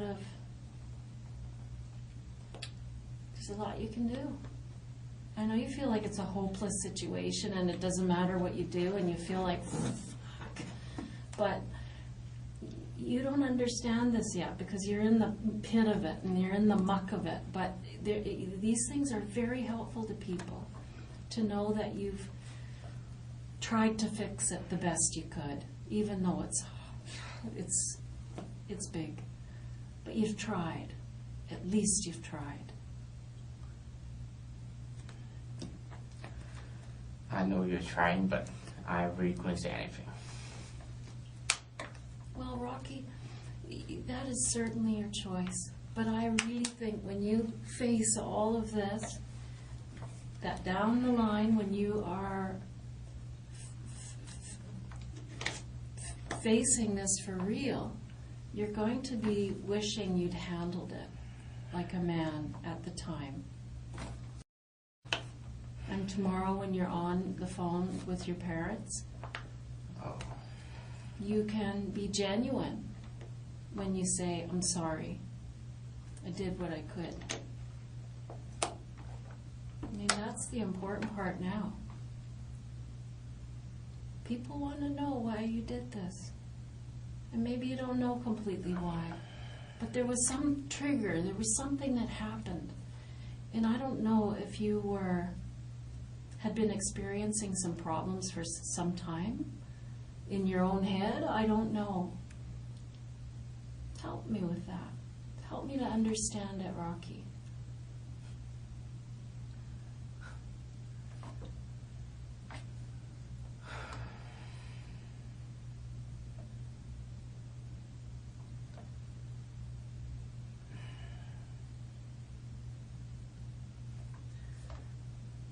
I really have nothing to say. How can that be, Rocky? How can that be? You don't trust that, so well, I assume. How I don't trust what? I have nothing to say. I don't buy it. Yeah. You have lots to say. You look like you are full of things to say. Your face is twisted and you are anxious and you feel sick. I can see it in your face. Many people feel sick in police station.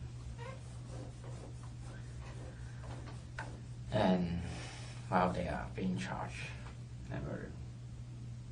Yeah, it's big.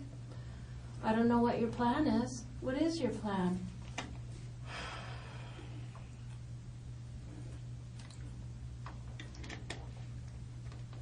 I mean, the police side of it is kind of done. I mean, they're going to continue to investigate.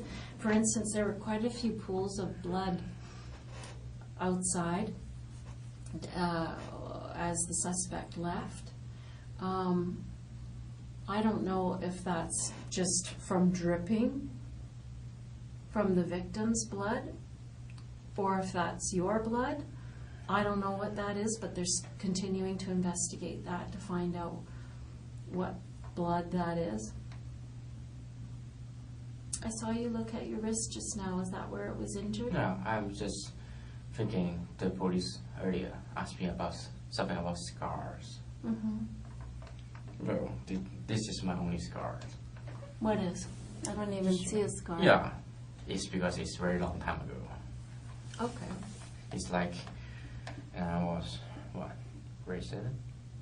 I see a scar here. And here. Is it a scar? Yeah, I think so. Don't you think it is? Looks like a fingernail scratch to me. Where were you bleeding? Hmm? Where were you bleeding? Bleed? Bleeding? Blood? You were bleeding when you left that place. What? Well, you were scratched, I know that, because Miss Mah-Jones had your DNA under There's her. nothing I could say.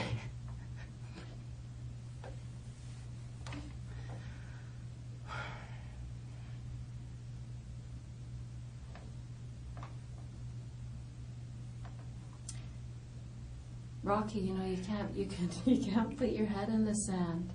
I don't want this to be the way this ends. You know, I cannot imagine. I cannot imagine what your grandmother is going to think of this.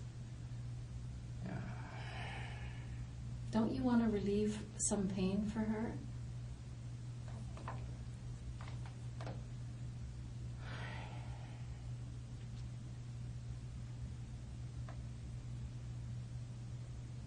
This is a big machine, and it's going to keep on going. We're going to keep gathering evidence, and it's not going to get easier or better. What can get easier and better is how your family feels about it, helping for them to heal, helping them to understand you, having them know that while you did screw up, you did the right thing. I'm not kidding, Rocky. It's a big deal to come forward after something awful. It's hard. What I'm asking you to do takes a lot of bravery. And I know that. And that's why I'm being very patient, and I'll sit with you as long as you need me to. But it takes a lot of bravery to come forward and regret and be remorseful for what you did.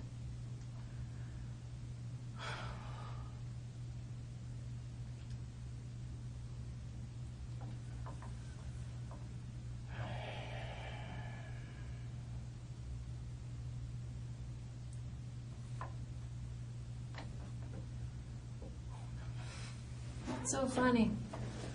No, nothing is funny. Just, No. I don't know how to remember what the English of that. But, how to say that? Well, it's not because I smile because not because it's funny. I can do nothing about that. I could only sitting here and listen to you, wait until you, well, lose your patience. I'm never going to lose my patience. Yeah. Or you feel sleepy. Anyways. Really, Rocky? That's what you're thinking here? In the face of all this, that's what you're thinking about? I'm just going to wear this woman out. Who cares? Do you care so little about what has happened here? Do you care so little about what people are going to think of you? I'm being charged of murder here. Yeah, exactly. Yeah. Let's start treating it like it's a serious situation, shall we? For you to sit there and go, I'm going to wait for this woman to get sleepy. What? Really? That's your reaction to this? I don't want to do that. Do what? Like, disrespect you, but Well, you're not disrespecting me, my friend. You're disrespecting these people. You're disrespecting yourself. You're disrespecting your parents and your grandparents and your brother. That's who you're disrespecting. But mostly yourself. I'm going to sit here and wait till this woman gets sleepy. Yeah, I've axe-murdered 2 people. I'm good. Is that what you're doing, Rocky? Come on. This old man right here is in a walker. What? You gotta explain that. That's gross. He was an elderly, old drunkard in a walker. Why did you do this? Why would you do this? You gotta explain it. And if it's something that's going on inside of you and you're sorry about it, let's hear it. Because right now you look pretty cold. I'm gonna wait for this woman to get tired. I don't really care. I'm laughing through this whole thing. I'm grinning away. I don't really care. I don't care what my grandmother's gonna go through. I don't care what these people's kids and families gonna go through. I'm good. I don't care that I'm a 25-year-old able-bodied man and that old guy is in a walker. I don't care. What was that? Are you implying you're out of shape? Like, so it's a fair fight? Is that what that was? Oh, look at me, I'm fat, I'm out of shape. So it's a fair fight for this old man? I don't think so, man. Is that really what you're bringing to the table? I'm an out of shape gamer, so it's a fair fight.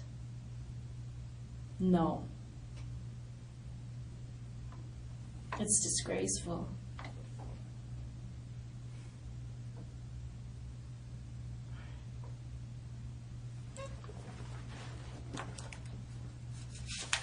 Yeah, this guy's a real asshole. Do you know who this woman was? She worked at the woman you killed. Do you know who she was? She worked at GF Strong. And she helped people like this lady here recover. She was an occupational therapist. While not very many people had many good things to say about him, this lady who was they called her, I think she was a hero of medicine. She won multiple awards for the help that she'd given people. Did you know that? Nothing to say. Rocky, did you know who she was?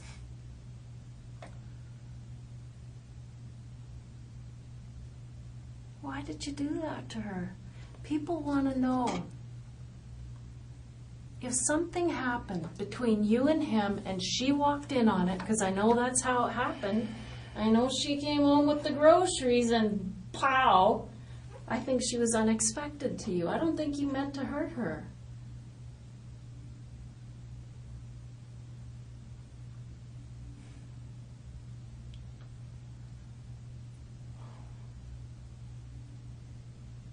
But I'm only guessing. I want to hear it from you.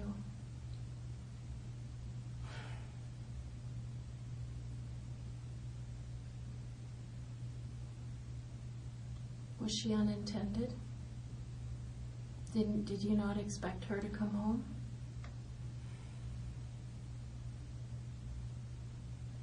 That makes a big difference, you know.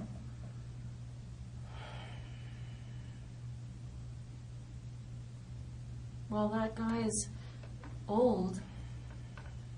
He was a jerk.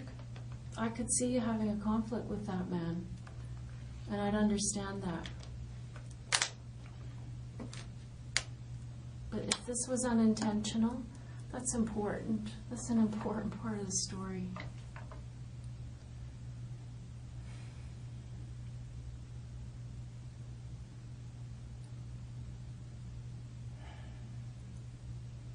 That's important, Rocky, and you know it. It's one thing for two men to go to battle, but this tiny lady, how do you explain that? I don't think that you thought she was going to be there.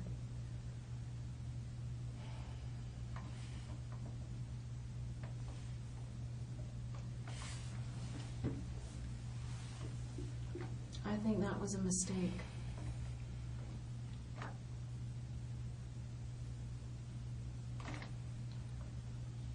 Am I right? I have nothing to say. Come on, Rocky. Look at this woman. You're insulting me. I'm what? Say that again? I have nothing to say. What did you say earlier? I have nothing to Something about insulting you? Is that what you said? I'm insulting you? By implying that I want an explanation for why you killed this tiny lady? Elderly lady? You're 25 years old, Rocky. Why did you do that?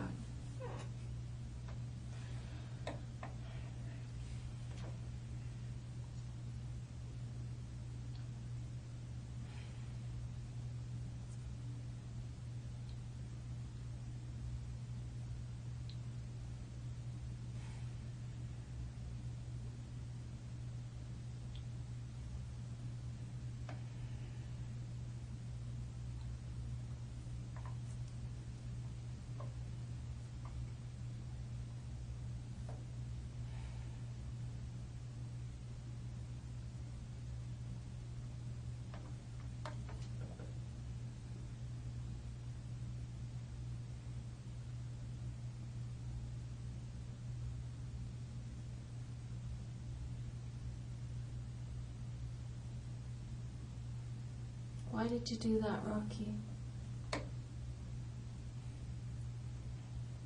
Was she accidental?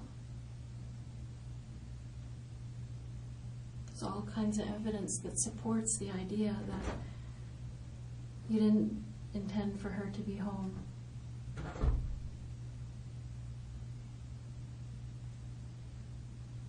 That would mean a lot to me if that was not your intention to kill that lady.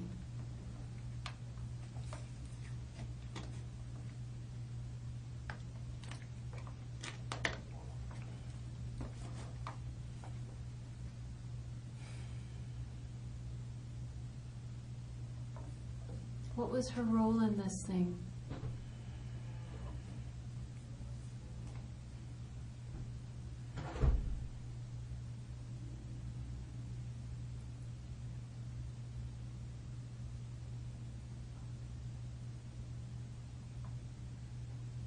What was her role in this thing, Rocky?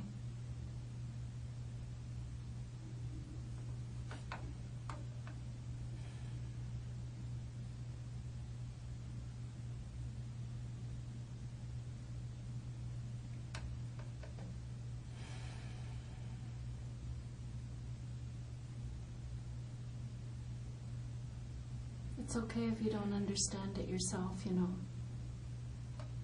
Because so far I don't really see why you do it. I don't understand the motive. They're not rich people. They don't have stuff. They live modestly.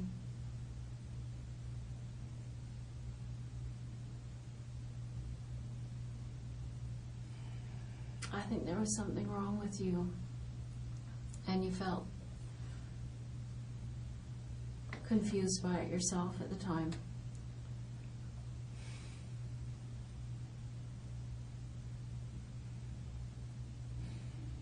I'd sure like to understand it. I'd like to be able to explain it to people. People like her family.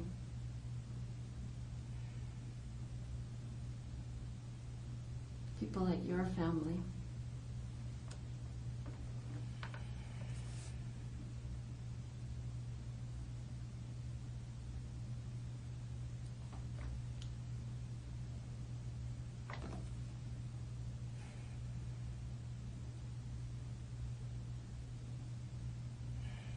There's no downside to this for you. Let me just have you look around the room one more time. There's no downside for you to say, whatever the reason was, I needed money, so I went in there.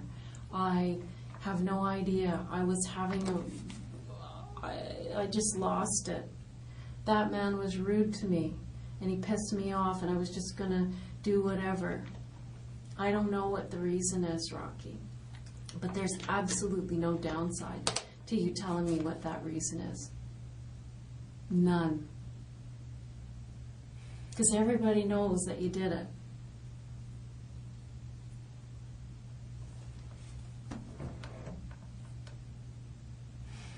Everybody knows that you went in there. Everybody knows that you went into that store 2 weeks before and bought what we call as a kill kit.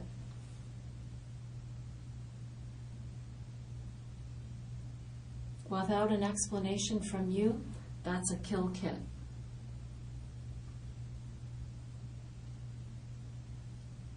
There's no downside to talking about your feelings about this, that you feel sorry, that you wish you could go back, that that lady was an accident, that you didn't want her to be involved. I'd like to hear that from you.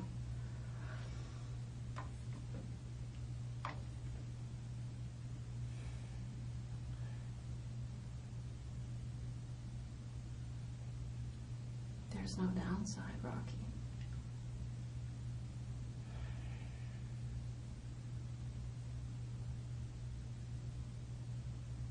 All there is would be documenting the fact that you have empathy,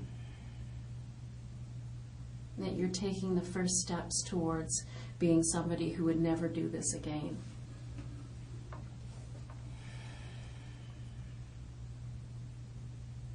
There's no downside.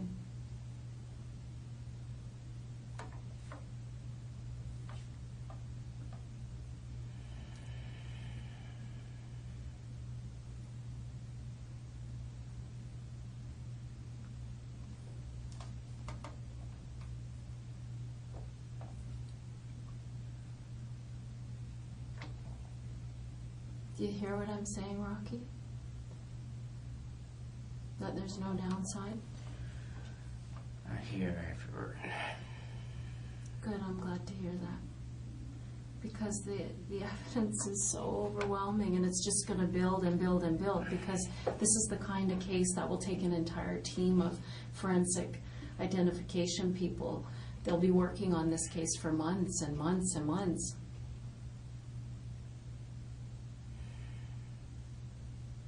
There's so much blood. They'll be working on that case for months and months and months.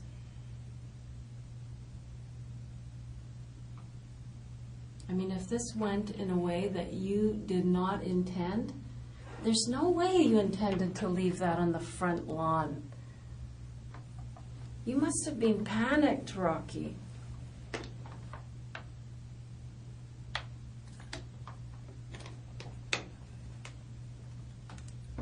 can't explain that. It's so obvious, and it seems as if you were leaving the one thing that we needed to find you. It was just that axe, right? That's what led us to you. And you left it on the front lawn. Why did you do that? Like, it's going around in my head that you did it because you wanted to be caught. I don't know. Maybe it was a mistake. I don't know. Sometimes when people are in distress and they do something terrible and they need some help, they do something drastic like this because they're reaching out and they need help and they need to be tucked away. They want to go to jail. That's how this case feels like to me. There's just so much evidence. I mean, heck, this thing happened 5 blocks from your house or something. Who does that?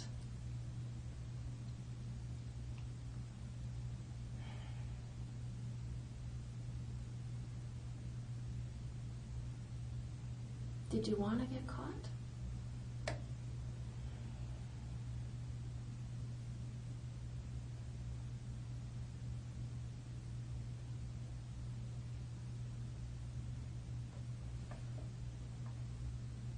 Did you want to get caught, Rocky?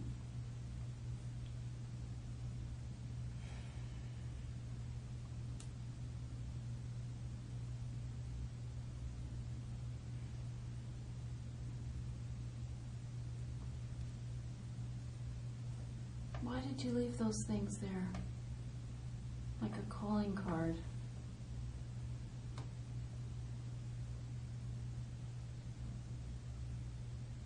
It feels like you're just screaming out for help with this thing. Like you wanted to tell everybody you're the most terrible person ever, like I've been hearing you say all night in here. I'm not smart, I'm not this, I'm not in good shape. And this was just another thing for you to reassure everybody that you were terrible. I can't say I'm handsome, right? What? I couldn't say I'm handsome, right? You couldn't? That's...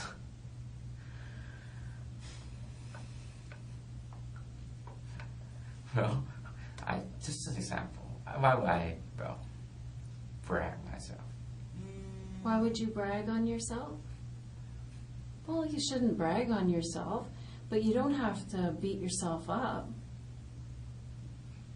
To interpret it that way, I never meant that. You say it's that way, bro.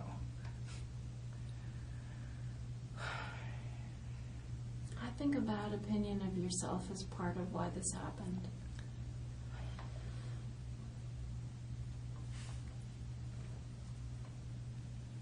I think you can work on that stuff. And you gotta start somewhere.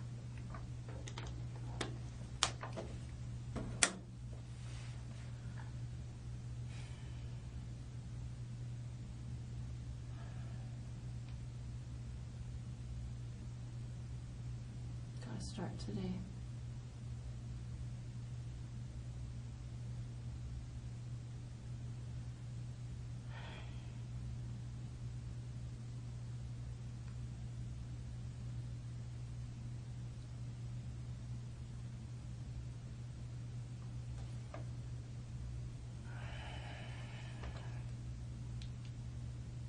I mean, it'd be nice for you to be able to say you're brave, because what I'm asking you to do takes bravery.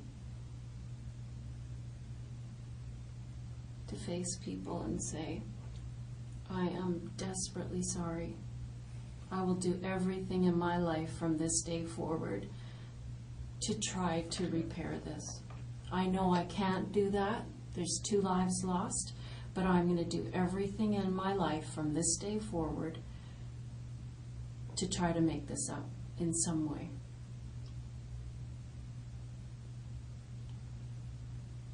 Do you understand the power of that, Rocky?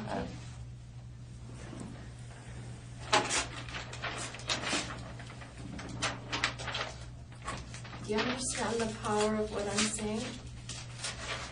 If you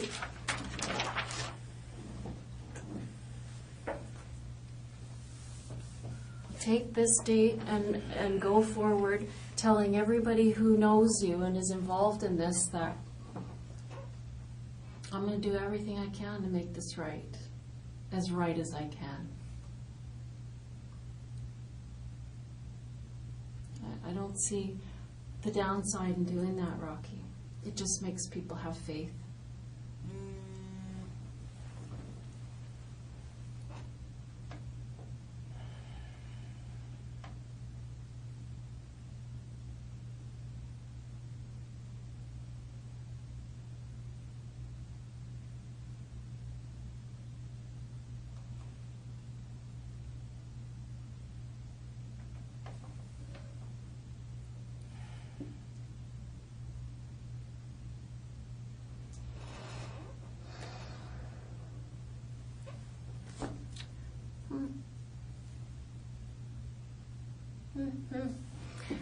I want to ask you about this backpack and this sweatshirt.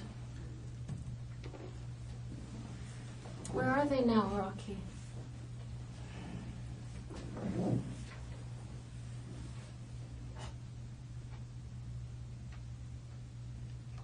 I mean, you don't seem like a guy to me who has a lot of clothes and a lot of things.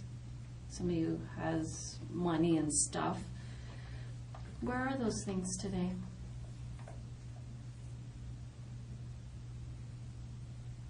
Obviously you like them. We see you in those clothes on that day, on the 13th. We see you in those clothes the night of when those people died. How come you don't have them anymore? Where are they?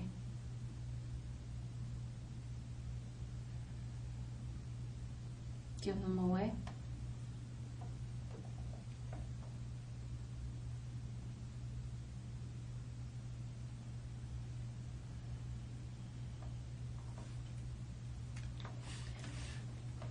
I don't know.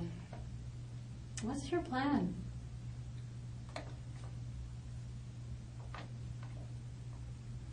Do you care about what your family is going to do with all this? When they see this lady, who probably could be your grandmother, maybe not quite old enough.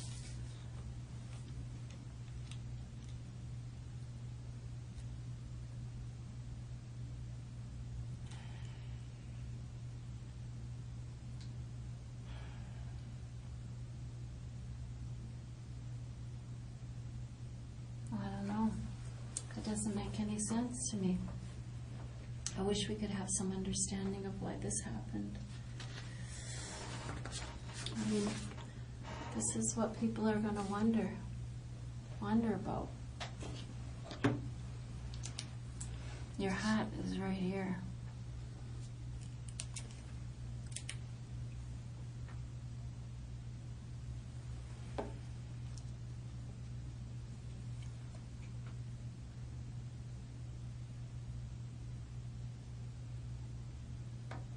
This isn't even the worst of it, is it? Rocky, does this make you feel anything? Honey, like, really? How do you think that's going to make your people feel?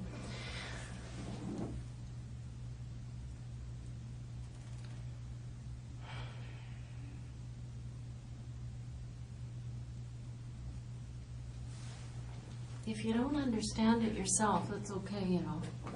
I've said that to you before, but I mean, I don't know how you're looking at that and just, you're shrugging it off. How are you doing that? You feel anything? Do you feel any regret about that?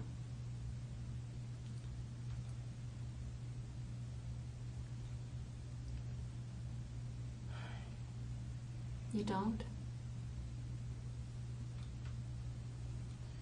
Nothing to say. Ha ha ha ha ha ha ha. Sorry. That is a bad habit, my friend. You look at this. This is a bad habit. Yeah.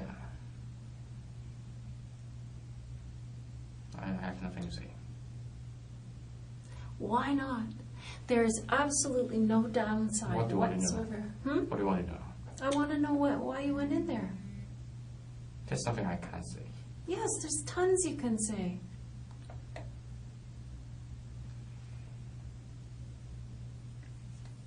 Tell me how you feel about it today.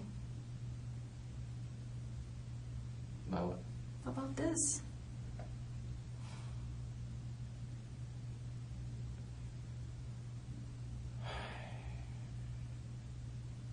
You ask me what I want to know, and I'm asking you, I want to know how you feel about it today.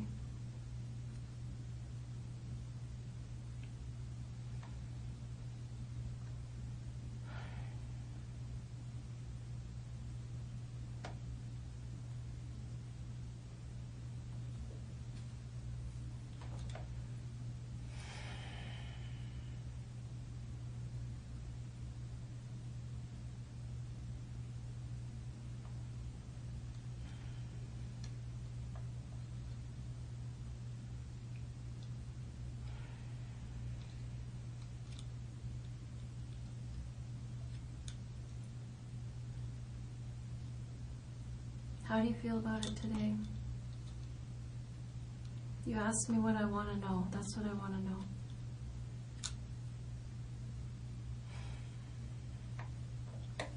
I couldn't say anything.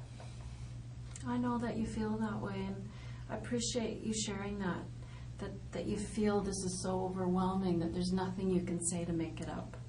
I totally No, there's just nothing I could say.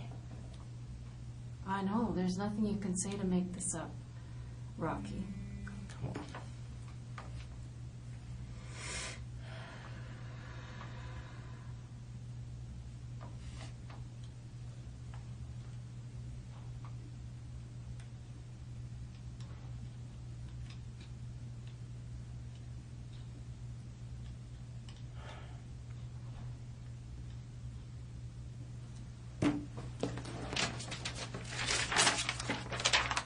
I want you to look at that hoodie, that backpack. Where is that today? I know you had that with you that night.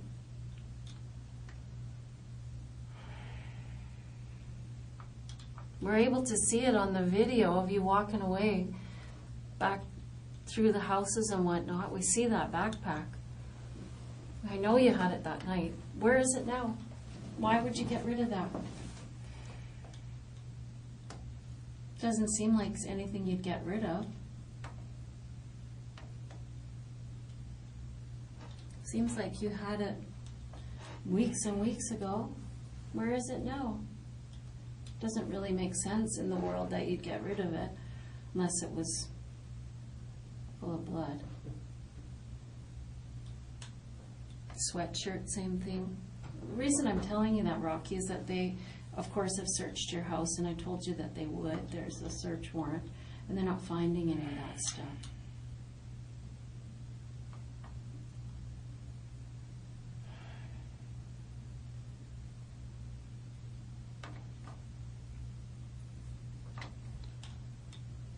Rocky, when you say there's nothing that you can say about this, I know that it looks overwhelming and it feels overwhelming, and it is in terms of evidence and proving that you did this thing. You're very right about that. But I want you to talk to me about what happened.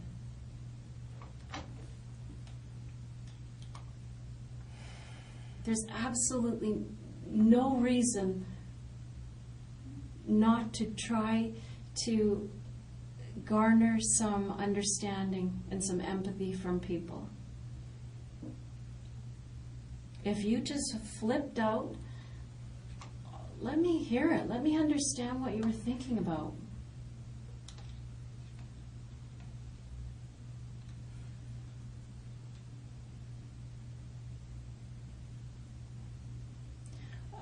This opportunity is going to come and go. You know that? You are not going to have another opportunity to apologize.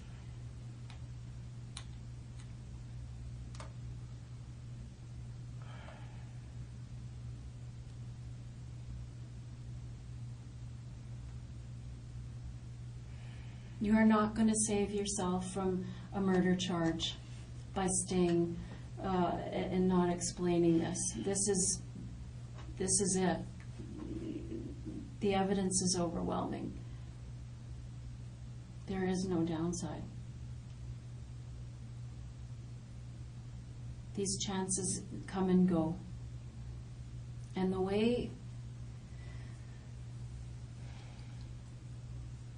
I don't want this to go forward the way it is, Rocky. It's too ugly. You just don't seem wicked to me. You seem, I don't know, like a normal lost kid.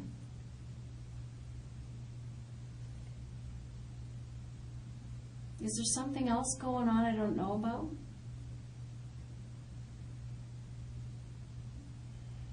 Was it mistaken identity? You went there looking for somebody else? There's just Rocky, I don't know if you're seeing clearly or if you understand how terrible it looks. An explanation would go a long way to assuage fears and make people feel better.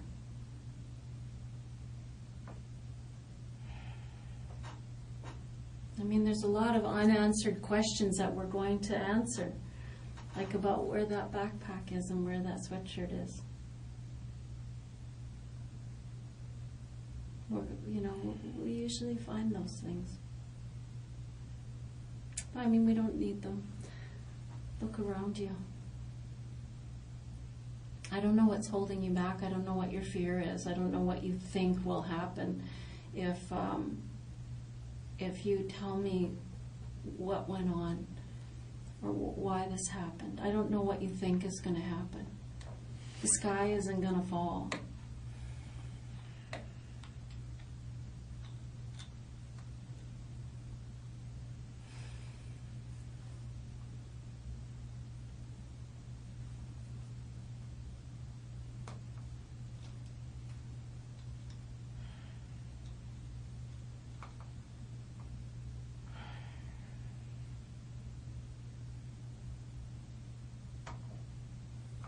Your brother said he loves you no matter what.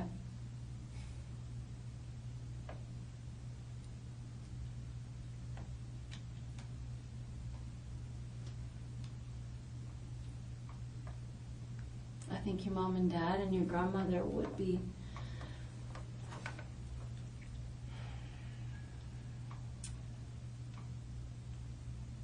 less embarrassed, I guess, if you were honest.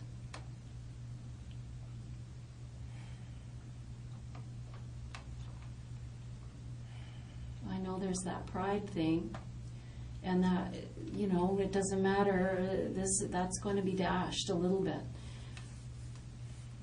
But in order for them to be able to say, well, at least we raised a son who is going to face his mistakes like a man, address something, do something for himself for a change, be independent, save the family that part of the embarrassment.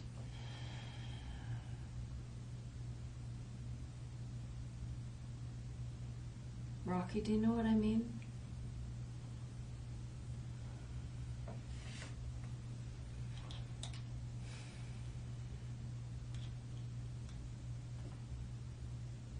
I'll help you tell this story.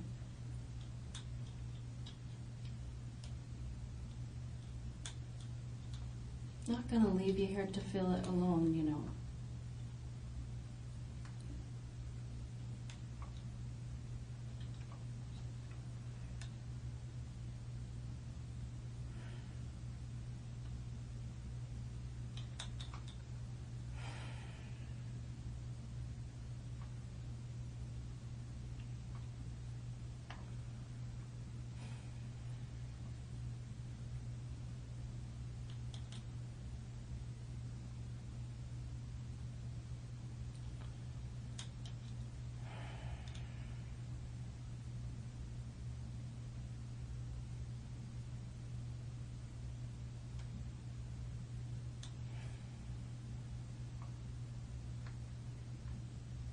I can tell that you want to talk about this. I really can.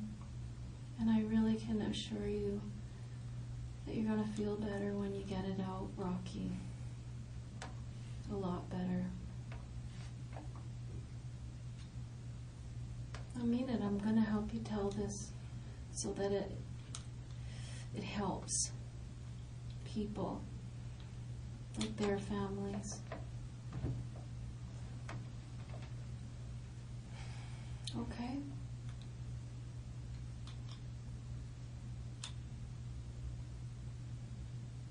You're just looking at me like you're not sure, but you know what? You have to admit that from the start to the finish, I've told you the truth.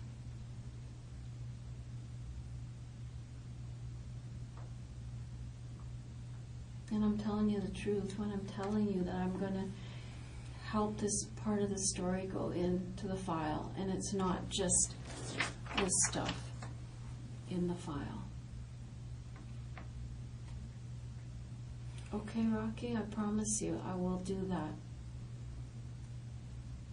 I'll tell this story exactly the way you want me to tell it.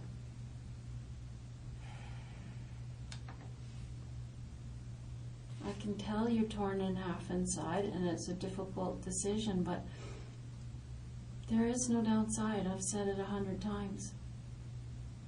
When a case is this complete, I don't know what you're protecting. What do you think will happen if you talk about this?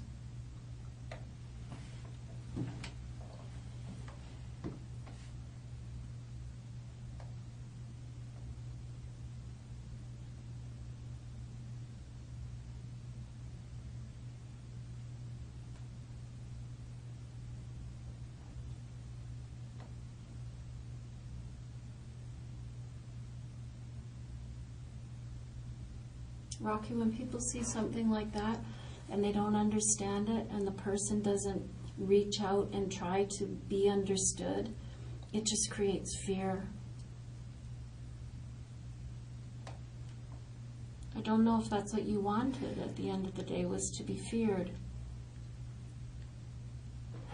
by your family and your neighbors. I don't know if that was ultimately what you're after. I feel like you wanted to be known because you made it so obvious, but what is it that you wanted?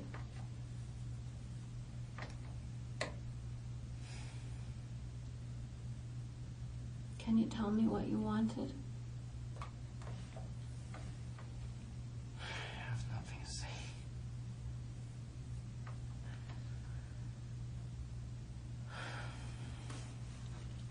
You asked me earlier what I wanted to know. Tell me something you'd like me to know.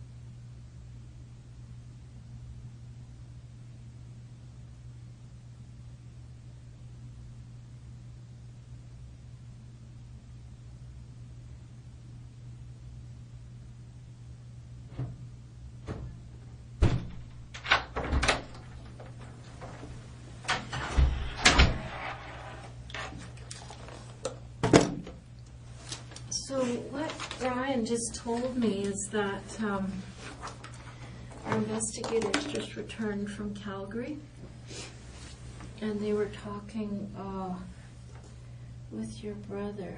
What do you call your brother? Toddy? Yeah.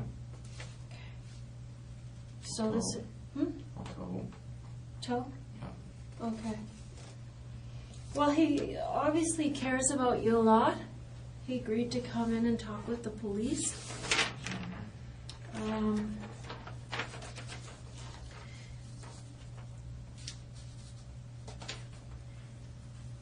He said it took you a little bit longer to get your degree, but you had to learn English at the same time. So that's sort of understandable. No, actually, my English is very fine at that time. But it just is, unless you guess, what was that? I was got 7.0 points, or otherwise you need to take some, I don't know, EAP course, that kind of stuff. Just Okay. what it required. Okay. What do you think of this? What the hell is? Yeah, just that your brother has come in to talk about you. He said that you were born in Hong Kong and you came to Calgary when you were 18. Mm-hmm. That your mom is a Canadian citizen. Mm-hmm. And that your sister came to Canada before him. And that you finished high school in Hong Kong. He doesn't report that you have any health problems. He said you had a sore shoulder after the crash last year, but it's not lingering. He says you like to stay home and play video games. I guess we've already confirmed that. He said you got along well with your mom, and they didn't have a temper.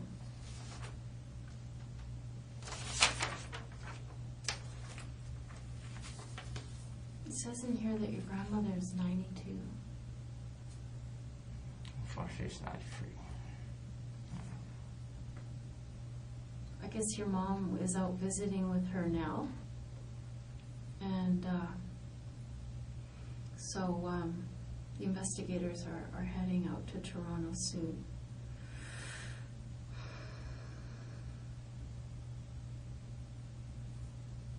Anyway, there's other notes, but your brother had a message for you. Do you want to hear it? Mm-hmm. Listen carefully because this computer's speakers aren't very loud.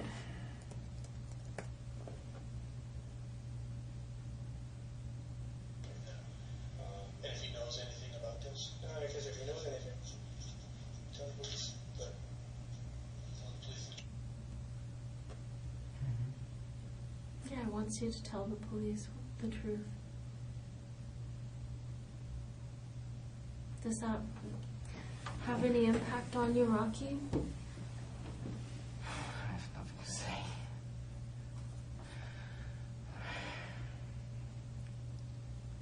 I really have nothing to say. Hon, that's not true. You have everything to say. I want you to feel better. I want you to do well after this. I don't want this to be the only thing in your life that defines you. You know what I mean? A lot of people are involved in things that they're horrified by, and they change their lives. It's a line in the sand, and they change their lives, Rocky, and you can do that too. This doesn't have to be the only thing that we think of you. Do you understand that? That there's still hope and there's still a chance for you to make something good come out of this?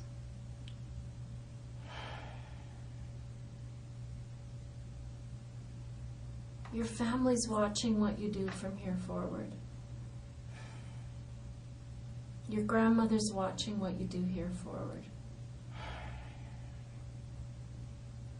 Come on, Rocky, you've got to do the right thing. I don't understand how this is difficult. It's very simple. It's very easy, actually. There is only one right thing to do.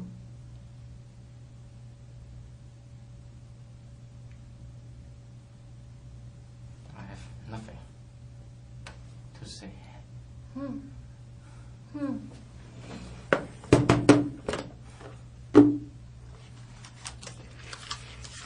So Rocky, one more time then. Why is your DNA on this knife outside the house where these people were killed?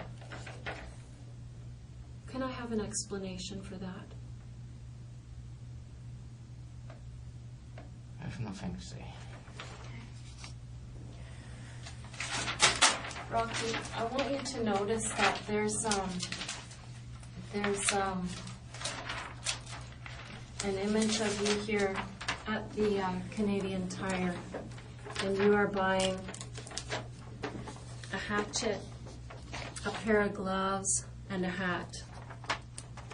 The hatchet and the hat are at the house, the exact same make and model as you bought, and the same hat that you bought, same brand, same logo, same everything, is at the house where those people were killed. Do you have an explanation for that?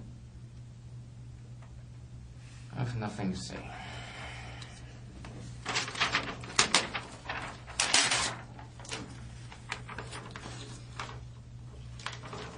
This is the very hat rack where you chose that hat from, where you tried it on.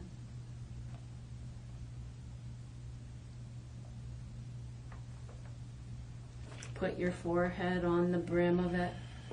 All of this analysis is yet to be done. I don't want to talk about it. Well, I'm sure you don't, love. I'm sure you don't.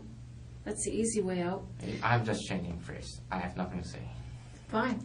So, can you explain why that hat, that is the same type of hat that you bought 2 weeks before this incident, is under the table with Mr. Jones' blood on it, the dead man's blood on it? Do you have an explanation?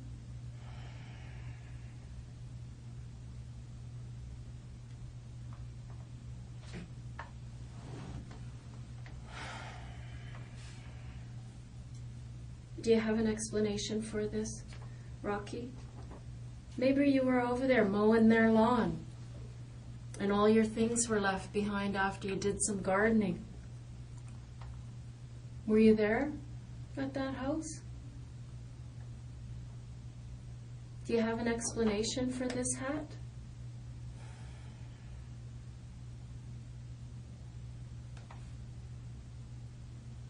Rocky, do you have an explanation for the hat?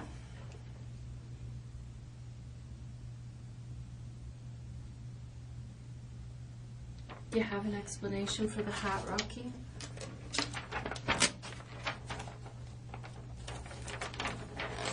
It was found under the kitchen table with Mr. Jones' blood on it.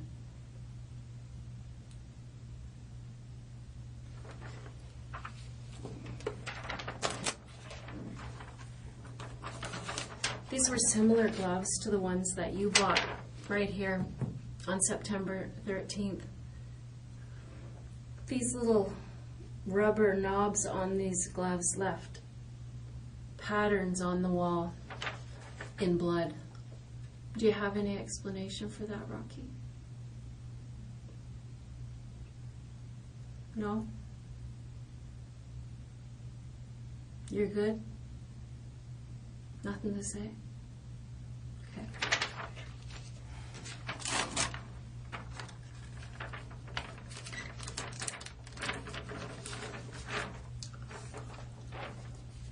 Those images are clear as a bell. They're clear as a bell. Your backpack was even left here. We even have images of that, clear as a bell. That backpack is seen later in the neighborhood, walking away from that car. Do you have an explanation for that?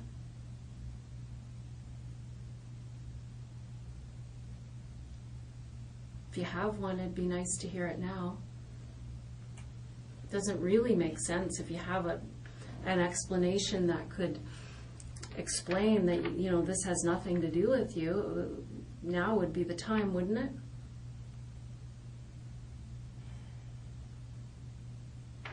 No?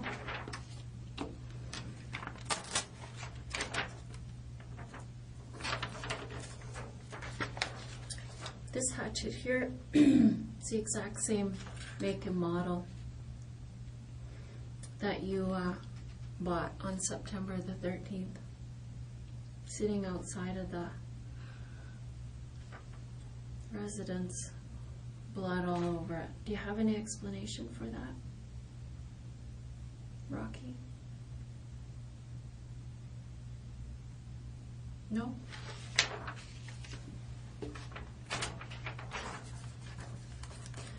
This is your receipt. You didn't take the copy at the time, but this is your receipt from September 13th that shows the items that you bought, being the hatchet, gloves, and hat. Thank you. Hold on.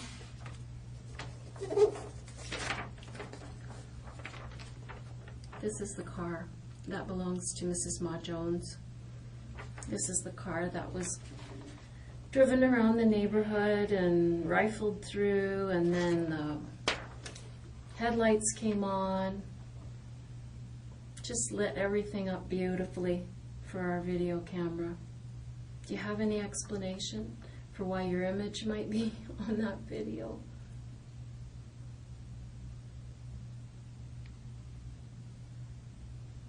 Cold as ice, eh? I just don't want to repeat.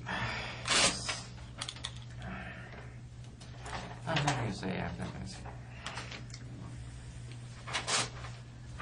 I'm tired.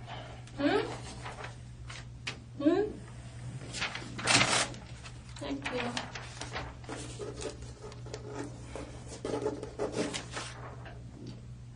This is an image of Mr. Jones earlier in the day before he died. Hunched over, walker. Do you have an explanation why you killed this old man? I have nothing to say.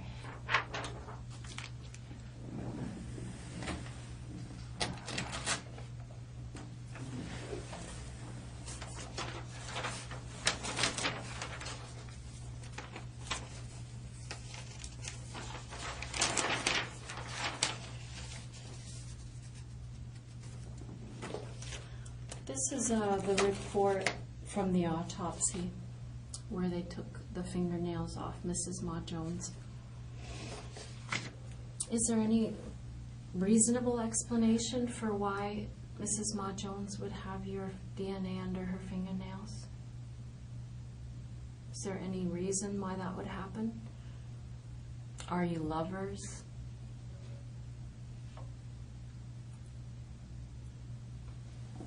Thought not. How are you? May I ask, how are you? How am I? Yeah. Perfect. What does that mean, how are you? How are you? Just asking your age. Sorry. How old am I? Yeah. I'm 50. Oh. Why do you want to know? Sort of. How long have you been in the police department?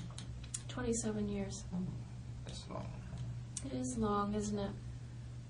I'm going to tell you how long it is, Rocky.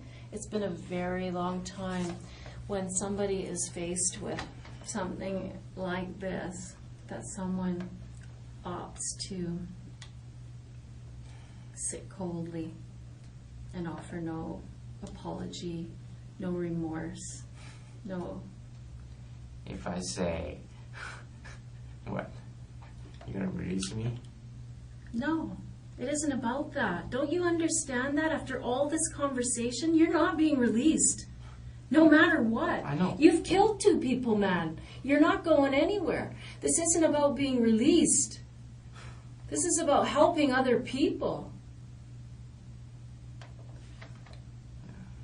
But you don't care about that. That's all I've been talking about all night, is you helping other people. You've done enough to hurt other people, that's for sure. But you're just sitting there coldly. I don't have anything to say. I don't really give a shit. You're not me. No, I certainly am not. Because you know the difference? I have empathy for other people, and I care No, about other you're people. not being charged for murder. I didn't kill anybody either. That's the difference, man.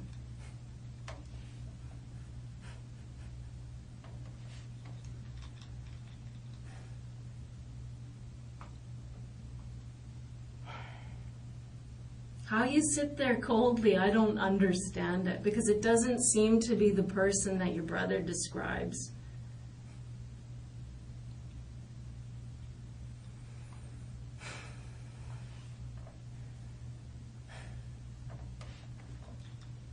I'm telling you, Rocky, I've been in this room tons of times with tons of people, and with people who've done worse things than you. And when they see the writing on the wall and they know the jig is up, I'm caught, I'm done. There's DNA, there's video, there's every kind of evidence that there is, they finally do the right thing. They always do the right thing, almost without exception. You, sir, are an exception. In the face of all of this, you're choosing to stay back, not help anybody. And you sit there and you pretend I don't understand something, but you won't tell me what it is I don't understand. So that's kind of passive-aggressive or something. I don't really understand what you're doing.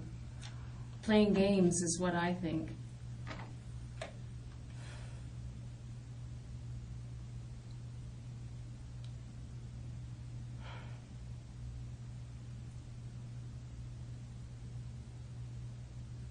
You just playing games, Rocky? Is that what it is? Like, this whole thing seems like a big game to you.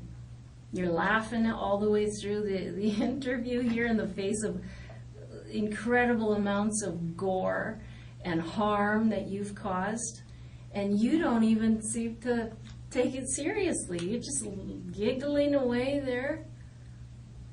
Because that's not laughing. Oh, I don't know what it is. You're sure not explaining it. We're just left with what we see. And it's not an empathetic person. Yeah. It's not normal for you to be so cold. I don't get it. What do you want? I want you to tell me the truth, Rocky. That's all. It's easy. It's simple. It makes sense.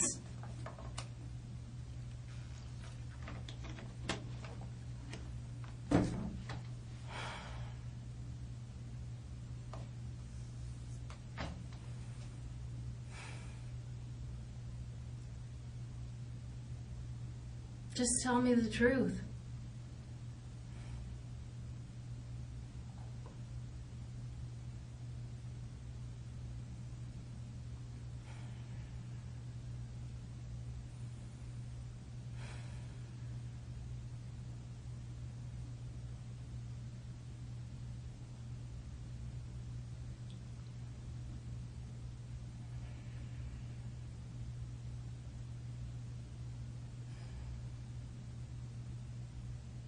Do you regret it?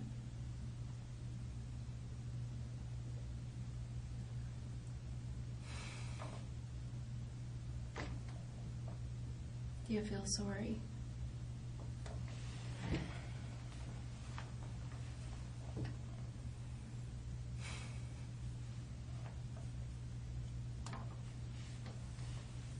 No? You don't regret it? You don't feel sorry?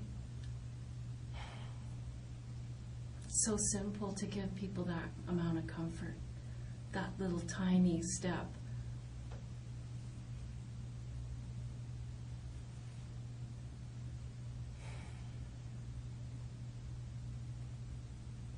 It's such a simple thing to give people, and you won't even give them that.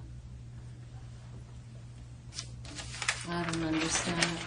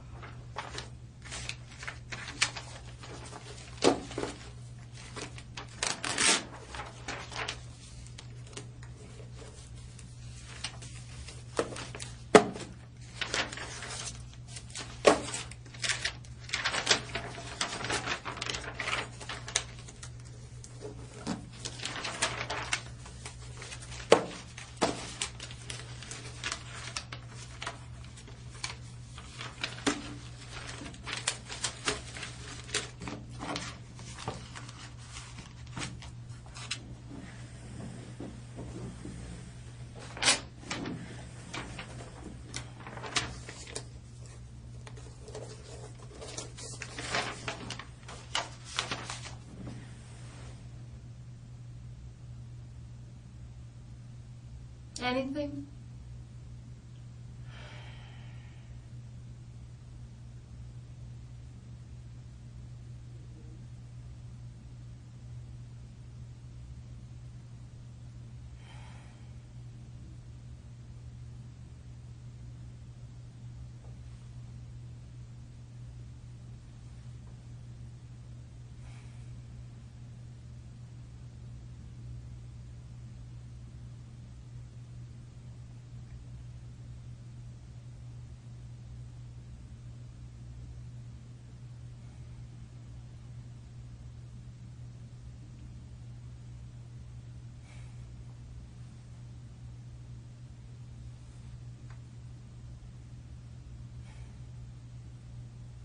This is your chance.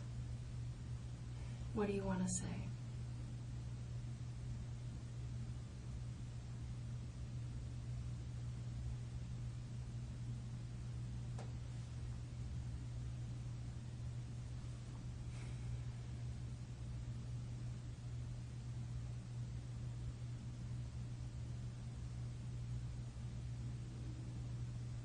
What do you want to say, Rocky?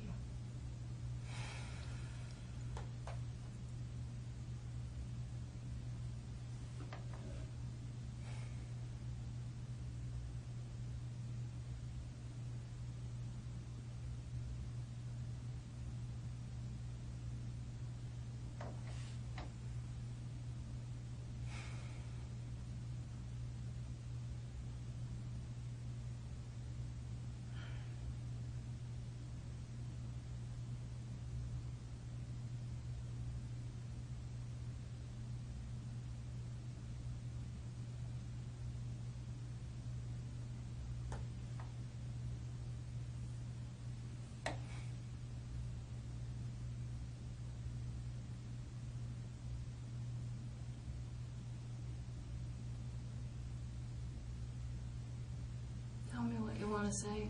I can see that you're feeling something.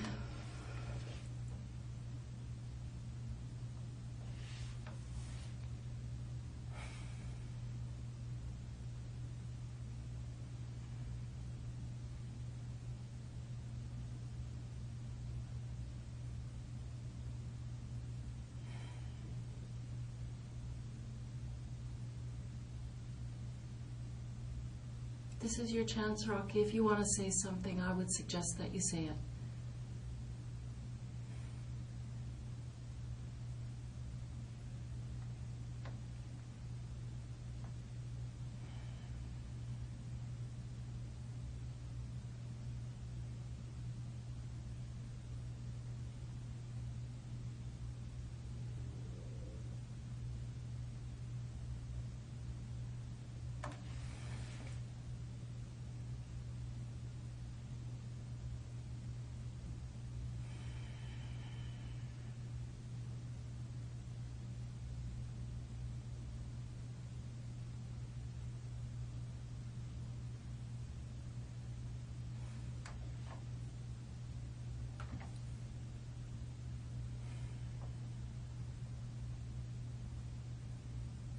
What is it?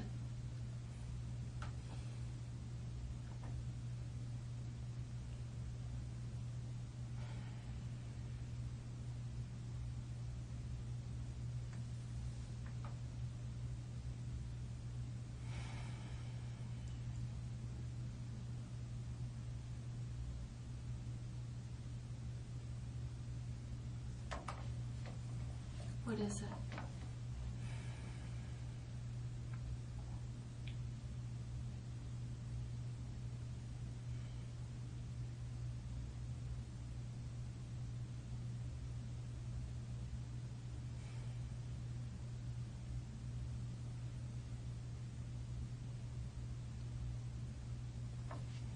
What do you want to say about this, Rocky?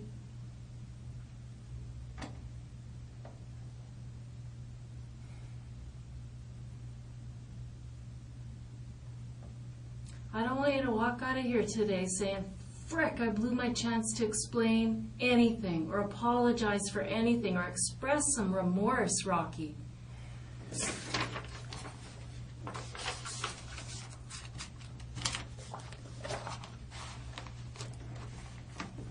What do you want to say about this, Rocky?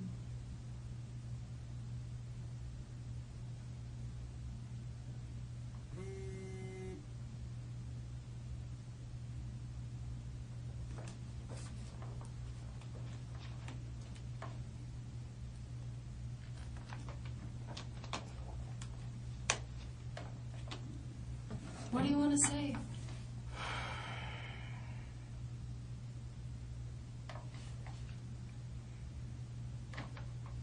You know, Rocky, I can sit there and I can feel that you are feeling something. I can see that you're emotional. Why aren't you taking this chance to at least express remorse? Maybe today you're not ready to talk about the whole ugly story, but at least say you're sorry. For what?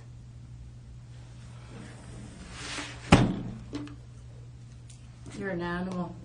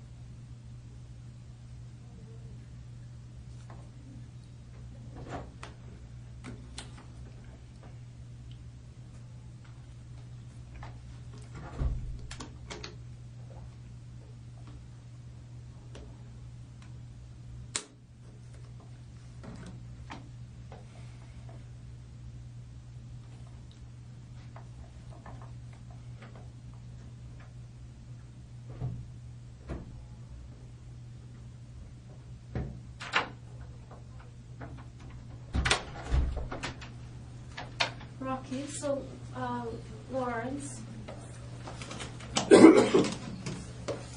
Hi. this is Lawrence Louie. He's with the Forensic Identification Unit, Rocky. So you were asking earlier about the process. So what's going to happen now is that they're going to take some photographs of some of the marks on your body, and they're going to take your clothing and document all of that before they send you to jail. Okay, so they're going to do that across the room where there's no audio or video recording so that you can have some privacy there. But you will be under audio recording over there. Do I have the right to retract? No. No, we're gathering evidence and you're under arrest for murder ×2. So no, you don't have a lot of leeway at this time, that's for sure. Okay? Are we all set to go over? Come on, Rocky. Okay, right. Just bring them back, you guys, if you can. Before that, You I bet. go to the washroom. You can go to the washroom beforehand. Yep. Okay. Rocky, whose shoes are those you're wearing? Mine. Abby's just going to use the washroom for a second.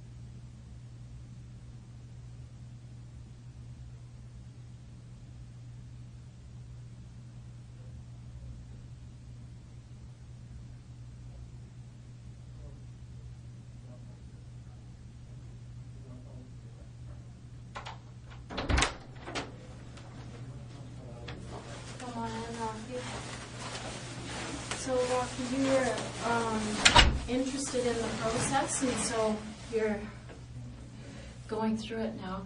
So what they're going to do is they're going to wait for a wagon to show up, and they're going to take you off to jail, where they'll do some formal processing there, and then ultimately, probably tomorrow, you'll go out to another facility. Okay?